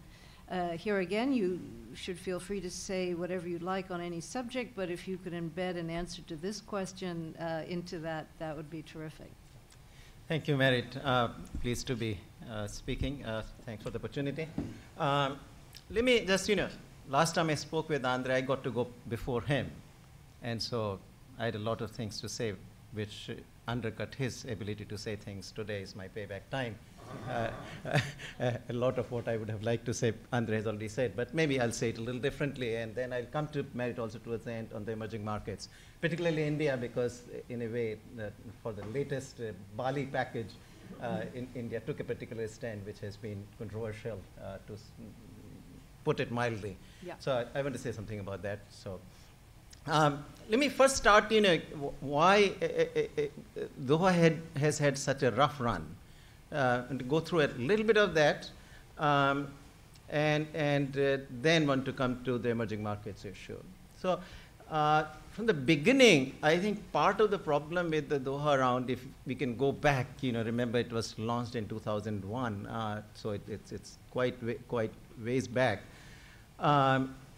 the way the negotiation actually proceeded was itself, at least in hindsight, was set up in a way to fail. I mean, first of all, the whole, this entire kind of selling of the Doha as a development round. So it simply kind of left a lot of the developing countries, virtually all the developing countries, that, you know, this was a round in which they were the recipients of the concessions, that somehow Uruguay round was not the development round, and they ended up giving all kinds of concessions, and now it was a payback time, so that they were the ones who will receive concessions. And I think this really did lead to a lot of hardening of the negotiating positions. Indeed, the way the debate then progressed on agricultural subsidies, etc., and everybody joined in, from the World Bank head to the International Monetary Fund head to the OECD head. I mean, these joint statements coming through somehow saying that, you know, how these European subsidies were evil, and how what the developed countries were doing in agriculture was anti-development. You know, this whole set of arguments about how these subsidies were driving down the prices, which were hurtful of the developing countries, et cetera, et cetera. At the end of the day, that also contributed to the hardening of the positions, but, you know, nobody bothered to look at the fact that indeed actually most of these developing countries, particularly in Africa, were net agricultural importers, and even larger proportion were net food importers. And so they were only benefiting from the subsidies. They were not being hurt from them. And you know, if it was an issue of the prices to the farmers, so that, you know, you're worried that this is driving down the prices of the farmers, making agriculture less lucrative, certainly the solution was a countervailing duty, which nobody in those days spoke about. So I think that's part of the problem, that everybody exaggerated these, and then, you know, this $1 billion a day estimate which floated around of the subsidies. Also, to some degree, Doha was a victim of its own success. I think in anticipation that there was going to be all this liberalization to be done in agriculture, there was some, and maybe partly, especially in the case of Europe, this was also the part of the internal reform that was going on with respect to common agricultural policy, etc. But the subsidies declined significantly. I mean, the numbers that I've seen, the latest, I mean, in the US, export subsidies pretty much gone. In Europe, the last number I have is about 500 million, which is about $500 million. So even in Europe, actually, the export subsidies. And remember, this was the most contentious issue, if you recall, when Doha, for the launch of the Doha round, when the negotiations had to be extended by a day. It was the language on the export subsidies that was being contended, in addition to the Singapore issues. So likewise, in the developing countries, there's been huge amount of liberalization during this period. And so as a result, in a way, you know, everybody has come to a position thinking that, well, you know, we are comfortable with the amount of liberalization that exists, and particularly, if not beyond this, it means if getting some more concessions from somebody else means that I have to give concessions, well, I'm happy with what I got. So I think that contributed to hardening of the positions on the liberalization side as well. I mean, one can document all this. That's not what I mean, but I'll just make the point. Services liberalization, in fact, even, you know, you forget about the trade liberalization, I mean, in goods. But services liberalization even has progressed through the direct foreign investment. I mean, the countries individually, here's the unilateral measures have kicked in, countries like China, India, Brazil, etc., through liberalization of the direct foreign investment. A lot of the services liberalization has happened as well. So all that, in a sense, kind of, you know, has left countries less willing effectively. And then there is a sense, you know, that the PTAs kind of tie in here, that now that the external tariff is relatively low, if I'm going to negotiate agreements, when you talk to the Mexican negotiators, including even, you know, Jaime Serra, who had negotiated NAFTA, and remember some years ago asking him, you know, so he was really singing song of how free trade was so great, and also I said, well, then why don't you just remove the rest of your external tariffs. This is, no, wait a minute, but we got to negotiate these PTAs, so we need these tariffs. So once they've gone that far down, if your plan is to negotiate these PTAs and all, then you want to keep some tariffs still in place. So that yet kicks in further, going against the incentives to liberalize further. Then, of course, the big thing that has happened is the emergence of the large developing countries. There was, until the Uruguay round, largely, even though India was constantly singled out as being the holdout, but really, in the end, once the United States and EU had agreed, the Uruguay round did happen. The old Quad countries, Japan, Canada, United States, and the European Union together made most of the decisions. Now the old Quad has been replaced by the new Quad, where you got United States, European Union, India, and Brazil sitting there, and that is a much tougher Quad because the interests are now in conflict. So that makes it much harder.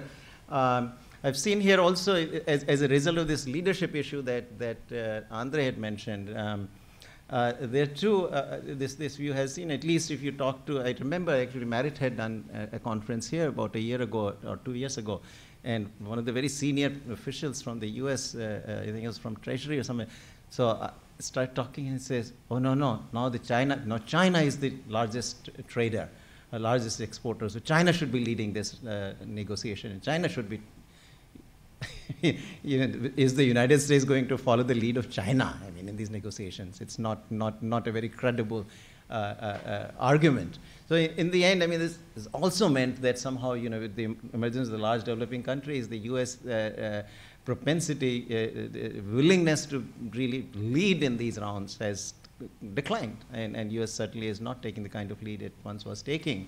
And there are these other political economy questions, of course, come in about the foreign direct investment, which, as a result of which all the multinationals are invested all over.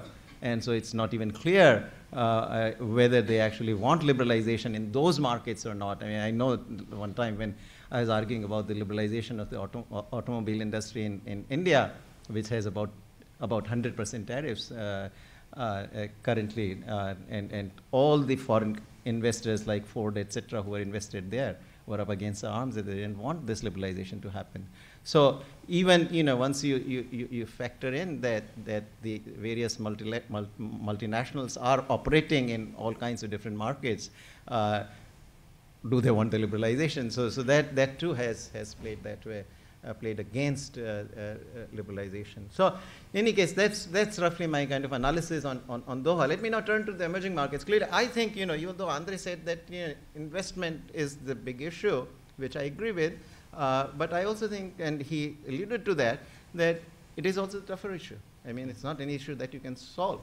But as far as the emerging markets are concerned, it seems to me that trade liberalization itself is still a huge issue. It's really not gone.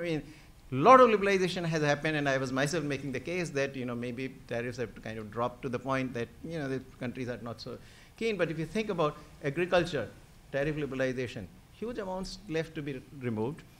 Subsidies perhaps have declined, but even those are not gone for sure. And in some of the developing countries, emerging market economies, they have come up as a part of this food security stuff, and also countries that are importers, net food importers, certainly that has happened. And services is hardly done. A huge amount of scope for liberalization in trade and services. So I think that agenda still remains. And this is where the emerging market economies certainly are important. There is a scope for two-way bargains to be had. Lastly, let me just come to where Doha stands and where India came along. So I want to say a few things. I'm probably the lone analyst, perhaps, who defended India's position on Bali. So what happened actually? So India had signed the Bali package in Bali, but then there was a change of the government, and the new government that came in said that, sorry, those guys made a mistake, and I'm not going to go along with it. This is roughly at least my defense of the new government's position. Now, you can argue that this is wrong for any new government to come in and say that I'll not go with what the previous government had accepted. I accept that criticism. I think that is a legitimate criticism. But in substance, what was India asking for? Now, first of all, those of you who have not looked at the Bali package itself, it's not just trade facilitation. It's not as though that India sort of said that, well, unless you do this, I'm not signing the trade facilitation package. Actually, trade facilitation is 30 pages. Bali package is about 64 pages long. And there's lots of other agreements in the Bali package. Within which also is tugged in this 1 page or 2 page agreement on giving a peace clause on food security. I think the previous government made completely, I think they got either fooled or they simply knuckled under the pressure that is always brought about by through vilification of India, that India is the obstructionist country, it is always coming in the way of agreements, and so they probably felt defensive and went in and signed for it. But that peace clause really is hardly a peace clause, because it says that no action will be taken against any food stockpiling of food as long as that is not trade distorting. Well, for most part, if your subsidies are not trade distorting, anyway, action is not very likely. So that peace clause really buys nothing. And the problem was that this was a trade distorting subsidy. And so what did actually the peace clause buy? Now, the bottom line of the subsidy that India gives is this. If you actually sensibly measure the subsidy as economists would measure, which is to measure the subsidy relative to the market price. And market price as measured by the FOB export price in the case of an exportable commodity and CIF import price in the case of an importable commodity. If you do that, in wheat, India gives a negative 1% subsidy. This is latest figures for year 10-11. And in rice, it gives 6% positive subsidy. Both of those figures are within the 10% de minimis permitted to the developing countries. But why India gets into trouble? Because for some historical reasons, whenever you use this support price, it is compared to the 1986-88. Mind you, it's not 96-98 or even 2006-2007. It's 1986-88 average of the wheat and rice prices, which were incredibly low. And why they were chosen? Because the Europeans wanted to bind their own agricultural subsidies at an extremely high level. So they insisted on choosing 86-88 as the reference years so that they can gain a very large subsidy and bind it at that level, from which then they would negotiate down. But in today's, after more than 20 years later, what sense does it make to measure subsidies with 1986-88 as the reference price? It makes no sense. This is what India was insisting, and there were several related proposals submitted at least more than a year ago by the G33. So India was not the only country seeking that particular reform, but there was a whole document submitted by G33. Now, India's complaint, new government's complaint, was the following: that during the months that we have been in here, when we go in and talk about doing something about this problem of agricultural subsidies and fixing the base year properly, nobody pays any attention. Everybody wants to talk only about trade facilitation, but there is no hearing. So I think they got very suspicious that although there was the promise that a final solution will be found after 4 years, during which the peace clause would stay in place, they got quite afraid that once the trade facilitation agreement is signed off, they lose all their leverage and nothing will happen on the subsidy front. And I think that is where the government decided that they were simply not going to ratify the trade facilitation agreement. And I think that's a reasonable position. It's not a particularly unreasonable position. So I'll end there. Thank you. Well, thank you very much. I'm really pleased that you reminded us of this technical dimension. I think sometimes in these negotiations, baselines are chosen because they were agreed to at one point. You had some number of countries agreeing, and so they moved forward. And you know, you say, why do we have a G20? Because we had a mechanism in place. That group of countries also explains why we have the G20. That composition, you have this baseline, it was agreed to, Europe was a proponent, and there you have. And it takes years to re-engage these fundamental questions. But I think this has been a wonderful discussion, but we have a lot of expertise in the room, and I would hate to have us not take advantage of that perspective. So could I invite people here who, and if I have to warn Professor Velasco that if he doesn't raise his hand, I might call upon him in a minute. But we have someone in the front row, Professor Charnovitz. Would you like to start us off? Yeah, thank you. All three great presentations. I had a question, though, for Ambassador Puri, which I thought was a very eloquent presentation in defense of multilateralism. So first,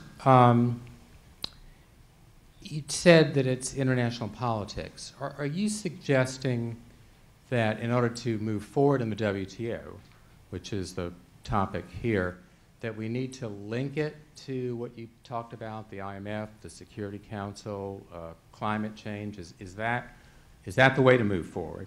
Second, in terms of, since everyone is, I think, said on the panel, the United States is not able or willing anymore to be a leader, and maybe it's not capable of it anyways, but is there a way to replace the traditional U.S. EC role in the WTO with some new informal mechanism that provides leadership?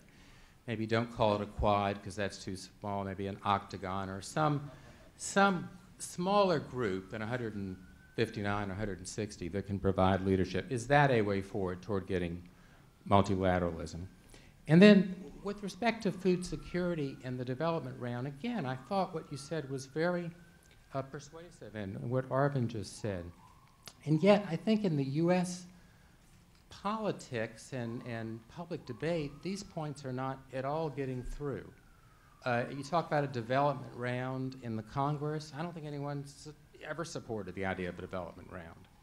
That's not what business thinks of when they think about Doha, a development round. So is there a way, from your perspective, and this is a week when India's meeting with the president, is there a way to improve the American political climate, so among stakeholders, NGOs, business, et cetera, so that there's a greater appreciation for issues like food security and development as important WTO issues? And then finally, on the point about changing leadership, it's an interesting question in international law whether it's appropriate or inappropriate, I guess, for a sovereign nation to change its position after the election. I don't know of any norms one way or the other on that. But I would point to the U.S. precedent where the U.S. changed its leadership, and then President Obama comes in and says these 3 free trade agreements with Korea, Panama, Colombia have to be renegotiated. So I don't think India's election should be somehow illegitimate as a reason to change, when the U.S. election people seem to think was a legitimate reason to change. Steve, could I invite you to hand it behind? We'll get a few more ideas out and then open for the panel to keep a dialogue going. Yeah, so Arvind's point about the base year and all that is well taken, but that's that's fine if you take the objective as given. But the question is, what is it trying to achieve, in the sense that, they talk about this being linked to poverty. It seems like, the minimum support price is going to just benefit the rich farmers. So, just to say that this is something they're doing to, because they have a poverty problem, it doesn't, to me, doesn't make a lot of sense. I mean, and also I don't understand how all this is actually linked to food security, because the consumers can still be subsidized. So given the objective of maintaining a legitimate minimum support price program, fine, Arvind is right. But why have that minimum support price program when all it leads to is, making the rich farmers even richer, and it's not really helping the poor farmers who actually don't get any of the benefits. Thank you. Let's get one more comment, and then we'll give it back to the panel and do another round. This will be just a comment. I'd like to ask Ambassador Puri, are the sanctions, against Russia on a de facto basis pushing them out of the multilateral trade system? And if so, what effect is this going to have on globalization? If it's going to be sort of a semi-crisis that will develop, is there another alternative that we should use? Thank you. Okay, I think, let me also invite Professor Velasco. He, let me say, was also charged with chairing one of these ministerials at a certain crucial moment in the Doha. So I think you have a unique perspective. Thank you. Thank you, Merit. Delighted to be here. I've worn several hats when it comes to trade. I used to be a Chilean trade negotiator once upon a time. For some unknown reason, as a finance minister, I ended up chairing a session in Geneva. Still trying to figure that one out. But more recently, I guess I speak mostly as a former official of a middle-income country. And as I listen to you, I find myself learning a lot about the intricacies of why country X takes or does not take a certain position. But as the citizen of a middle-income country, I find myself extraordinarily frustrated simply by the inability of current arrangements to provide an agenda for change and actual change. As I sat here, I remembered being a young official in the Chilean government and sitting in a meeting between a Chilean minister and the USTR back in the good old days of George Bush Sr. And the Chilean minister said at that meeting, look, many of us, sort of liberal-minded Democrats in developing countries, have spent political capital saying we will open up our economies, and this will deliver growth, poverty alleviation, inroads into inequality. Doing this will be good. Now, the problem is that for that promise to be effective, middle-income countries and developing countries need market access. And the truth is that in terms of market access, the last 25 years have developed very, very little, at least from the multilateral point of view. True, we have some bilateral and plurilateral arrangements. Some provide market access, some don't. True, the counterfactual, one could imagine that after the world financial crisis, the rich countries could have closed down entirely. Yes, that didn't happen. Okay, fine. I take that as credit. But the truth of the matter is that if I look at the average tariff or the average set of arrangements that an American country faces in the world economy today, it is exactly the same as what we faced 10 years ago, 20 years ago, 30 years ago. So from that point of view, I guess more than a technical comment, what I'm issuing is a cry of frustration. Thank you very much. Well, I think the first question was directed at you, Ambassador Puri, so you may lead us off again. Dean Merritt, thank you very much. And Steve, thank you. In the course of today morning, I have repeatedly, and with a great deal of good feeling, been hearing Professor Jagdish Bhagwati talk in terms of don't bring in extraneous issues, don't impose. And Andre said exactly the same thing. But I think we must all realize one thing. World trade is one thing else, but world trade system and WTO is global governance. And I don't think any of us, with a degree of maturity that hopefully we all have, should not be able to separate these things. This being a global governance issue, I am afraid there are interlinkages. Should these interlinkages be directly invoked? I don't think so, because there's for good reason that we did them separately, and we might be able to find piecemeal solutions to them. But do we need to try and get our mind actually focused in that particular direction? And I mentioned two things, collaboration and reform.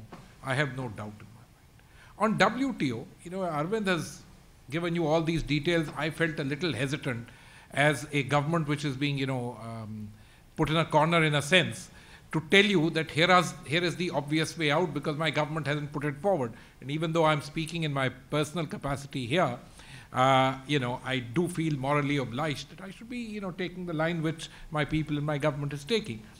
Now, it's very obvious. This 1986-88 baseline, how did it happen? Do we also realize that? And let me forget the story of how it happened, because I can regale you with that particular story of moving it from the amber to the green box. And while for developing countries, it kept remaining part of the de minimis on the aggregate market support mechanism. So we know that. But Arvind, why are we going back that far? In December 2008, see, remember, you talked about Doha itself.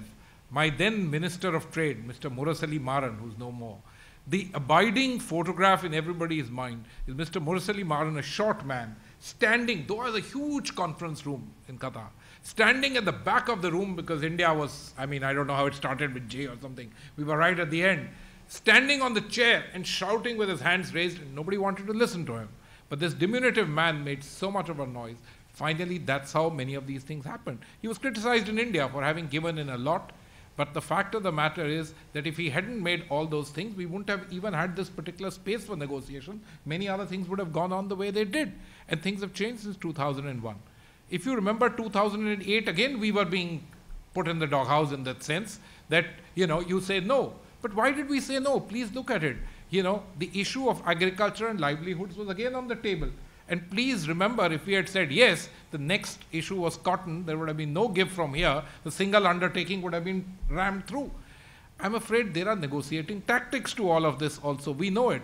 India as a country basically likes to go along. We don't like to say no on the very first day. We want to play on. We went to Bali, and you are right. We have a new government. This government has to take a call. The government took a call, and they took a very simple call, that this peace clause for 3-4 years is not going to serve the purpose, because this reference price is too low as compared to the market price at which acquisition will take place, market procurement will take place for food. So we will soon become violative of it.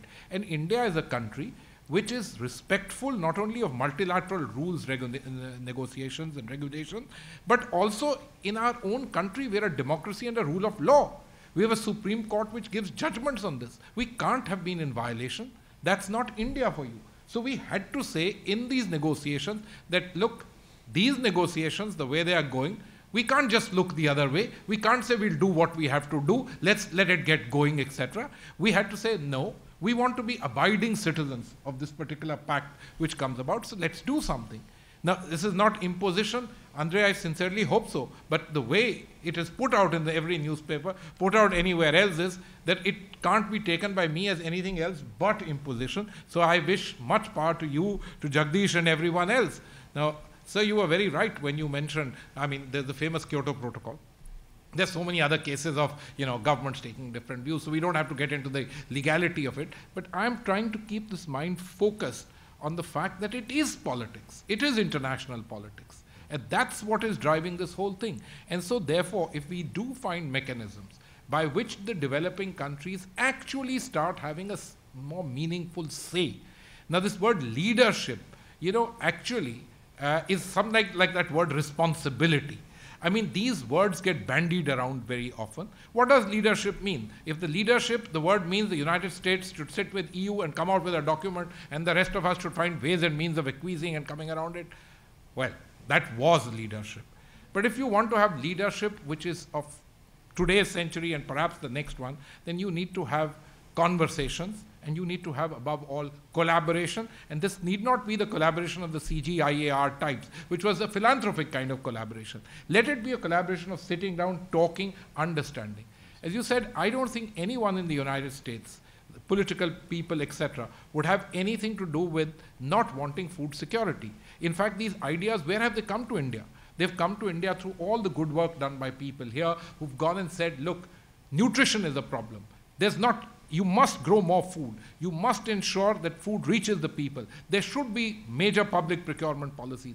These policies have got taken in as part of these Millennium Development Goals, all these various things that we have signed on to in a very big way for developing. Please remember, in the 1960s, India used to be called a ship-to-mouth economy.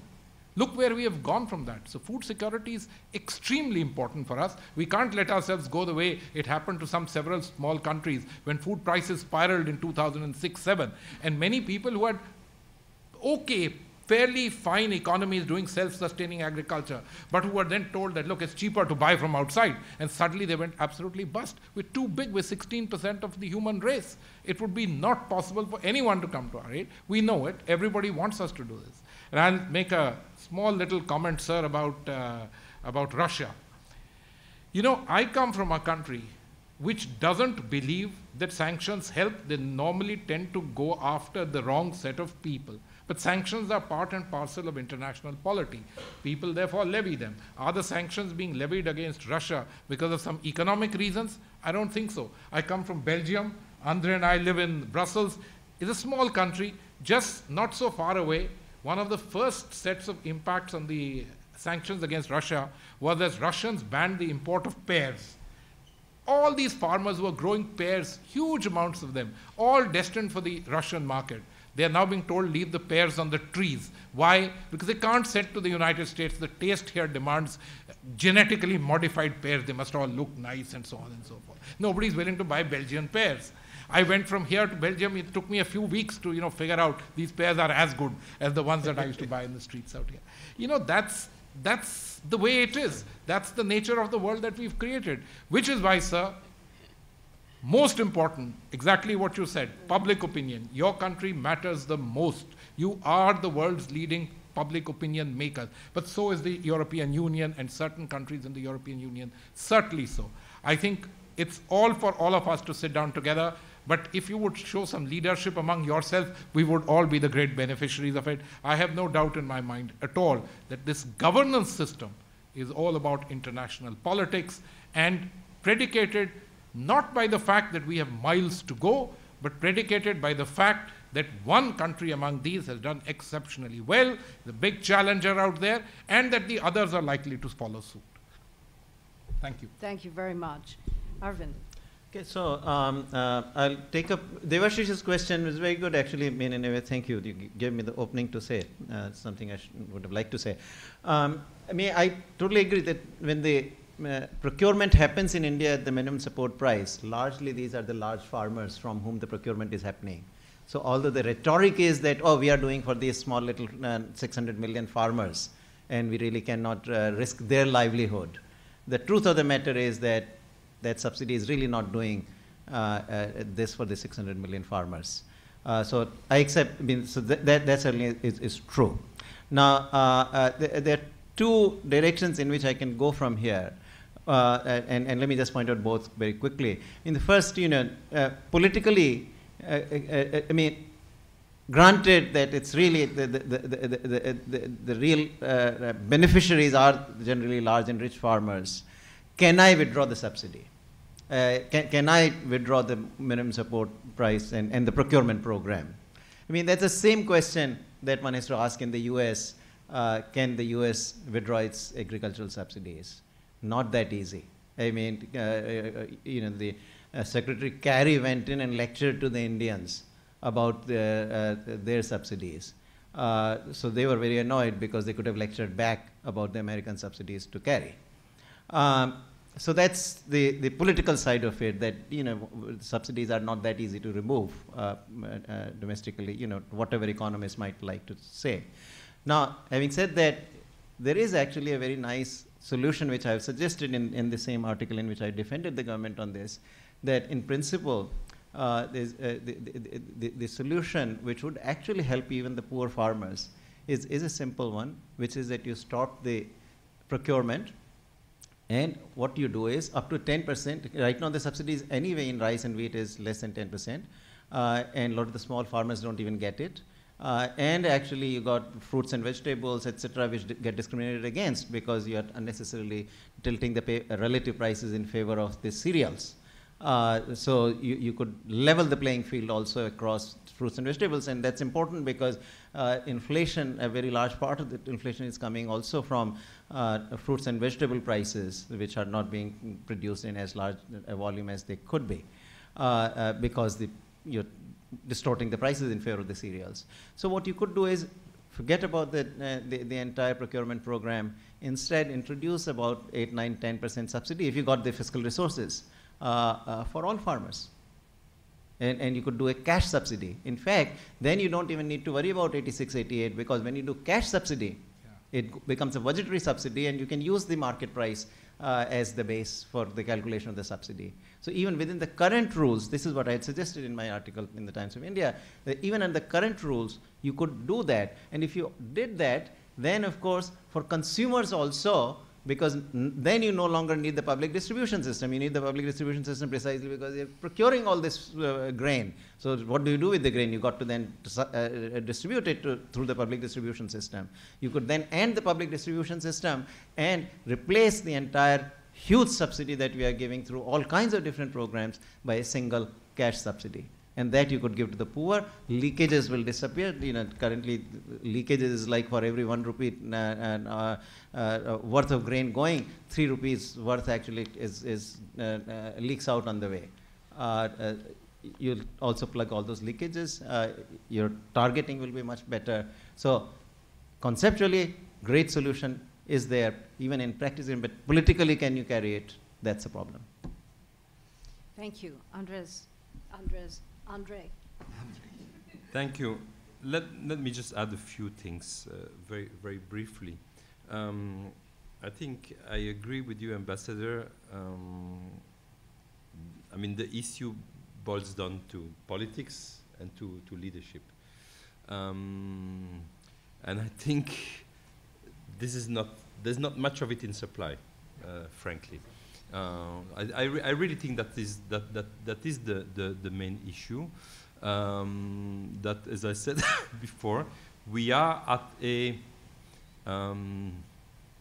complicated juncture, and this complicated juncture, I think, is this change of guard, in a sense, which is a slow process, obviously, and it's not like the US or Europe are going to disappear because India and China and others are rising, but we can see that none of those countries today is willing to pay some political price, because leadership requires paying some political price, right?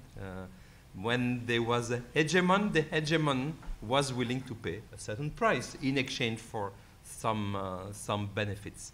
And that cannot be gotten today for a variety of reasons. And so I think it is a complicated. I think it's a complicated situation. At the same time, we see that we have the globalization, which, as I said, I think is a fragile. By essence, globalization is fragile. It has both those huge benefits and this huge fragility because of the implication it has. Its own success sort of breeds its weakness. And so we have to be aware of that. And that requires work. And again, it's a global public good, and one has to be willing to provide, to pay the price for this global public good. So, and that requires leadership, and we are back to the issues. And then there are other links. I mean, you mentioned, and I myself, I'm not too sure about this. I mean, not too sure that I agree with you, but that I can see the opposite. For example, let's talk about climate change. Now, in some sense, I mean, we talked about border adjustment measures, climate policies. I mean, here's another global issue. Now, is there no link between the two? Do we really believe that we can make progress on one without making progress on the other? Now, how to do, I mean, I agree with you that, you know, we as trade economists, we always have wanted to preserve the space of the WTO. Don't pollute our space, you know, our success story. And I feel that way as well. You know, I feel very much like that. And yet, I see it's unrealistic. So at the same time, I try to defend that position. On the other hand, I can see that, you know, you cannot ask leaders to deal with one question without dealing with the others, as if we are really talking of different tables. And trade negotiators, you know, usually, in a sense, they're junior ministers often in the government, right? They're not the leading. So at some stage, one needs to go up one level to the leaders who are able then to put the nuclear issues and the migration and the No, I would have thought that a good place is something like the G20, something like that. Not necessarily the G20 in itself, but something of that sort. Whether it's 20 countries, whether it's 6, 8 countries, 10 countries, I don't know. But that kind of a makeup of the old and the new ones. And a good representation of world GDP, of world population, of different things. And again, leadership. Leadership for that, I think, extremely, extremely hard. I don't see it coming. I don't see who are the people. Either the leaders of their own countries or of the global institutions. I just don't see them. And that's very... So at the same time, I would hate to see this ship sort of sinking little by little because, again, of these fragilities that are in the system. So I think one has to pick some issues and, again, I think emphasize the value of the system. I think one can never emphasize it enough, the value of the system, and not just criticize the system. I mean, one has to be obviously open-minded about the weaknesses of the system, but the value is, I think, what should, and the ideal of those values is what should drive us. Well, thank you very much. I think this has been a really fantastic conversation. We've reached the end of our time, but I would just say that I share this worldview that Andre has just mentioned. And, you know, I felt as we concluded the Bali ministerial that the world was desperately trying to celebrate something because, you know, success breeds success, right? So you need to recreate a dynamic of cooperation, as Ambassador Puri was saying, and even if it's small steps. So we have a Brazilian head of the WTO, not a US, not a European. We have a Brazilian head, a very open-minded man trying to forge consensus wherever possible. And trying to come up with a roadmap somehow between now and the end of the year that's going to be announced to the world. There has been nothing publicly said about what that roadmap is going to look like. We also have a year from now a major climate conference. Again, I think the risks are very high. That failure to reach hard agreements will be characterized as a failure, but of course many steps could be taken that are not hard agreements that could be meaningful. So I hope we can use this discussion to spur us into thinking about what could be the concrete steps of leadership by developed and emerging countries that would help us advance this. And with that, I invite us to take a small coffee break and then come back to look at Japan and China and other subjects. So thank you for a wonderful discussion. Perspectives from China. It's a joint paper, Mary Lovely and Dimitar Georgiev. Dimitar will be doing most of the presentation. Yeah. Okay. First of all, thank you everybody for staying this late. I know it's a long day. I also want to thank the organizers for including me in this very, very high-profile conference. I really feel like I'm kind of the amateur in the operating room, but hopefully we'll make it work. And I really want to thank Professor Mary Lovely for including me on this paper. It's been a joy to work on, and hopefully it'll be stimulating for a discussion with you. So the paper itself is about China, and it's about China and the Transpacific Partnership. We've already kind of hit on both of those topics today in different dimensions, and we're going to go right to the point of whether China is going to be a part of the Transpacific Partnership. Now, as we've already discussed, is this not working?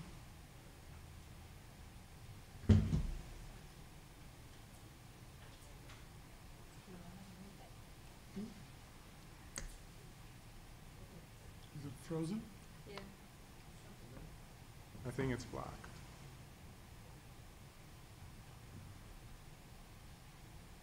Is Michael around?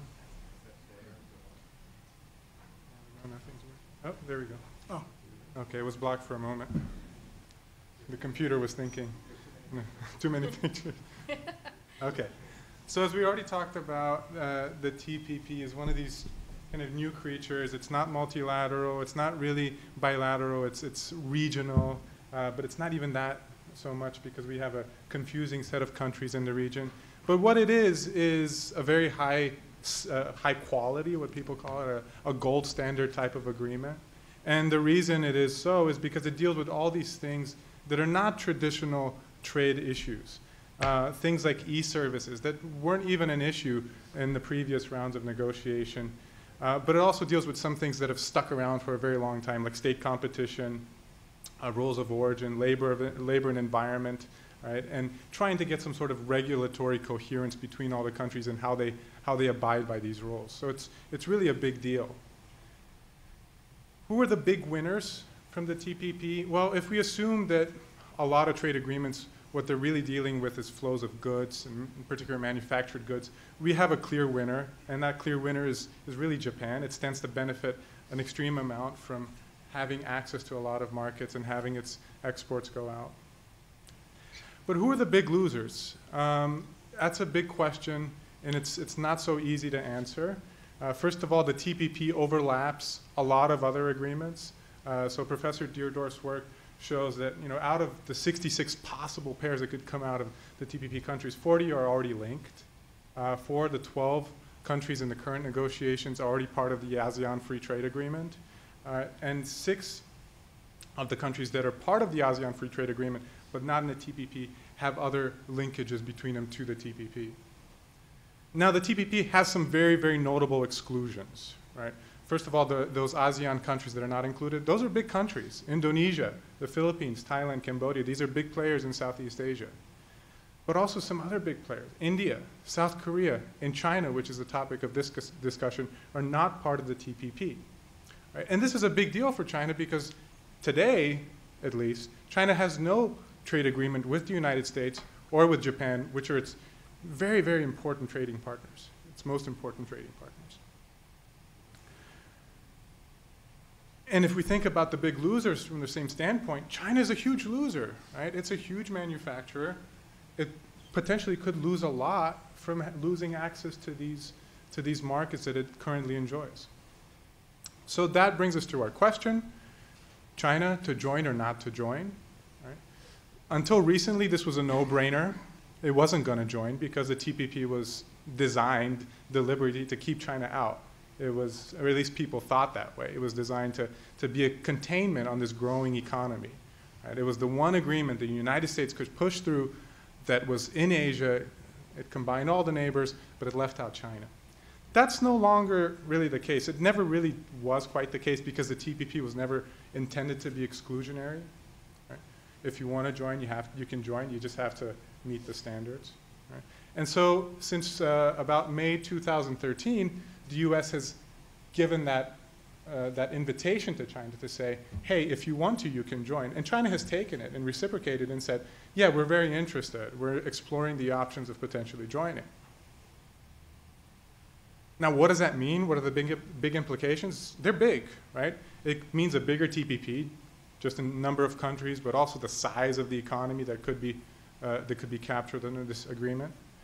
It also means a more meaningful TPP for a lot of the countries involved because for them, China is a big potential market. It already is a big market, but it's a growing one. Right? And that makes it more of an attractive TPP for all the members included as well. It may mean a weaker TPP. We don't know about that. I'll leave that for the discussion. But these are big, big implications, so that whether or not China joins is an important question to ask. Now, I'm going to start off with a number of arguments for why China is expected to join. These arguments are not made by any one particular person, so I'm not going to accredit them to anybody, but they are made often in discussions and in predictions about what China is going to do. The first one, the most obvious one, is the economic logic. Here, the economic logic basically says, right, there are benefits from joining. The most obvious benefit is trade creation. Right? The idea is that if China joins, it's going to enjoy lower tariffs, especially from Japan and the United States, right? And it may even attract more investment, more high-quality investment. And then that's important for its desire to upgrade its industry. There's also costs from not joining, right? There's trade diversion, the idea that there are particular markets that China currently exports to, which it may still be the most competitive country producing that product for, but because the tariffs are going to be lowered for somebody else, those other products are going to supplant the Chinese products. Right? And it also has to worry about foreign investment, right? Retaining the high levels of foreign investment that we're about to show in the next few slides, but also thinking about avoiding what we didn't find a good term for, so we called it leakage in terms of FDI. So these global supply chains and different areas of production of the same product, China risks potentially losing some of the most valuable links in those chains to countries with better IPR or better terms for investors, better terms for high-tech investors. So it doesn't want to lose that. Right? Now, if we try to quantify these benefits and these costs on China, which other people have already done, we get a very clear picture. First of all, China's benefits are quite large, right? About $800 billion US. There's an assumption here in these predictions that a number of other countries are going to join. Those ones that we mentioned earlier are getting excluded. Right? But it amounts to about 4.6% of GDP. It's a sizable amount. Now the costs, in contrast, are quite small. Right? In absolute values, they're large, about $34 billion US. But in terms of China's GDP, or projected GDP for these models, it's very tiny. Right? It's less than 0.2%. So why are these trade costs so small? Well, one reason is that China already has a plethora of free trade agreements with a lot of countries, a number of countries, many of them which are involved in the TPP negotiations. So it's kind of got sideways, indirect channels for avoiding these costs. Another reason is that tariffs are already quite low for a lot of the countries that China does trade with, right? And in particular, tariffs for things that are going to go down, specifically under the TPP, which is agriculture, services. These are two sectors that China is actually not quite that competitive in. It's not that much of an exporter. Agriculture is huge in China, but it's because it imports a lot of agriculture. And services in China, huge growing market, but it's not a competitive one. It's not something that China can export out.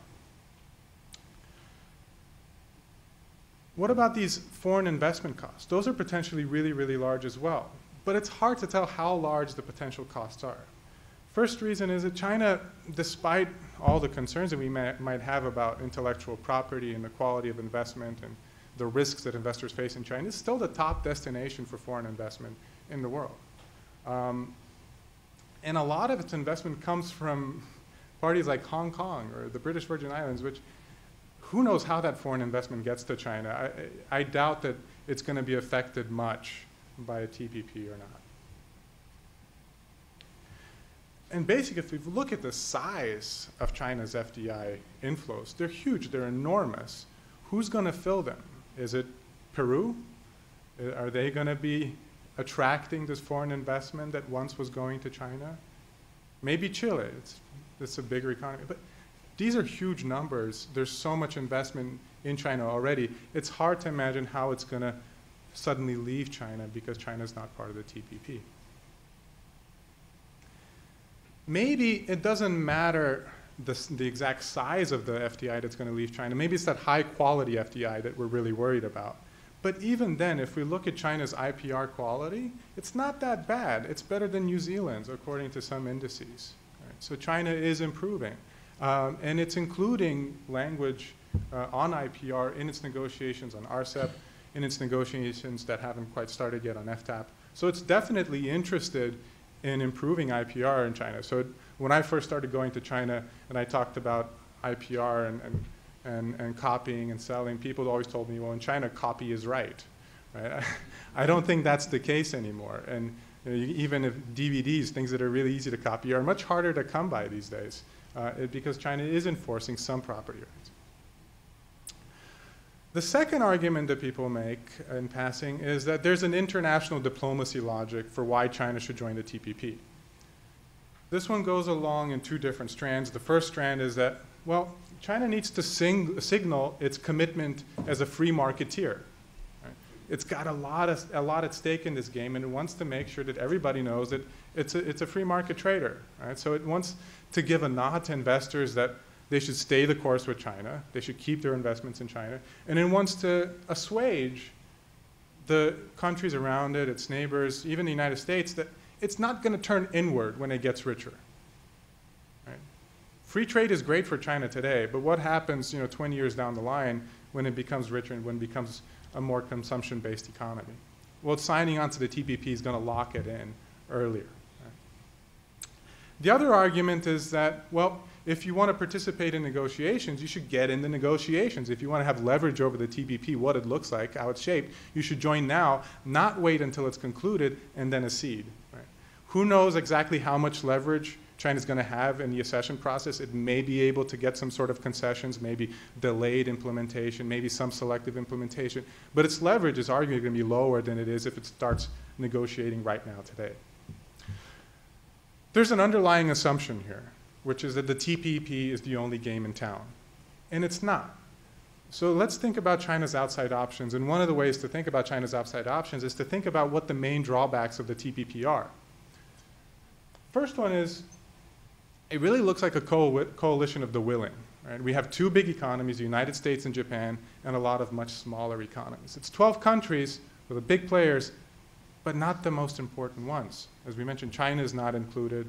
India is not included. South Korea is a major player, is not included. Indonesia is not included.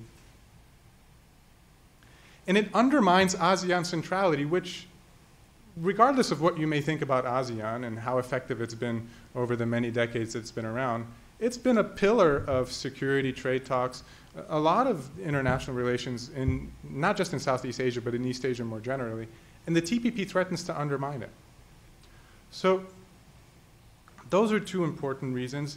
And then there's just basic economics in the sense that the TPP is designed, it's kind of written up by an advanced economy, and it advances the interest of an advanced economy, and it disadvantages the interests of a developing economy. And we've mentioned a lot of these throughout the day. Strict IPR, we can definitely see what the potential ramifications of that might be for, let's say, generic drugs, pharmaceuticals in poor countries.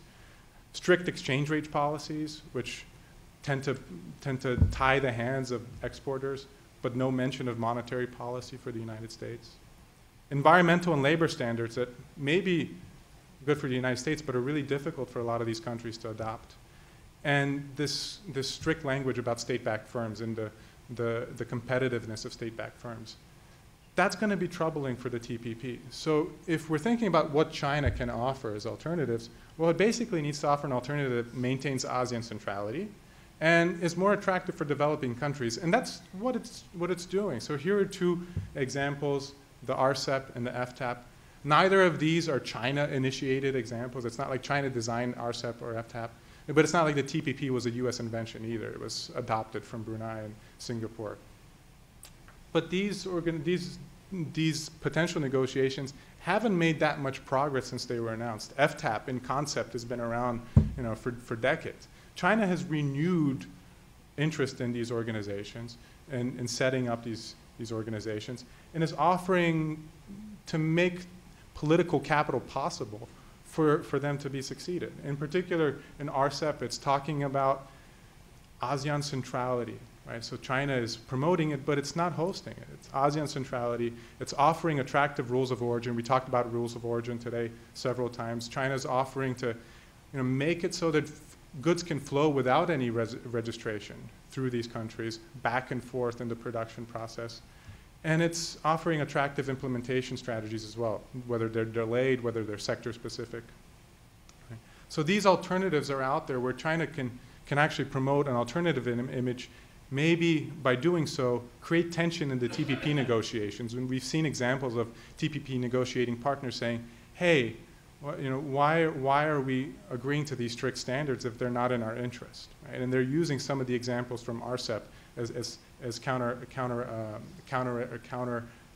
models to the TPP.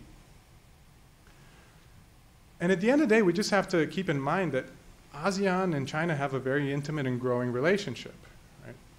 Not only is China a growing destination for ASEAN exports, it's also a big source of ASEAN FDI, and it's increasing. It's bigger than the USA now. It's second to Japan still, but it's a large factor in the growth and development of this region. ASEAN knows it, China knows it, and it's unlikely to be that perturbed by the United States forming the TPP. It still has a lot of dogs in this fight.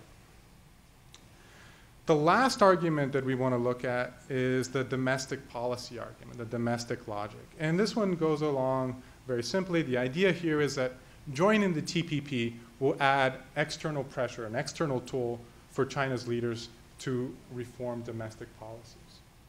And in particular, we're going to look at some of the policies designated under the third plenum communique, which deal with SOE reform, high-tech upgrading, labor improvement, environmental protection.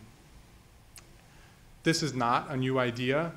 Even people have written about examples in China.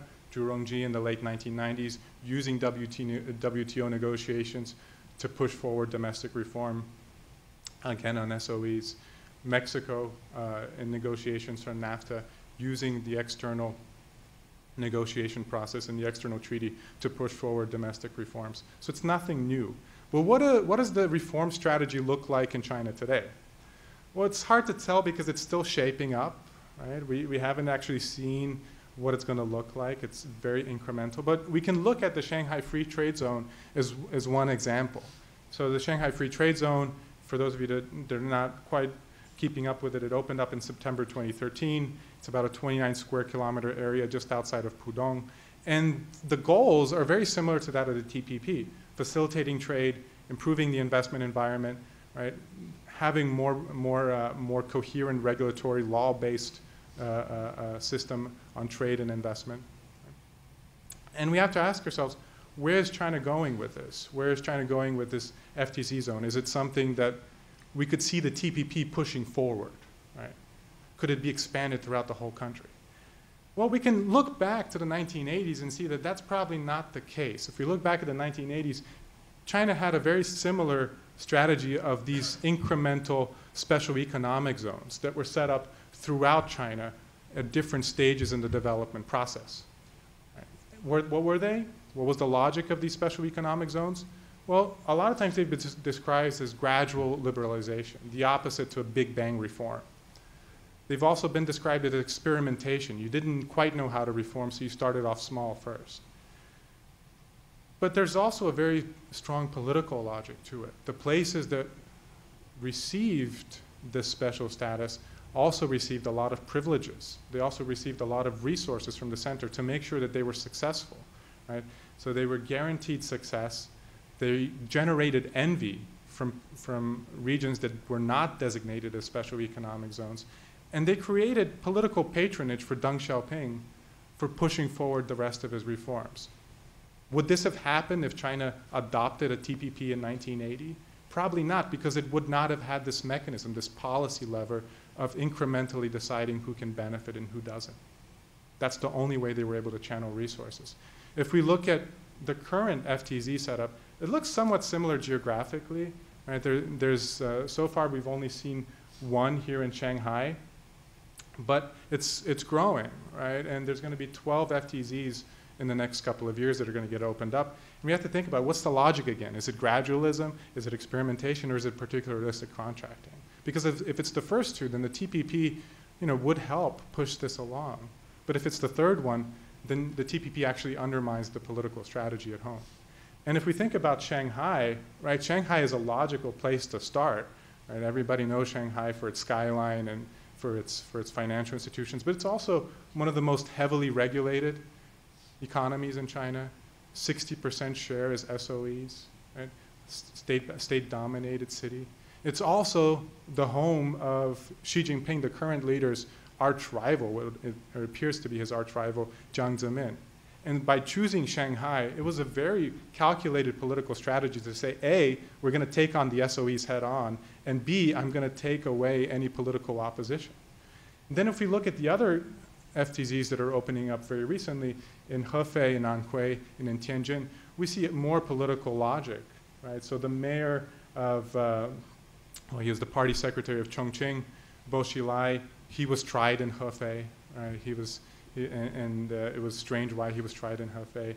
Han Deng, who is the mayor of Shanghai, he has recently demonstrated somewhat of an allegiance to Xi Jinping, even though people thought that he was very much a Jiang Zemin client. Right? So we're seeing a very clear political strategy in this FTZ setup, and it kind of asks you, why would China undermine this, what seems to be a very successful political strategy, by opening up a blanket TPP?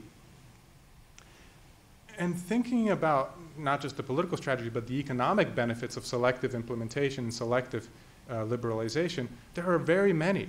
So first of all, there's the developmental state model, and China's been very successful in targeting investment, targeting its resources to develop local industries, whether it's infrastructure with high-speed rail, manufacturing with solar panels, climate with wind power, or urbanization with these ghost towns, which now appear not to be so ghostly because people are moving in. There's a lot of political sensitivities in China, right? Especially with journalism, internet, cinema, and mining. These are areas that the regime needs to hold on to, and it's going to be very hard for it to open them up to the TPP. And finally, it still needs a policy lever to guide investment. One thing about China is that it's very much segregated between the coastal regions and the inner regions, which are far less developed, much more impoverished than the East. And China has been trying to develop the West. It's been very much a state-backed policy of developing the West. And we can see that even foreign investment has been moving out west. This is, in the last 6 years, we've seen growth in the West much higher than in the East Coast. So these policy levers are really, really important for China's domestic politics, contrary to what that domestic logic may seem to suggest, which is opening up the TPP will let them open up everything right away. That's not the point. What's the conclusion that we draw from all of this? Well, the first is that the arguments for China joining the TPP are not particularly robust. We don't think it's very likely that it's going to join. Particularly, we think that the losses are quite predictable, right? We can measure them. And the short-term costs, though, for the political capital are very indeterminate. We also point out that the TPP loses from no China in it, but China doesn't lose that much from not being in the TPP, at least not what it looks like in terms of these alternatives that might come online. And we argue that a lot of the logics made for why China should join the TPP miss important dynamics in China's strategy for diplomacy and China's domestic politics. What are the implications of all this? Well, if you can take away anything, it's the fact that even if China doesn't join the TPP, it's going to be somehow indirectly a part of it, whether it's through its other FTAs, whether it's through its influence in the region. Right? But it also suggests that there might be something strangely positive about these competing PTAs. Right? There was no competing PTA really to NAFTA or to the EU in these regions. There wasn't another potential hegemon that was throwing out its alternative. Here we do see a potential hegemon, a rising hegemon, that's throwing out its alternatives and competing with the United States on free trade terms. These are good terms to be competing on, right? And so there's some positive things that have happened. One is that India has been brought back into the mix in a big way. India is a major part of RCEP now, right? And India may be a part of TPP as a result of that. The rules of origin has become a major issue that China is trying to compete on. Right? And maybe by China watering down some of the non-trade issues in the discussion, arguing that maybe the IPR rules are too strict, the restrictions on SOEs are too harsh, or that allowing multinationals to sue governments is not quite appropriate for these developing countries. Maybe that's achieving something very simple, which is bringing the negotiations back to the basics, which is about liberalizing on goods and facilitating investment. And so we'll stop there. Thank you.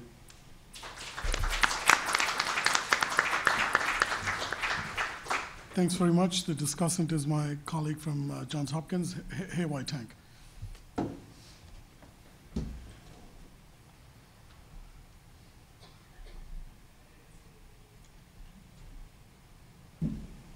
Thanks for having me here. It's a wonderful conference so far. I learned a great deal about something that I wouldn't read on papers, something that I wouldn't listen to when I go to academic conferences. You know, this is definitely an eye-opening experience. So this is a wonderful paper. I would say, you know, I received the paper a few days ago, and I finally got a chance to read it on the train this morning at 5. The paper flows very well, and it's very entertaining, so I didn't fall asleep for sure. And it's so informative and so balanced that I would suggest all of you to read it. If you're interested in TPP, which is definitely the most recent paper because it was just finished 2 days ago.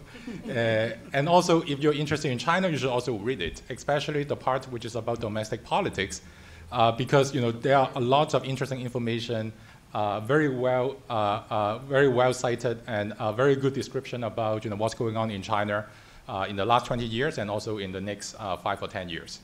All right.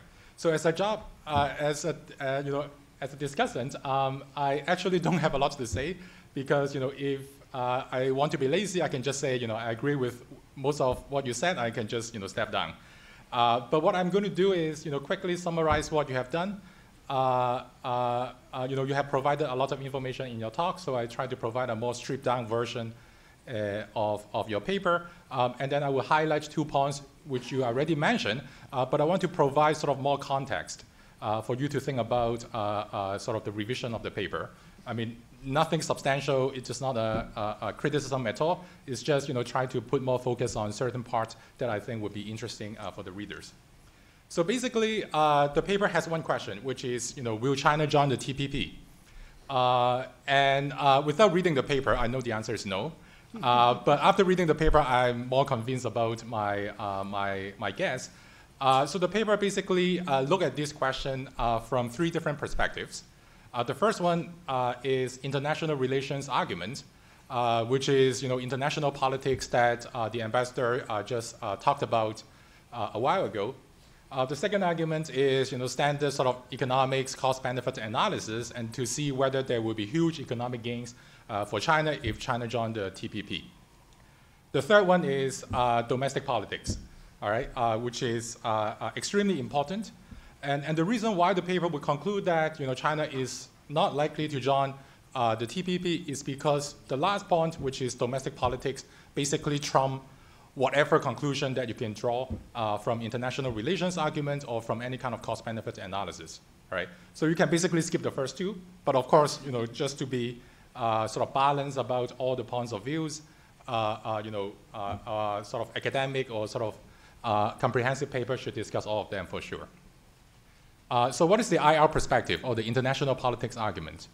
So China has been having a lot of territorial disputes with the neighboring countries, and this may be one of the reasons why the U.S. Has been so eager to have this TPP agreement with Asian countries, but not China. TPP under the Obama's administration is often described as the rebalancing strategy. This is definitely pushed and proposed a lot when Hillary Clinton was the Secretary of the State. And if she won the election 2 years from now, I'm pretty sure this will continue to be the main strategy of the U.S. government. Third is China has been pushing this sort of go-out policy since 2006. So China has been receiving a lot of FDI, definitely from Hong Kong, but also from Japan, Korea, and also U.S. Now the Chinese government realized that this is time for China to think about outward FDI, not only in Asia, but also in Africa and Latin American countries. And the last point, which has not been mentioned in the discussion, but the paper has some discussion about this point, which is the internationalization of the renminbi. Right? China definitely wants to push the renminbi to be a major currency probably not the major currency at the end, but hopefully the second largest or commonly used currency in a few years, in a few decades. So all these points basically suggest that China may want to join TPP, partially to sort of offset the influence of the US in the region, but partially to sort of facilitate all this going out and renminbi internationalization policies. All right, so this is a plus. In order to think about the economic benefits, this is actually quite tricky because we are talking about something that may or may not happen, right? So the authors basically rely on one paper by Patrick Plummer, who is actually my colleague at SIPA, and Jia, who was Patrick's student at Brandeis. So they have been doing a lot of this sort of computable general equilibrium analysis about a free trade agreement, right? Not only for TPP, but also for all sort of free trade agreements that have been implemented in the past. So what they found is that there is a very small opportunity cost for China not to join the TPP, right? So if they didn't join, by 2025, they will lose about 0.2% of their GDP, right? Who cares? But if they join by 2025, then they will gain about 4% of their baseline GDP, right? So 4% is a big deal, right? So imagine that, we're not talking about Japan, right? Even for China, which is trying very hard to maintain sort of the 7.5 or 8% GDP growth, having a 4% added to GDP actually helps a lot in terms of their medium-run growth strategy. So if you want to sort of transform these numbers into sort of annualized growth rate, you basically need 1.2% GDP growth rate from now to 2025 in order to sort of offset this potential benefit of joining TPP for China. So I don't think 4% is a small number, right? Especially you're talking about a large developing country. And finally, the authors spend quite a lot of time, and this is the most interesting part, at least to me, thinking about how domestic politics will basically trump all the potential benefit that I just discussed, from the IR point of view or from the economic point of view. China's economic reform, as Dimitar has been emphasizing, has been very pragmatic and gradual, all right? So this is true since Deng Xiaoping's reform in 1978. State-owned enterprises have been privatized a lot, but they still dominated a large share of upstream industries, such as the banking sector, insurance, major raw material sectors, petroleum, all the stuff that you think are important for production. So therefore, is China ready to open up or sort of embrace this kind of one-size-fits-all TPP? Well, the short answer is no, right? Because unless China is ready to basically privatize the banking sector, privatize the petroleum sector, right? Allow foreign firms to come in and compete with SOEs. If the answer is no, then I don't think they're ready, because TPP is so ambitious, so comprehensive, and so demanding that they have a lot of terms related to how to control the preferential treatment of state-owned enterprises, how to basically control government procurement, how to restrict a country to use exchange rate policies to promote their exports. All of these have been used by Chinese government for many years in order to promote growth, in order to promote their export strategies, right? So in the medium run, I don't see that China is going to give up any of this, and the authors agreed as well about how important these issues are for China. Unless the US government is willing to basically give in a lot regarding SOEs and regarding exchange rate policies, I don't think China will even consider negotiating with the US for any serious motivations. So I'm going to skip a lot of sort of TPP description. I just want to highlight 2 points which I think would be useful for the authors to consider in the next draft of the paper. So the first one is really think hard about whether 4.7% is small or not. All right, so this is based on the CGE type of analysis. The results are very sensitive to assumptions. We all know that, right? So if you change one of the assumptions, you may get a smaller number or a bigger one. I actually went to a talk at the Peterson Institute last week, and they talk about Korea, whether Korea should join the TPP. At the end of the talk, basically is it depends on what kind of assumptions that you make when you do your CGE analysis, because the range of potential losers or potential gains can be so large that anything can happen. But I want to say one thing, which is the limitation of the CGE model. When we think about trade liberalization or any kind of free trade agreements, trade is something that comes up to our mind immediately. But then, we know that the world has been going through many rounds of trade liberalization. So therefore, tariffs have been very low. Non-tariff barriers have not been as severe as they used to be. But the actual gains of trade liberalization, which has been pushed a lot by the recent literature in international trade, is about the competition effect. Right? So these are the competition effects that may or may not be captured by the CGE model easily. For example, if you are a firm and you face competition from another developing country, what you can do is exit if you're weak. Think about how to reorganize your firm and increase your productivity, or you can think about upgrading your product quality. Right? So all these are ignored in the CGE type of analysis. Not something that the authors are responsible for, but this is the limitation of the CGE.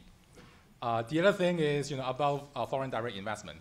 So there are a lot of research about how FDI can transfer technology, managerial resources, and sometimes even corporate culture to host countries. How to think about this kind of technology transfer in a CGE model, right? This is quite tricky. You can go on and even talk about institutional change, right? If a country is engaged in some kind of global agreement, maybe they have external pressure or sort of internal incentives in order to improve their domestic institutions. So all this matter is very difficult to measure because they are so intangible. But I would say that these numbers are probably lower bound for the potential gains for a country to join TPP. So the last point which I'm trying to mention to support the author's argument is that China's economic reform has been very pragmatic and very gradual and also experimental. If anyone comes to you and say, oh, the central government in China is so smart and they should win the Nobel Prize because they know how to move 80% of the people out of poverty. This is not something that they would expect 35 years ago, right? So this is through tons of experiments, tons of mistakes, and we tend to see basically the good outcomes.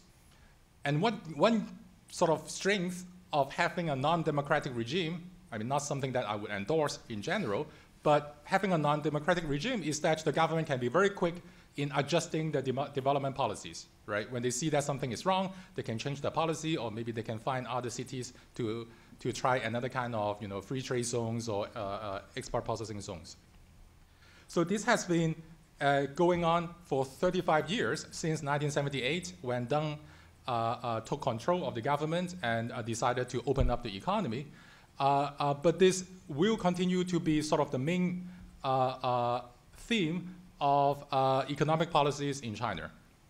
Then you will wonder, right, if these sort of pragmatic, gradual reforms are the underlying themes for Chinese economic policies, why would they join the WTO to begin with in 2001? Well, so I had the fortune to talk to a very senior ex-WTO official. For confidentiality, I should not mention his name. But then he told me, he was basically one of the people from WTO negotiating with the Chinese government in the late 90s with Zhu Rongji, who was basically the premier of the Chinese government at that time. So Zhu Rongji basically told him, WTO is not about trade. forget about trade, we know how to trade, we know how to export. WTO is for domestic reforms, right? So this is exactly what Zhu Rongji told him. And if it is not because the Chinese government thought that they need domestic reforms, they would not even think about WTO, right? Because they have been trading a lot with neighboring countries.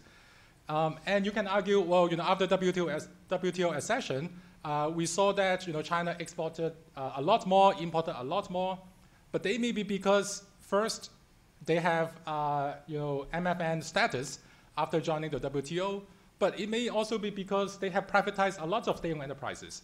So there's this paper by Xiao Dongju, published in Journal of Economic Perspective, talking about the last 30 years of Chinese economic growth in China. Basically, it can be briefly described as two structural transformations. The first one is about moving people from the agricultural sector to the manufacturing sector. The other front is about privatizing state-owned enterprises. So both of them happen at the same time, and of course they interact and enforce each other. And WTO somehow happened to be part of this economic plan in the late 90s all the way to basically 2008. So as a result of privatization, which sort of overlapped with the time when China joined the WTO, we observe a lot of SOEs being privatized, especially the weak ones, so that you see basically huge productivity growth in China, partially because you are kicking out all the bad firms, and partially because you are reallocating resources from the SOEs to the domestic private firms. So how about this time? So this time is very different, right? So China does not need any sort of external pressure, in my opinion, to help them to think about the next round of experimental economic policies. Is it the right way to grow the economy? I don't fully agree. For example, we have seen a lot of antitrust cases against foreign firms. We have seen anti-corruption campaigns all over the place. Government officials, high-profile government officials, have been sent to jail. Some foreign companies also fined substantially because of suspected corruption behavior. Although Xi Jinping mentioned that in the third plenum in 2013 that market should be sort of the driving force for the next round of the economy, we haven't seen a lot of pro-market activity yet, right? So far the government has been focusing a lot on anti-corruption and dealing with some sort of internal conflict inside the party. So at this moment, it's very hard to say what will happen in China in the next 2 or 3 years, right? So I talked to my colleagues who are experts on China, and basically most of them told me this is the most uncertain time for China. And given that it is so uncertain, and I don't think China is sort of ready to join any kind of free trade agreement in the next 2 or 3 years. How about 10 years from now? Well, let's talk about this again in 5 years. China will be very different 5 years from now. So finally, let me say one thing which I want to promote a little bit, because this is my research. A lot of people said, China has become a very privatized economy after 10, 15 years of privatization since late 90s. This is true in some sense, right? If you look at official statistics, the employment share or the value-added share coming from state-owned enterprises has declined from something like 60% to 15 to 20%.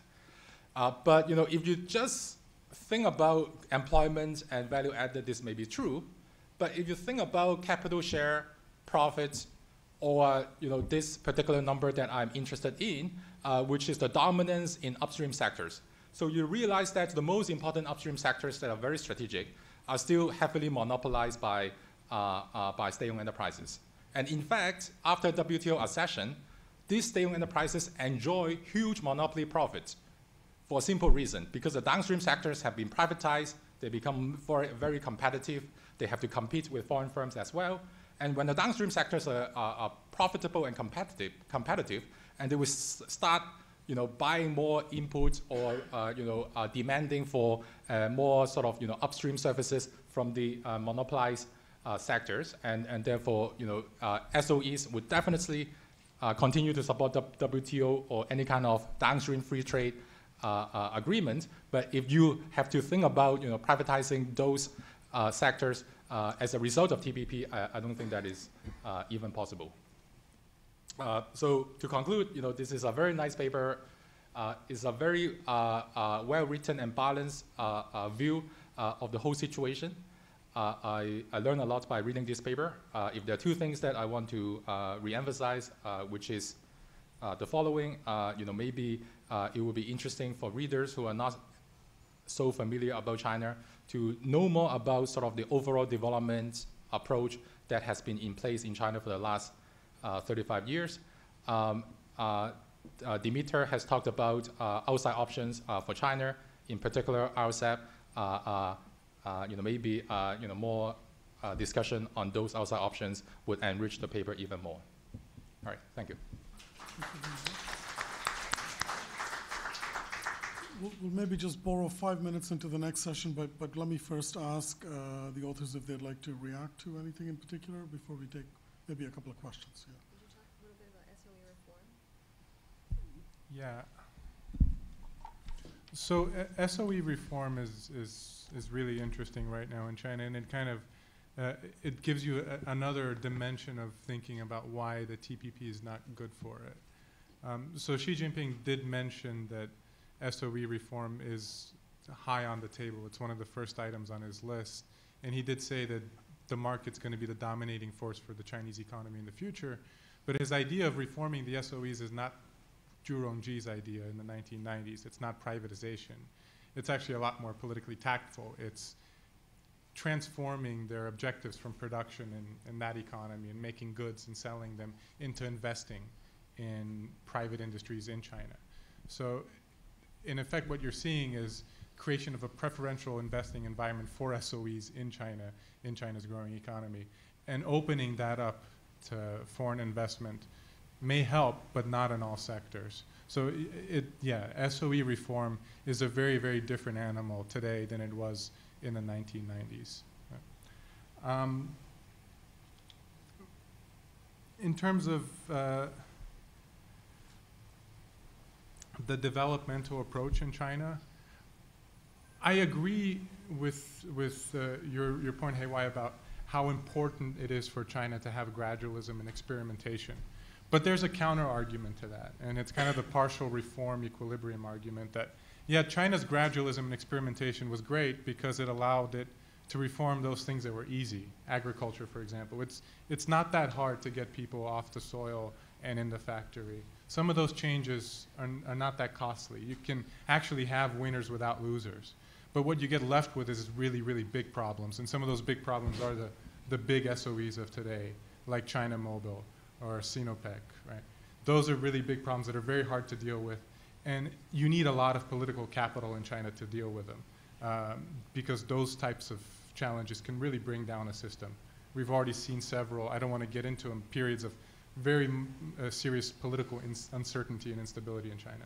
And what we wanted to do with the domestic politics argument is lay that out there as a strategy, this experimentalism and gradualism as a strategy, but really think about also the political capital that selective liberalization gives central leaders who have the power to make the choices of who gets selected, have the power to channel resources to them to make sure that they're successful, make sure that they're profitable, get everybody else interested in those strategies, in those regions, and build a coalition for more reform, and as well a coalition of supporters, political supporters that are going to keep them out of the fire and if something else happens. So that's the part we wanted to stress a little bit more than the developmental state model.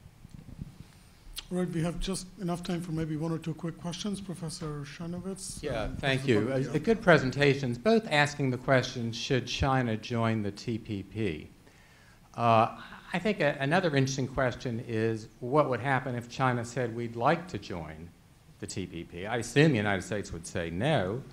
Ambassador Furman spoke at the Council on Foreign Relations a few months ago and asked specifically by Ambassador Barshevsky about how you join the TPP, and he said, oh, country, it's all by consensus. They'd have to do a huge amount of reform if they wanted to join the TPP, I think, in relation to China. So I wonder if the speakers would look at it from the other side as to what the U.S. calculus should be if China were to say today, we'd like to join. Let's take the second question as well, Professor Bhagwati. Just a couple of minor ones, but I think this apropos of China wanting to join TPP, I mean, is it really credible? Because I think the way they interpret TPP is that it came about because the United States had been left out. I mean, went south rather than east. And so, and Mahathir, et cetera, were saying, tit for tat, I mean, if we can't join your South American things, you won't be allowed to join. And that was, I think, brought out today on ASEAN +1, ASEAN +3. US is not part of it. So I think US was looking for an opportunity to get back into Asia. And then the Chinese aggression in East China, South China, et cetera, gave the little guys a lot of fright. And so they wound up getting, I mean, Singapore, Vietnam, and so on. So that is really the background. But I think it can easily degenerate into containment of China, though that's not the original intention. The original intention is commercial. And so I think they're trying to muddy up the waters. I mean, it doesn't cost them anything to say we'll join TPP. So my sense is it's that kind of strategic sowing of confusion. The other thing I think is like in India, the last 3-4 years of slow growth were largely due to the anti-corruption groundswell from below. So people were not taking any decisions, and all the bureaucrats were very hesitant, and so nothing was being approved.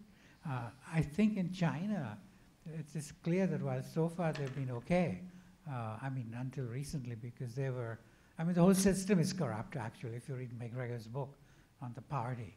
I mean, everything, there's some commissar has his finger in it through his nephew, niece, son, daughter.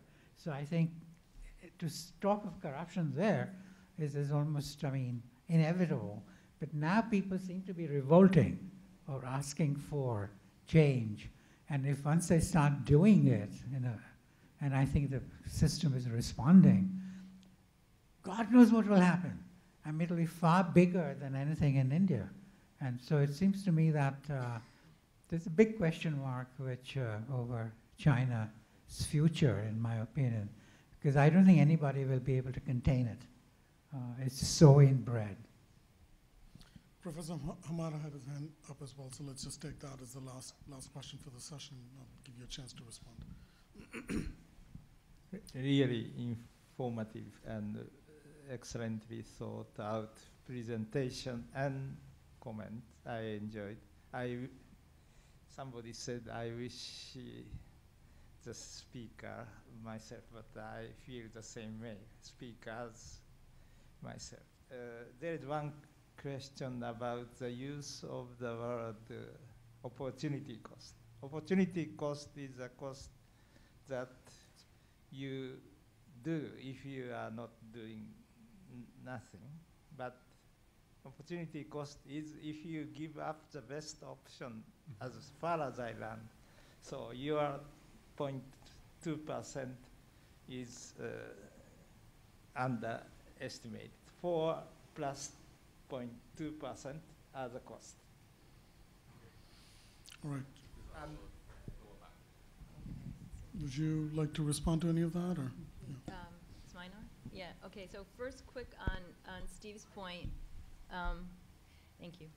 Is first of all, China actually getting serious about joining might be the USA's worst nightmare, and it might be just fun for them to see what happens. So we do discuss it a little bit in the paper about the domestic politics, domestic constraints on U.S. policymakers, but at least in the current administration, it would just be the end of the TPP for a while for us, I think. You probably know at least as well as I do. As far as strategic, we have been talking to some Chinese scholars. Those, at least advising the government, are sort of saying, oh no, we think we are going to join. So there could be some strategic signaling going on there that we're seeing even among the academics. Demeter, did you want to talk at all about the corruption issue that Professor Bhagwati mentioned?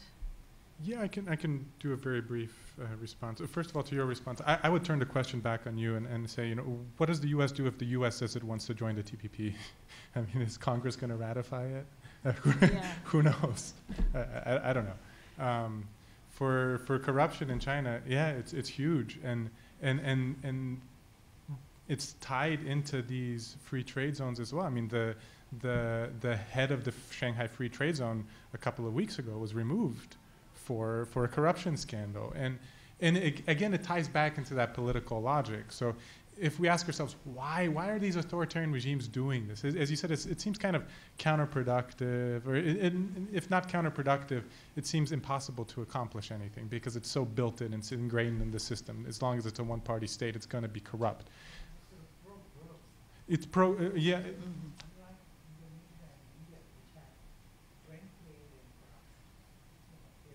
Uh-huh.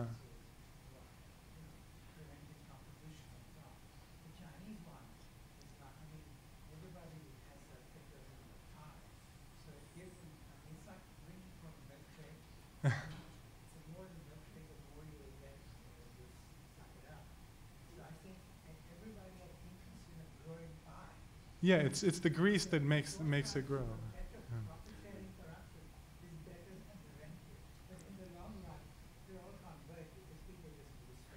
But there's a lot of losses too in that corruption.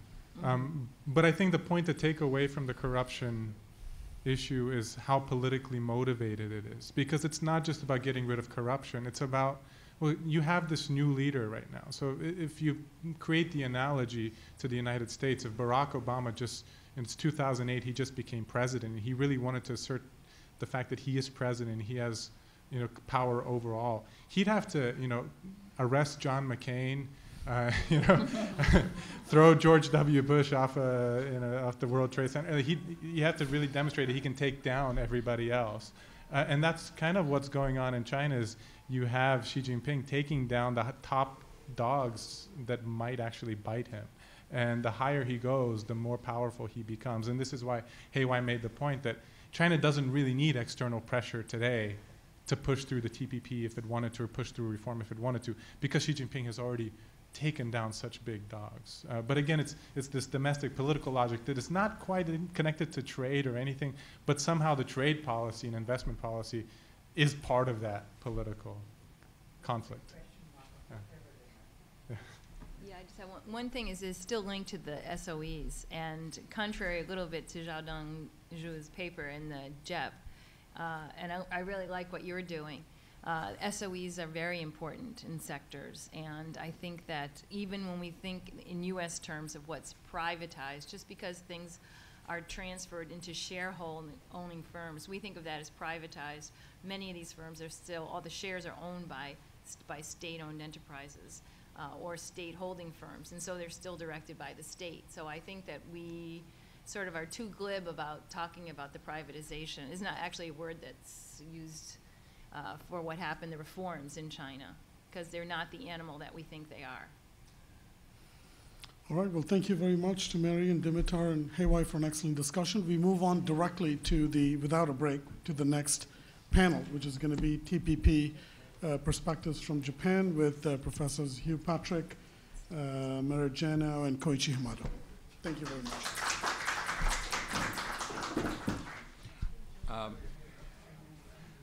I am Hugh Patrick, Director of the Center on Japanese Economy and Business at the Business School. I'm really pleased and flattered to be both the chair and also a panelist on the final session of what I think has been a great conference. As was just said, the title of this panel is TPP Perspectives from Japan.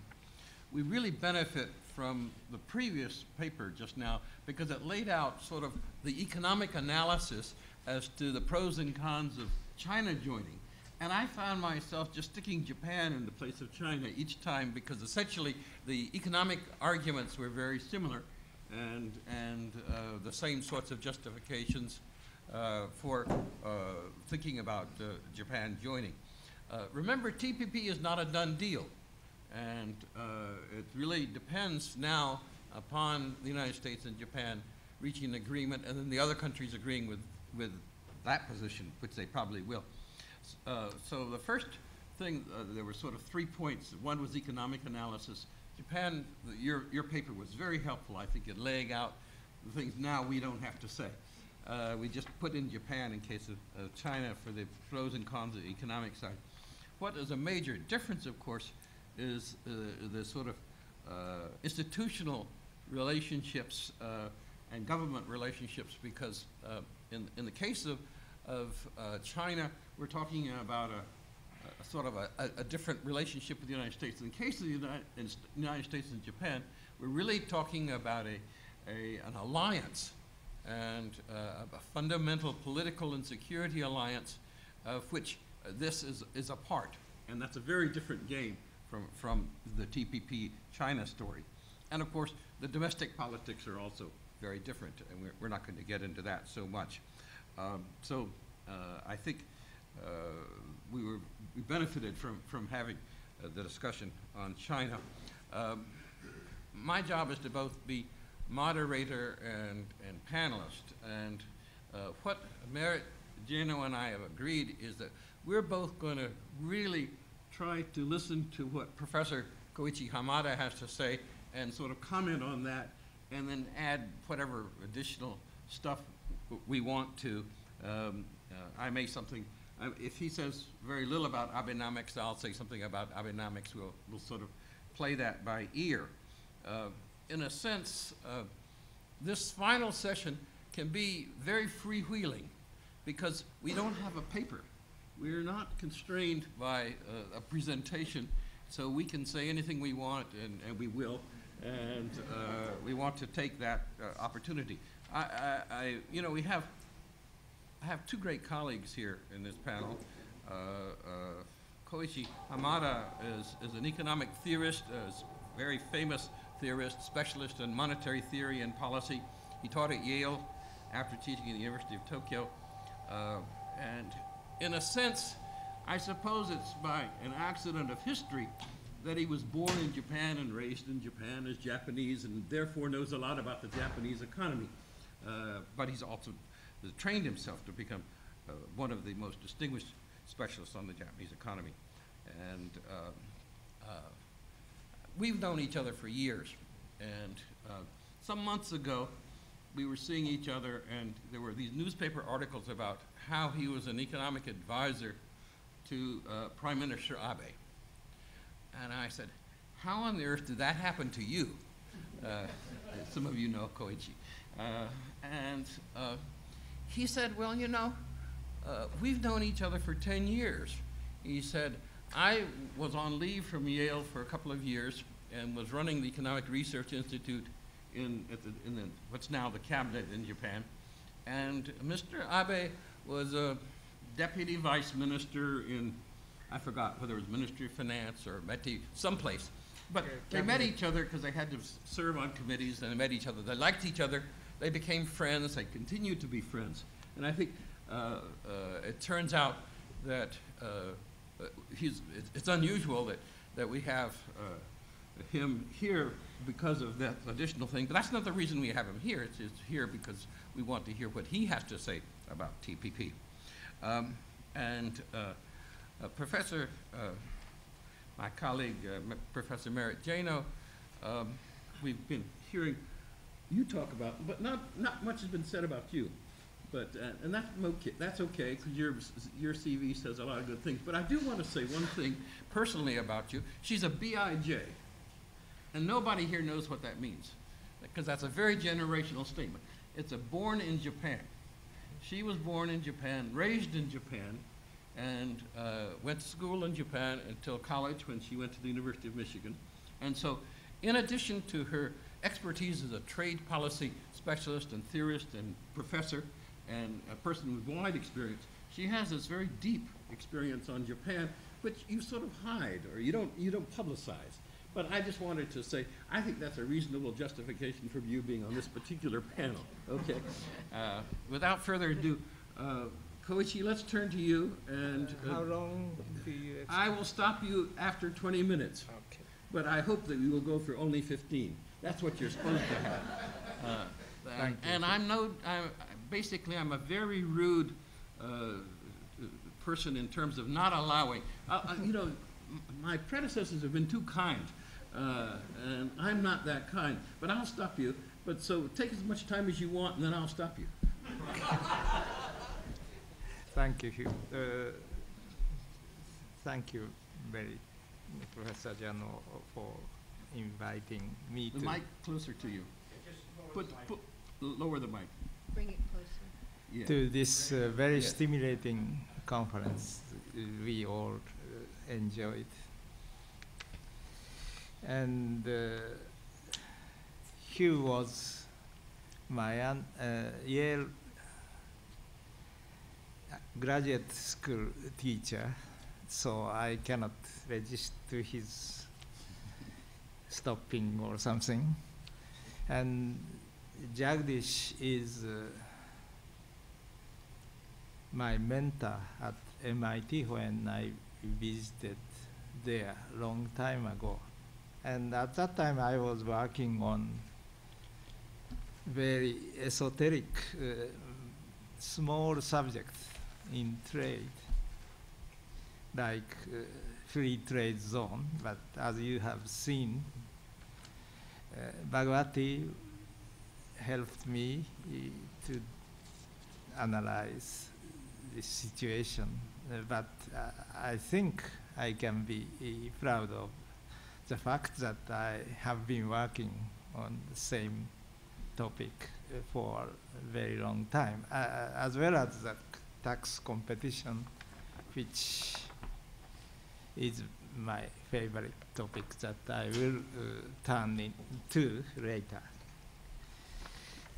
About Abenomics, I don't think I should spend a long time. There were three arrows: monetary policy, fiscal policy, and structural policy. And so far, the first arrow, they say, the three arrows should be bound and be strong, stronger than separate arrow. The first and possibly second arrow worked very well.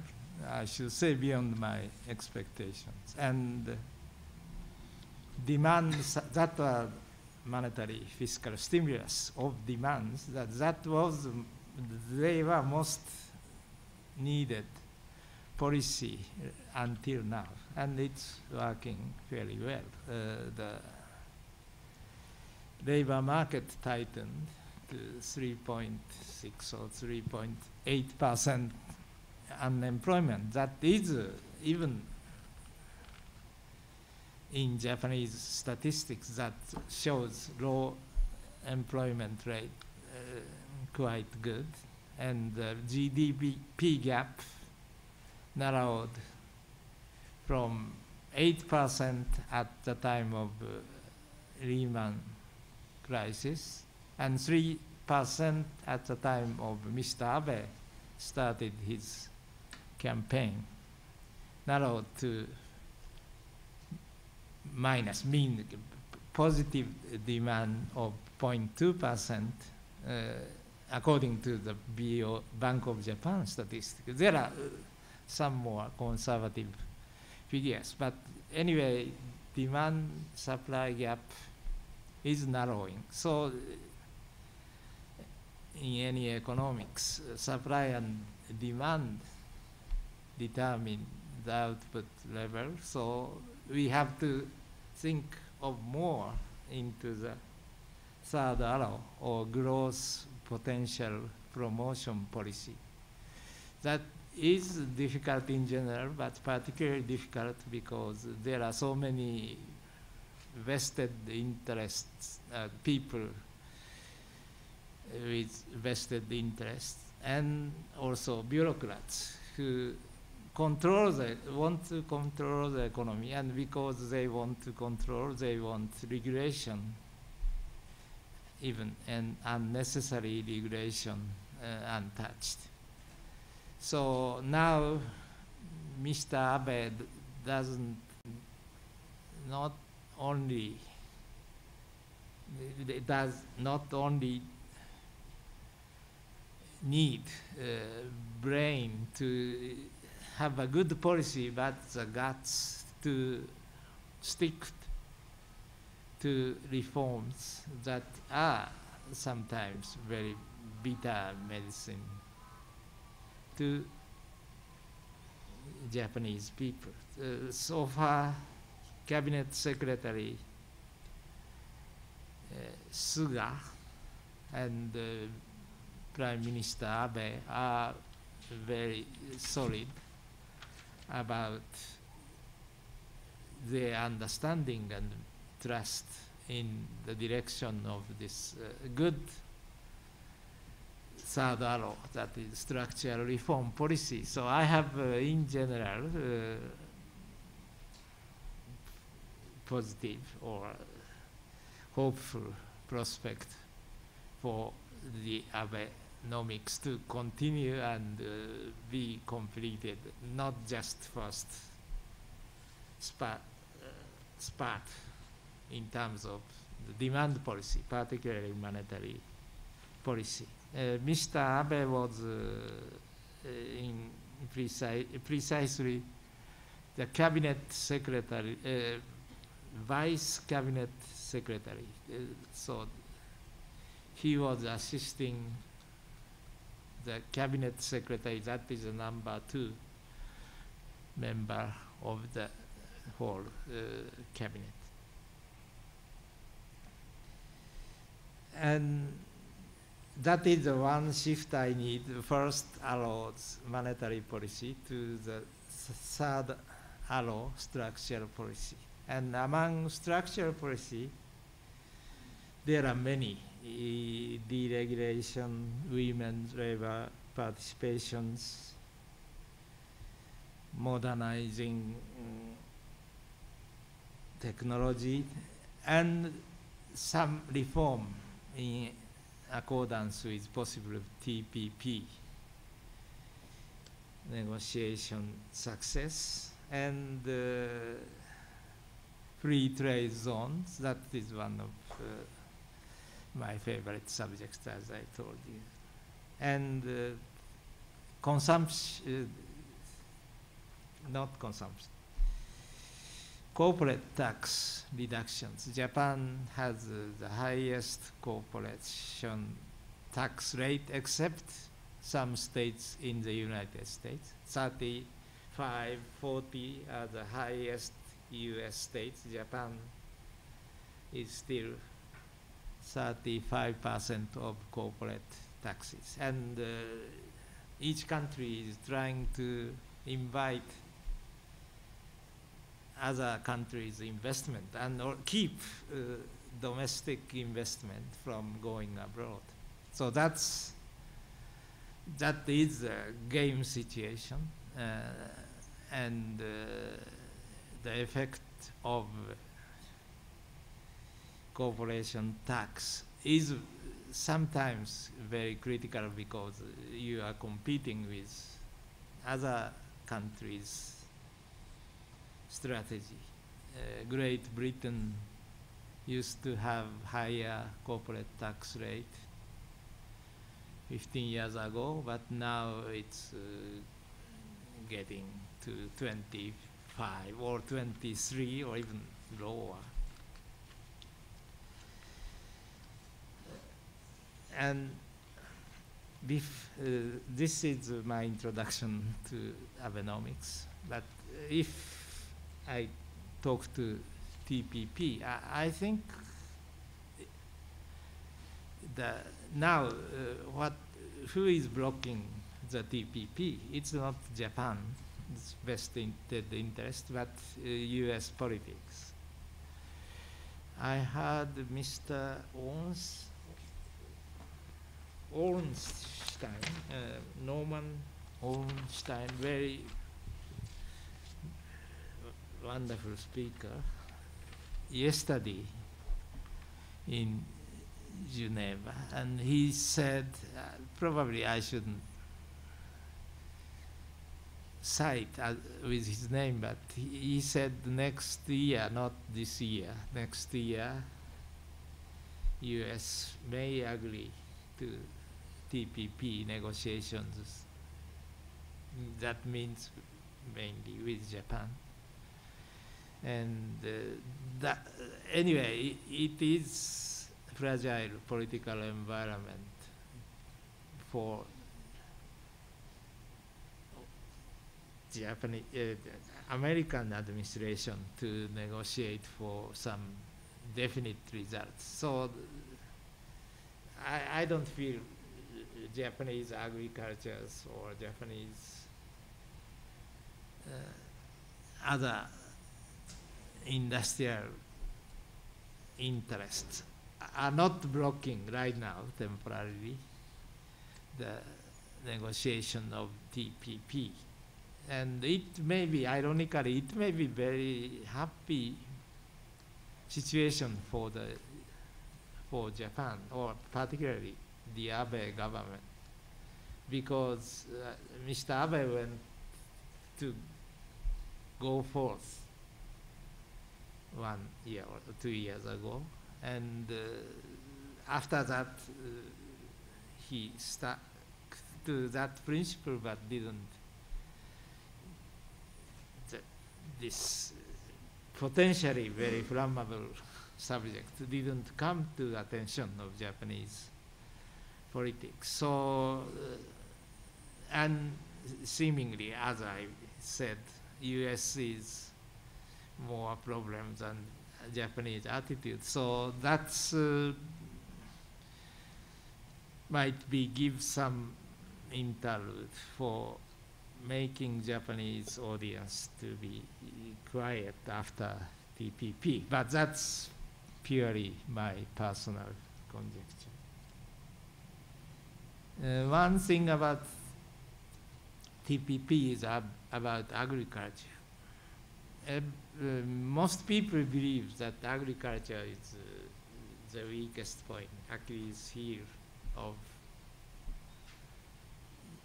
Japanese trade issues, and it used to be so. And for rice farmers, as well as for Korean farmers and so forth, it is true still. However, Japanese agriculture is changing and can change even faster. Everywhere we find Japanese food very popular all over the world. And in order to make real good Japanese food, you need real good Japanese vegetables. So Japanese vegetables is a real strong, with 2% tariff protection also, real commodity to export. And also flowers from Aichi prefecture, that is Nagoya, Toyota's area, is one of the best quality. So Japan is trying to be like Holland. So agriculture, if motivated in the right way, will not be a very strong handicap. That is one point. The second point is that already I commented to some paper. In usual economic model, always if Japan join with, for example, by TPP with other countries, then those who are left behind will suffer. And in maybe introducing monopoly or something, picture may be different, but usual competitive economy, that is almost universally true. So if Japan joined TPP, then China or South Korea will probably lose, and that may be shares depending on how you count the opportunity cost. But And my hope for TPA, or regional trade agreement, is that that will create some incentives for China or South Korea to join in order to enjoy same kind of benefit by joining the same TPP or a different kind of regional agreement. And this part is mentioned already in the previous papers, and I'm just telling you abstractly that is a theoretical conclusion of modern international trade theory. And I met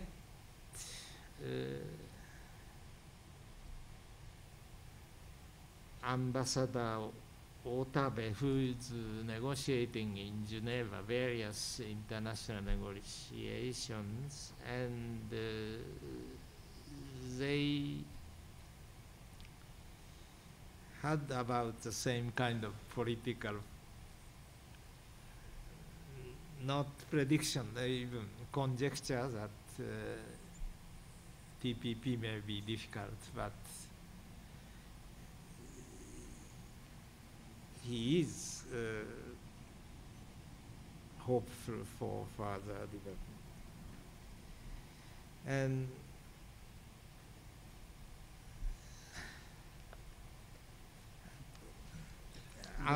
You got another minute and a half. Okay.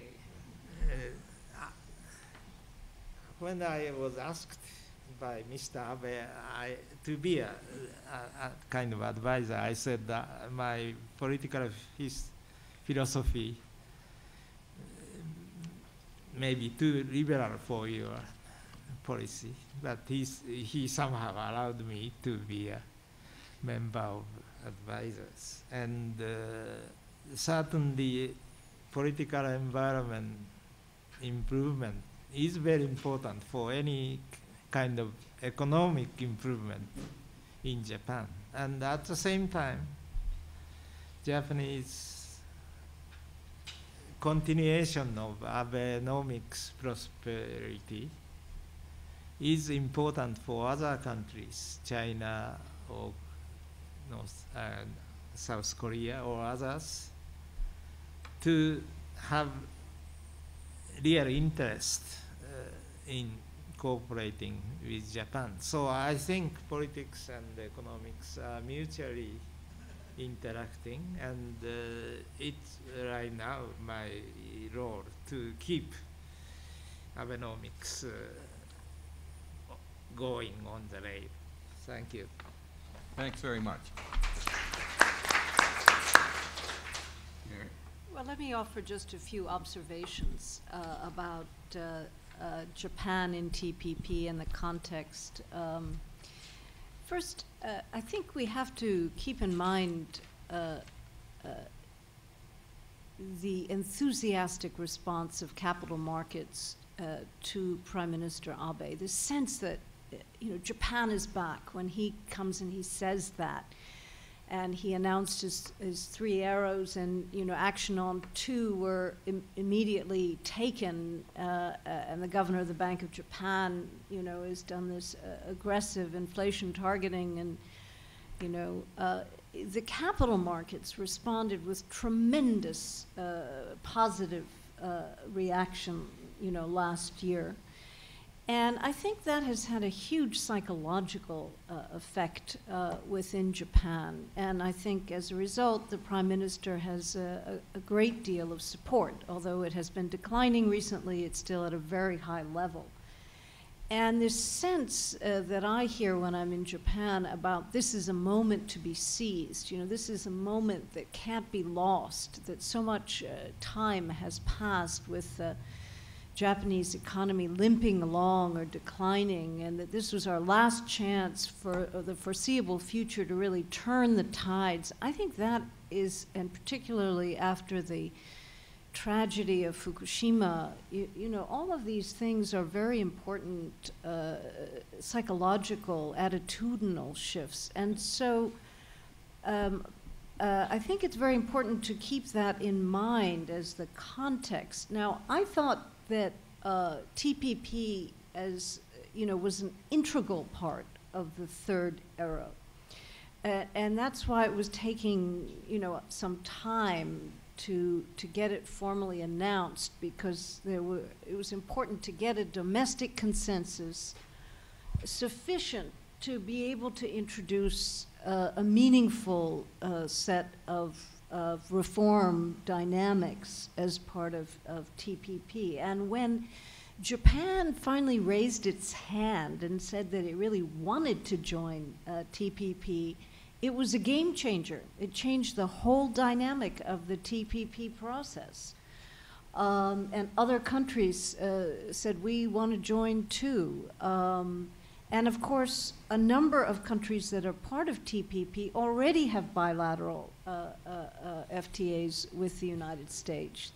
Australia, New Zealand, Chile, Korea, so on. So, and a number of them that are negotiating, you know, politically complex, Vietnam, and economically not that significant. So for Japan to join is a very meaningful economic proposition.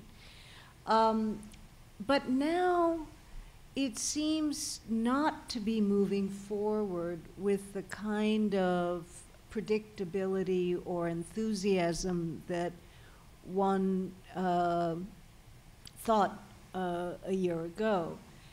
And I guess perhaps we could talk about why that is. Is it for the narrow trade reasons that trade negotiations with Japan have always been difficult, or is it for other reasons? My sense is that there are things happening in the agricultural sector, as you alluded to, in terms of some insurance reforms and other reforms around agricultural financing.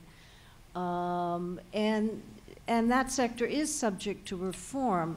There are these very large tariff peaks in agriculture in Japan. But economists have often pointed out to me, our own David Weinstein here has argued that, you know, the Japanese consumer, Japanese households spend a higher percent of disposable income on food than any other OECD country, and therefore if you cut the you know, tariffs on food imports, you know, the GDP impact on disposable income and increase in consumption, which Japan very much wants to increase, would be, you know, significant.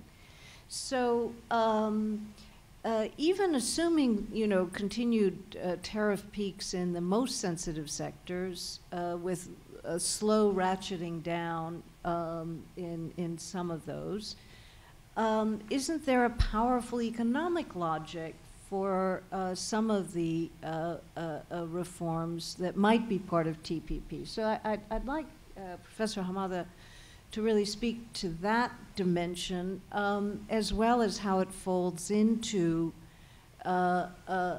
really that third era, which I think is recognized as crucial.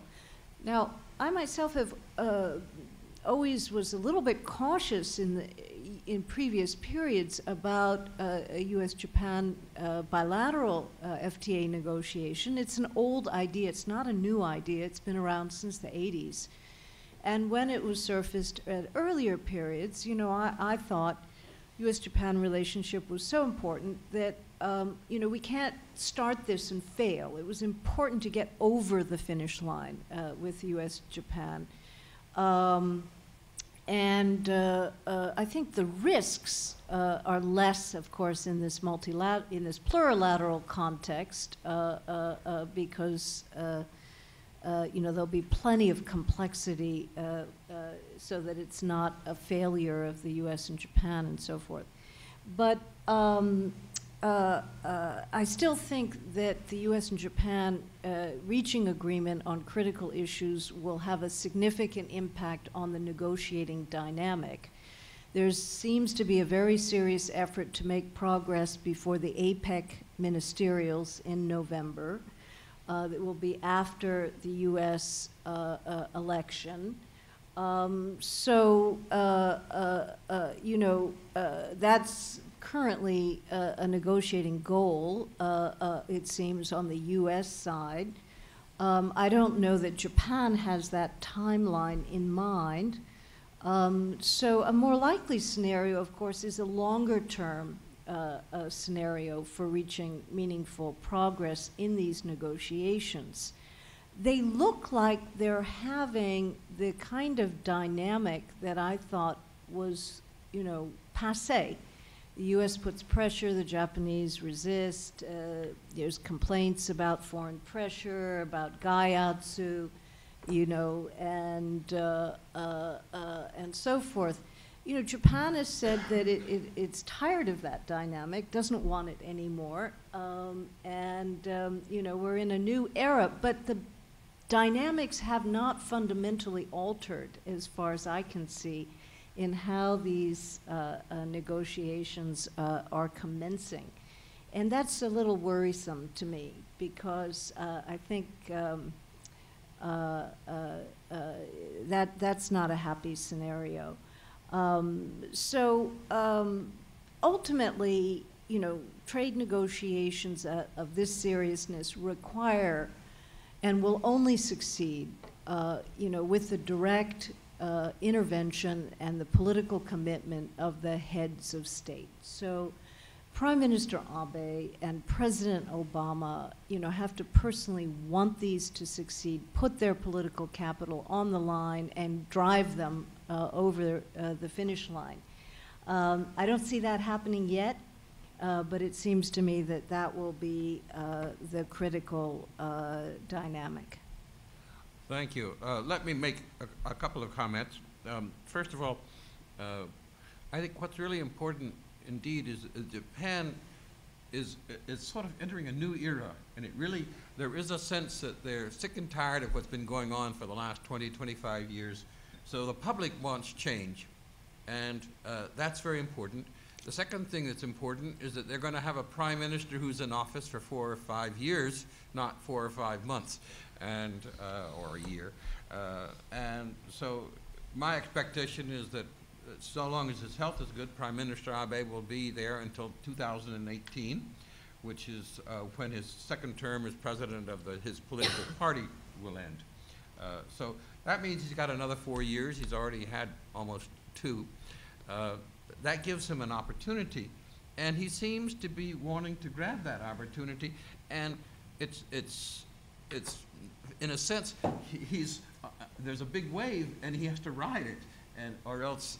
And so, in that sense, he's going, I think, having to move ahead and wanting to move ahead, and he certainly wants to move ahead on TPP as one of the major components of his structural reforms and third arrow of sort of longer run growth. The question is, again, the negotiating side, and I must say I'm a complete outsider. I read that, I guess, when a few days ago, the Japanese made what they thought was a breakthrough offer, and the U.S. turned it down. And this was a huge shock to the Japanese, because they thought they were making this breakthrough deal and the United States would compromise. The United States, at least initially, has taken a very hard-nosed position. So this is but this is part of the negotiating game that I don't understand at all, and I'm glad I don't have to play it. So we'll have to simply see. I agree with Merritt that probably in order to push this through, because it's difficult in both countries, you're going to have the Prime Minister and the President say, push this through. We thought they had said something like that earlier on, but it wasn't enough. So I suspect in coming months we'll see that. Probably not immediately. Abe has to decide whether to have another increase in the consumption tax, and he has to decide sort of by the end of this year. So that it's legislated, but he can stop it. And that probably is his biggest decision. TPP is one of his most contentious decisions, apparently, because agriculture, you know, I was hearing, you know, 25% of the Chinese workers are in agriculture, 4% of the Japanese. Very small. But they have sort of, it's because I think, I was thinking about why is agriculture so important? It's because it has a long history of being so important. And because traditionally Japan is sort of a rice culture. What's the American traditional industry? Automobiles, right? And that makes you sort of emotional and power and responsive.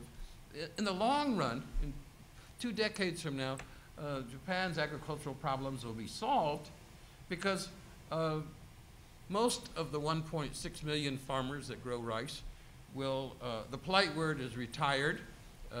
That is to say they will be 85 years old or something of that sort, and they will have retired. And there will be 250,000 younger middle-aged farmers with much larger farms that have to be consolidated that will be efficiently growing some vegetables and fruits that are high quality, high price, safe, and maybe some of them even exported, but at least will be competitive.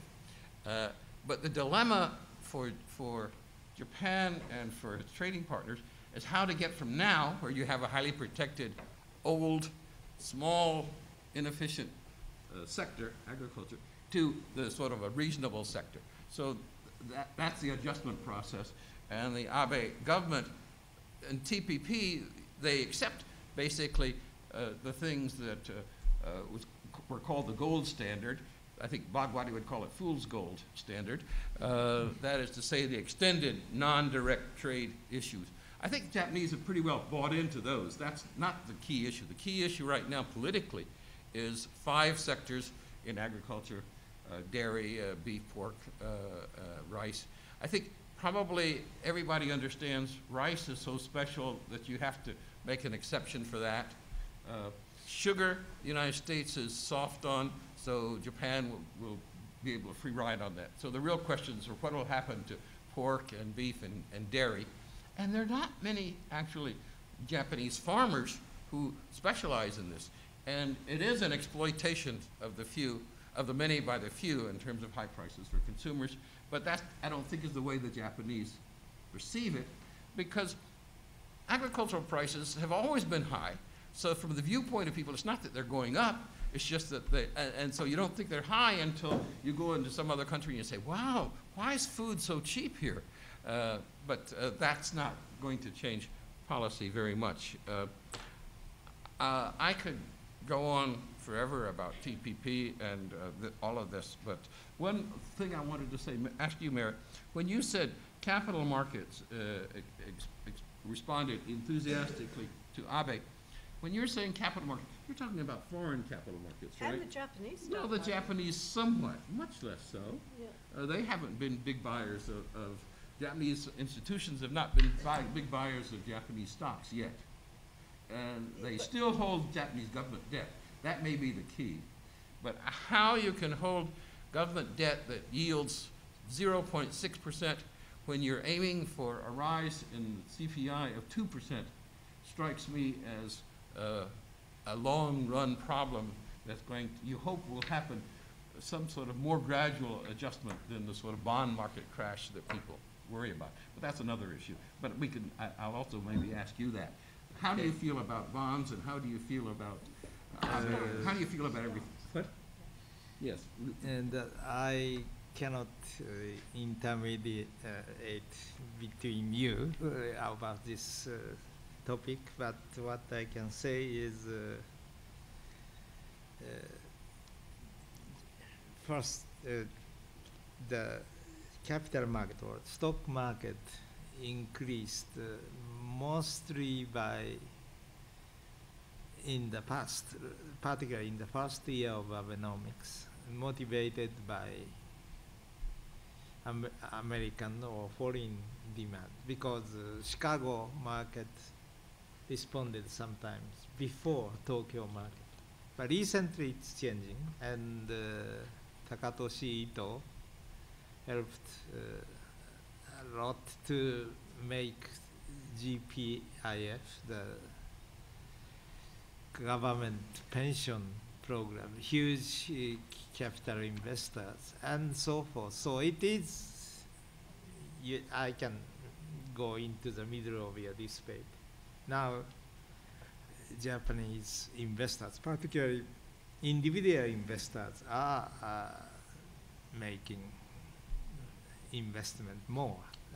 Institutional investors sort of have some inertia to follow GPIF. I was surprised that private firms are advised by the ministry to follow the guideline of the very conservative GPIF formula. So that is the situation. And first, first comment is probably we talked about the cost to rice producing farmers much more than what we gain by reduced crops price, and except some experimental farmers explaining how strong Japanese vegetable production is, still we need more campaign to tell consumers how helpful, for example, TPP, when TPP is negotiated. The tariff negotiations are very delicate, and what is now going, as I understand, I am very weak in numbers always, so maybe not accurate, but pork, for example, not to mention rice that has tremendous tariff rate, 100%. But pork has now around 40 or so, and the Japanese courageous proposal is 40 to 20 or something moderate tariff rate for pork. The Japanese wished that because of this 20% reconciliation, US will make 2.5% of automobile tariff to be zero, and whether this is reasonable demand or still pork is 20%. American may have different way of thinking, but the situation is the discussion is on different kind of products, agriculture and industrial, and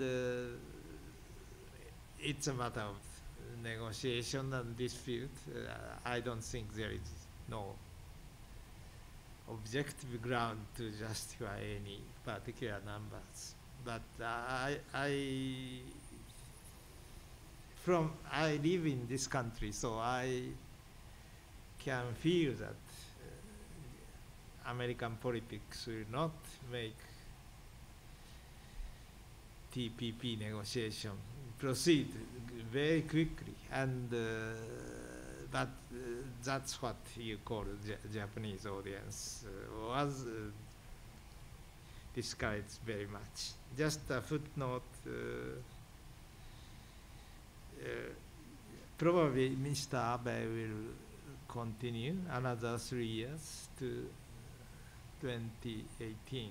And it's not, absolutely not what the Prime Minister said, but some suspect that he may want to stay until the Olympic time. So there is some change of rule or something. That is not out of complete impossibility, but make sure that I'm not telling his intention at all. And let's see. Well, I'll give you one more minute. Yes. Do we have Spe- some questions? I want to get to questions. Special here. zone and so forth.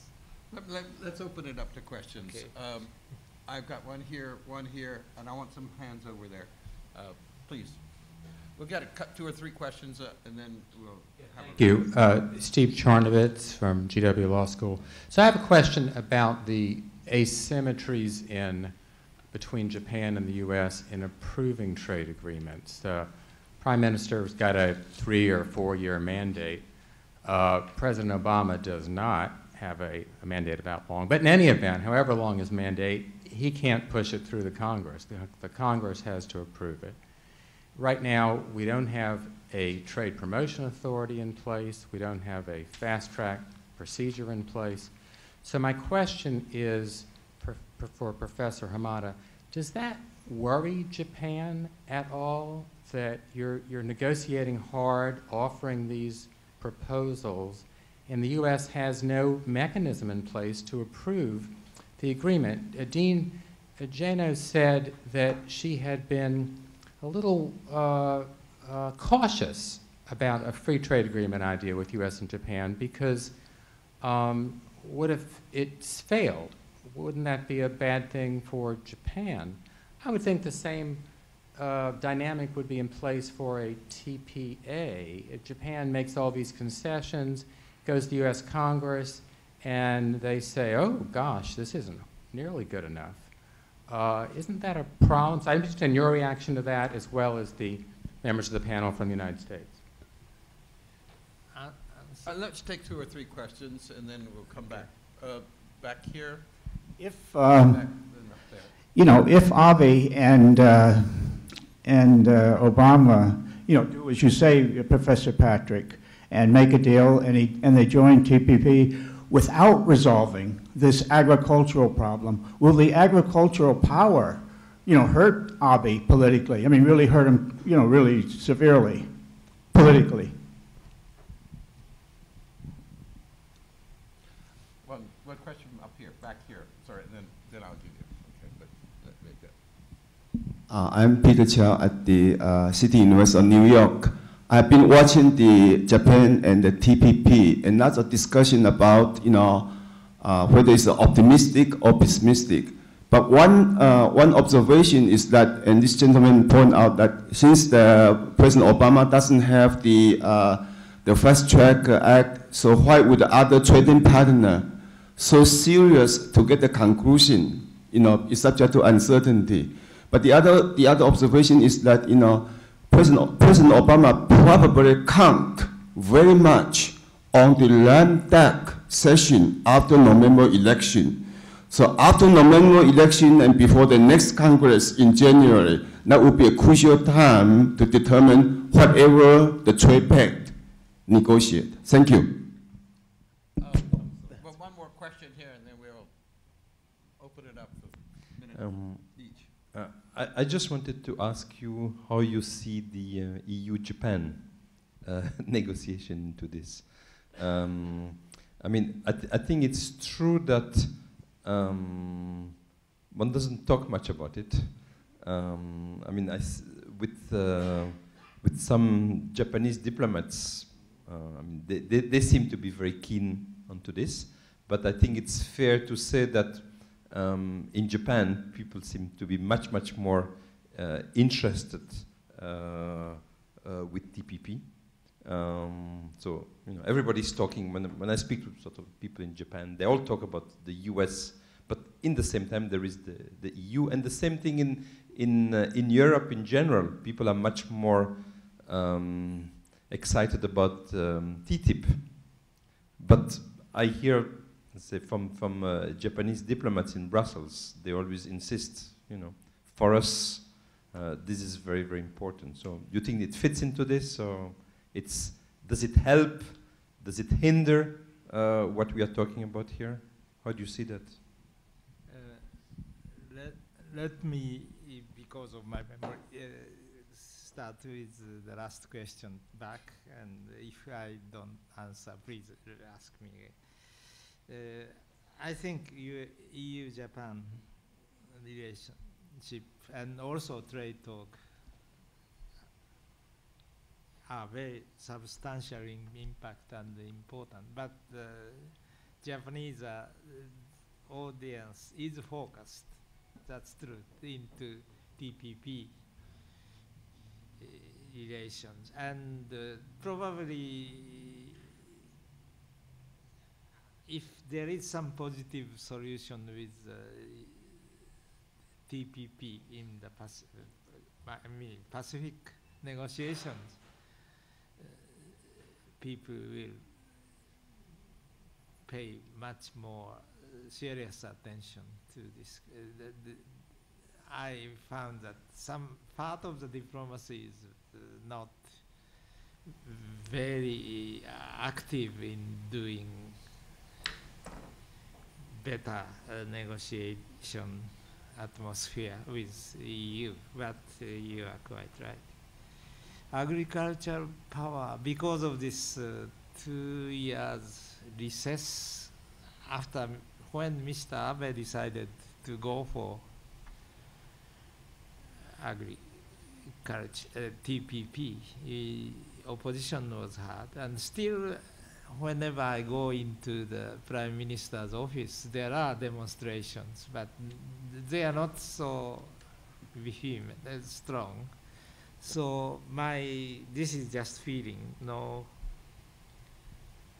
strong, no evidence at all, but that kind of casual evidence only.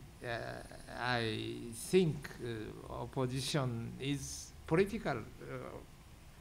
Opposition is not so strong. The population is shrinking every year, and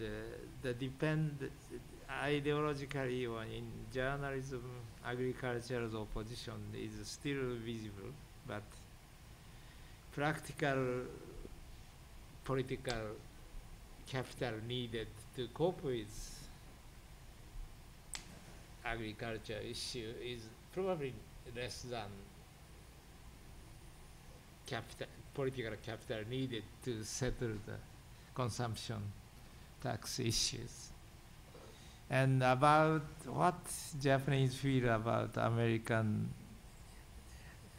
reluctance or inability to cope with American situation, it's sometimes frustrating, but it's like the old story of Ulysses and silence. Sometimes if you are bound, then you don't need to move because you are bound domestically. So I think there are two sides about it.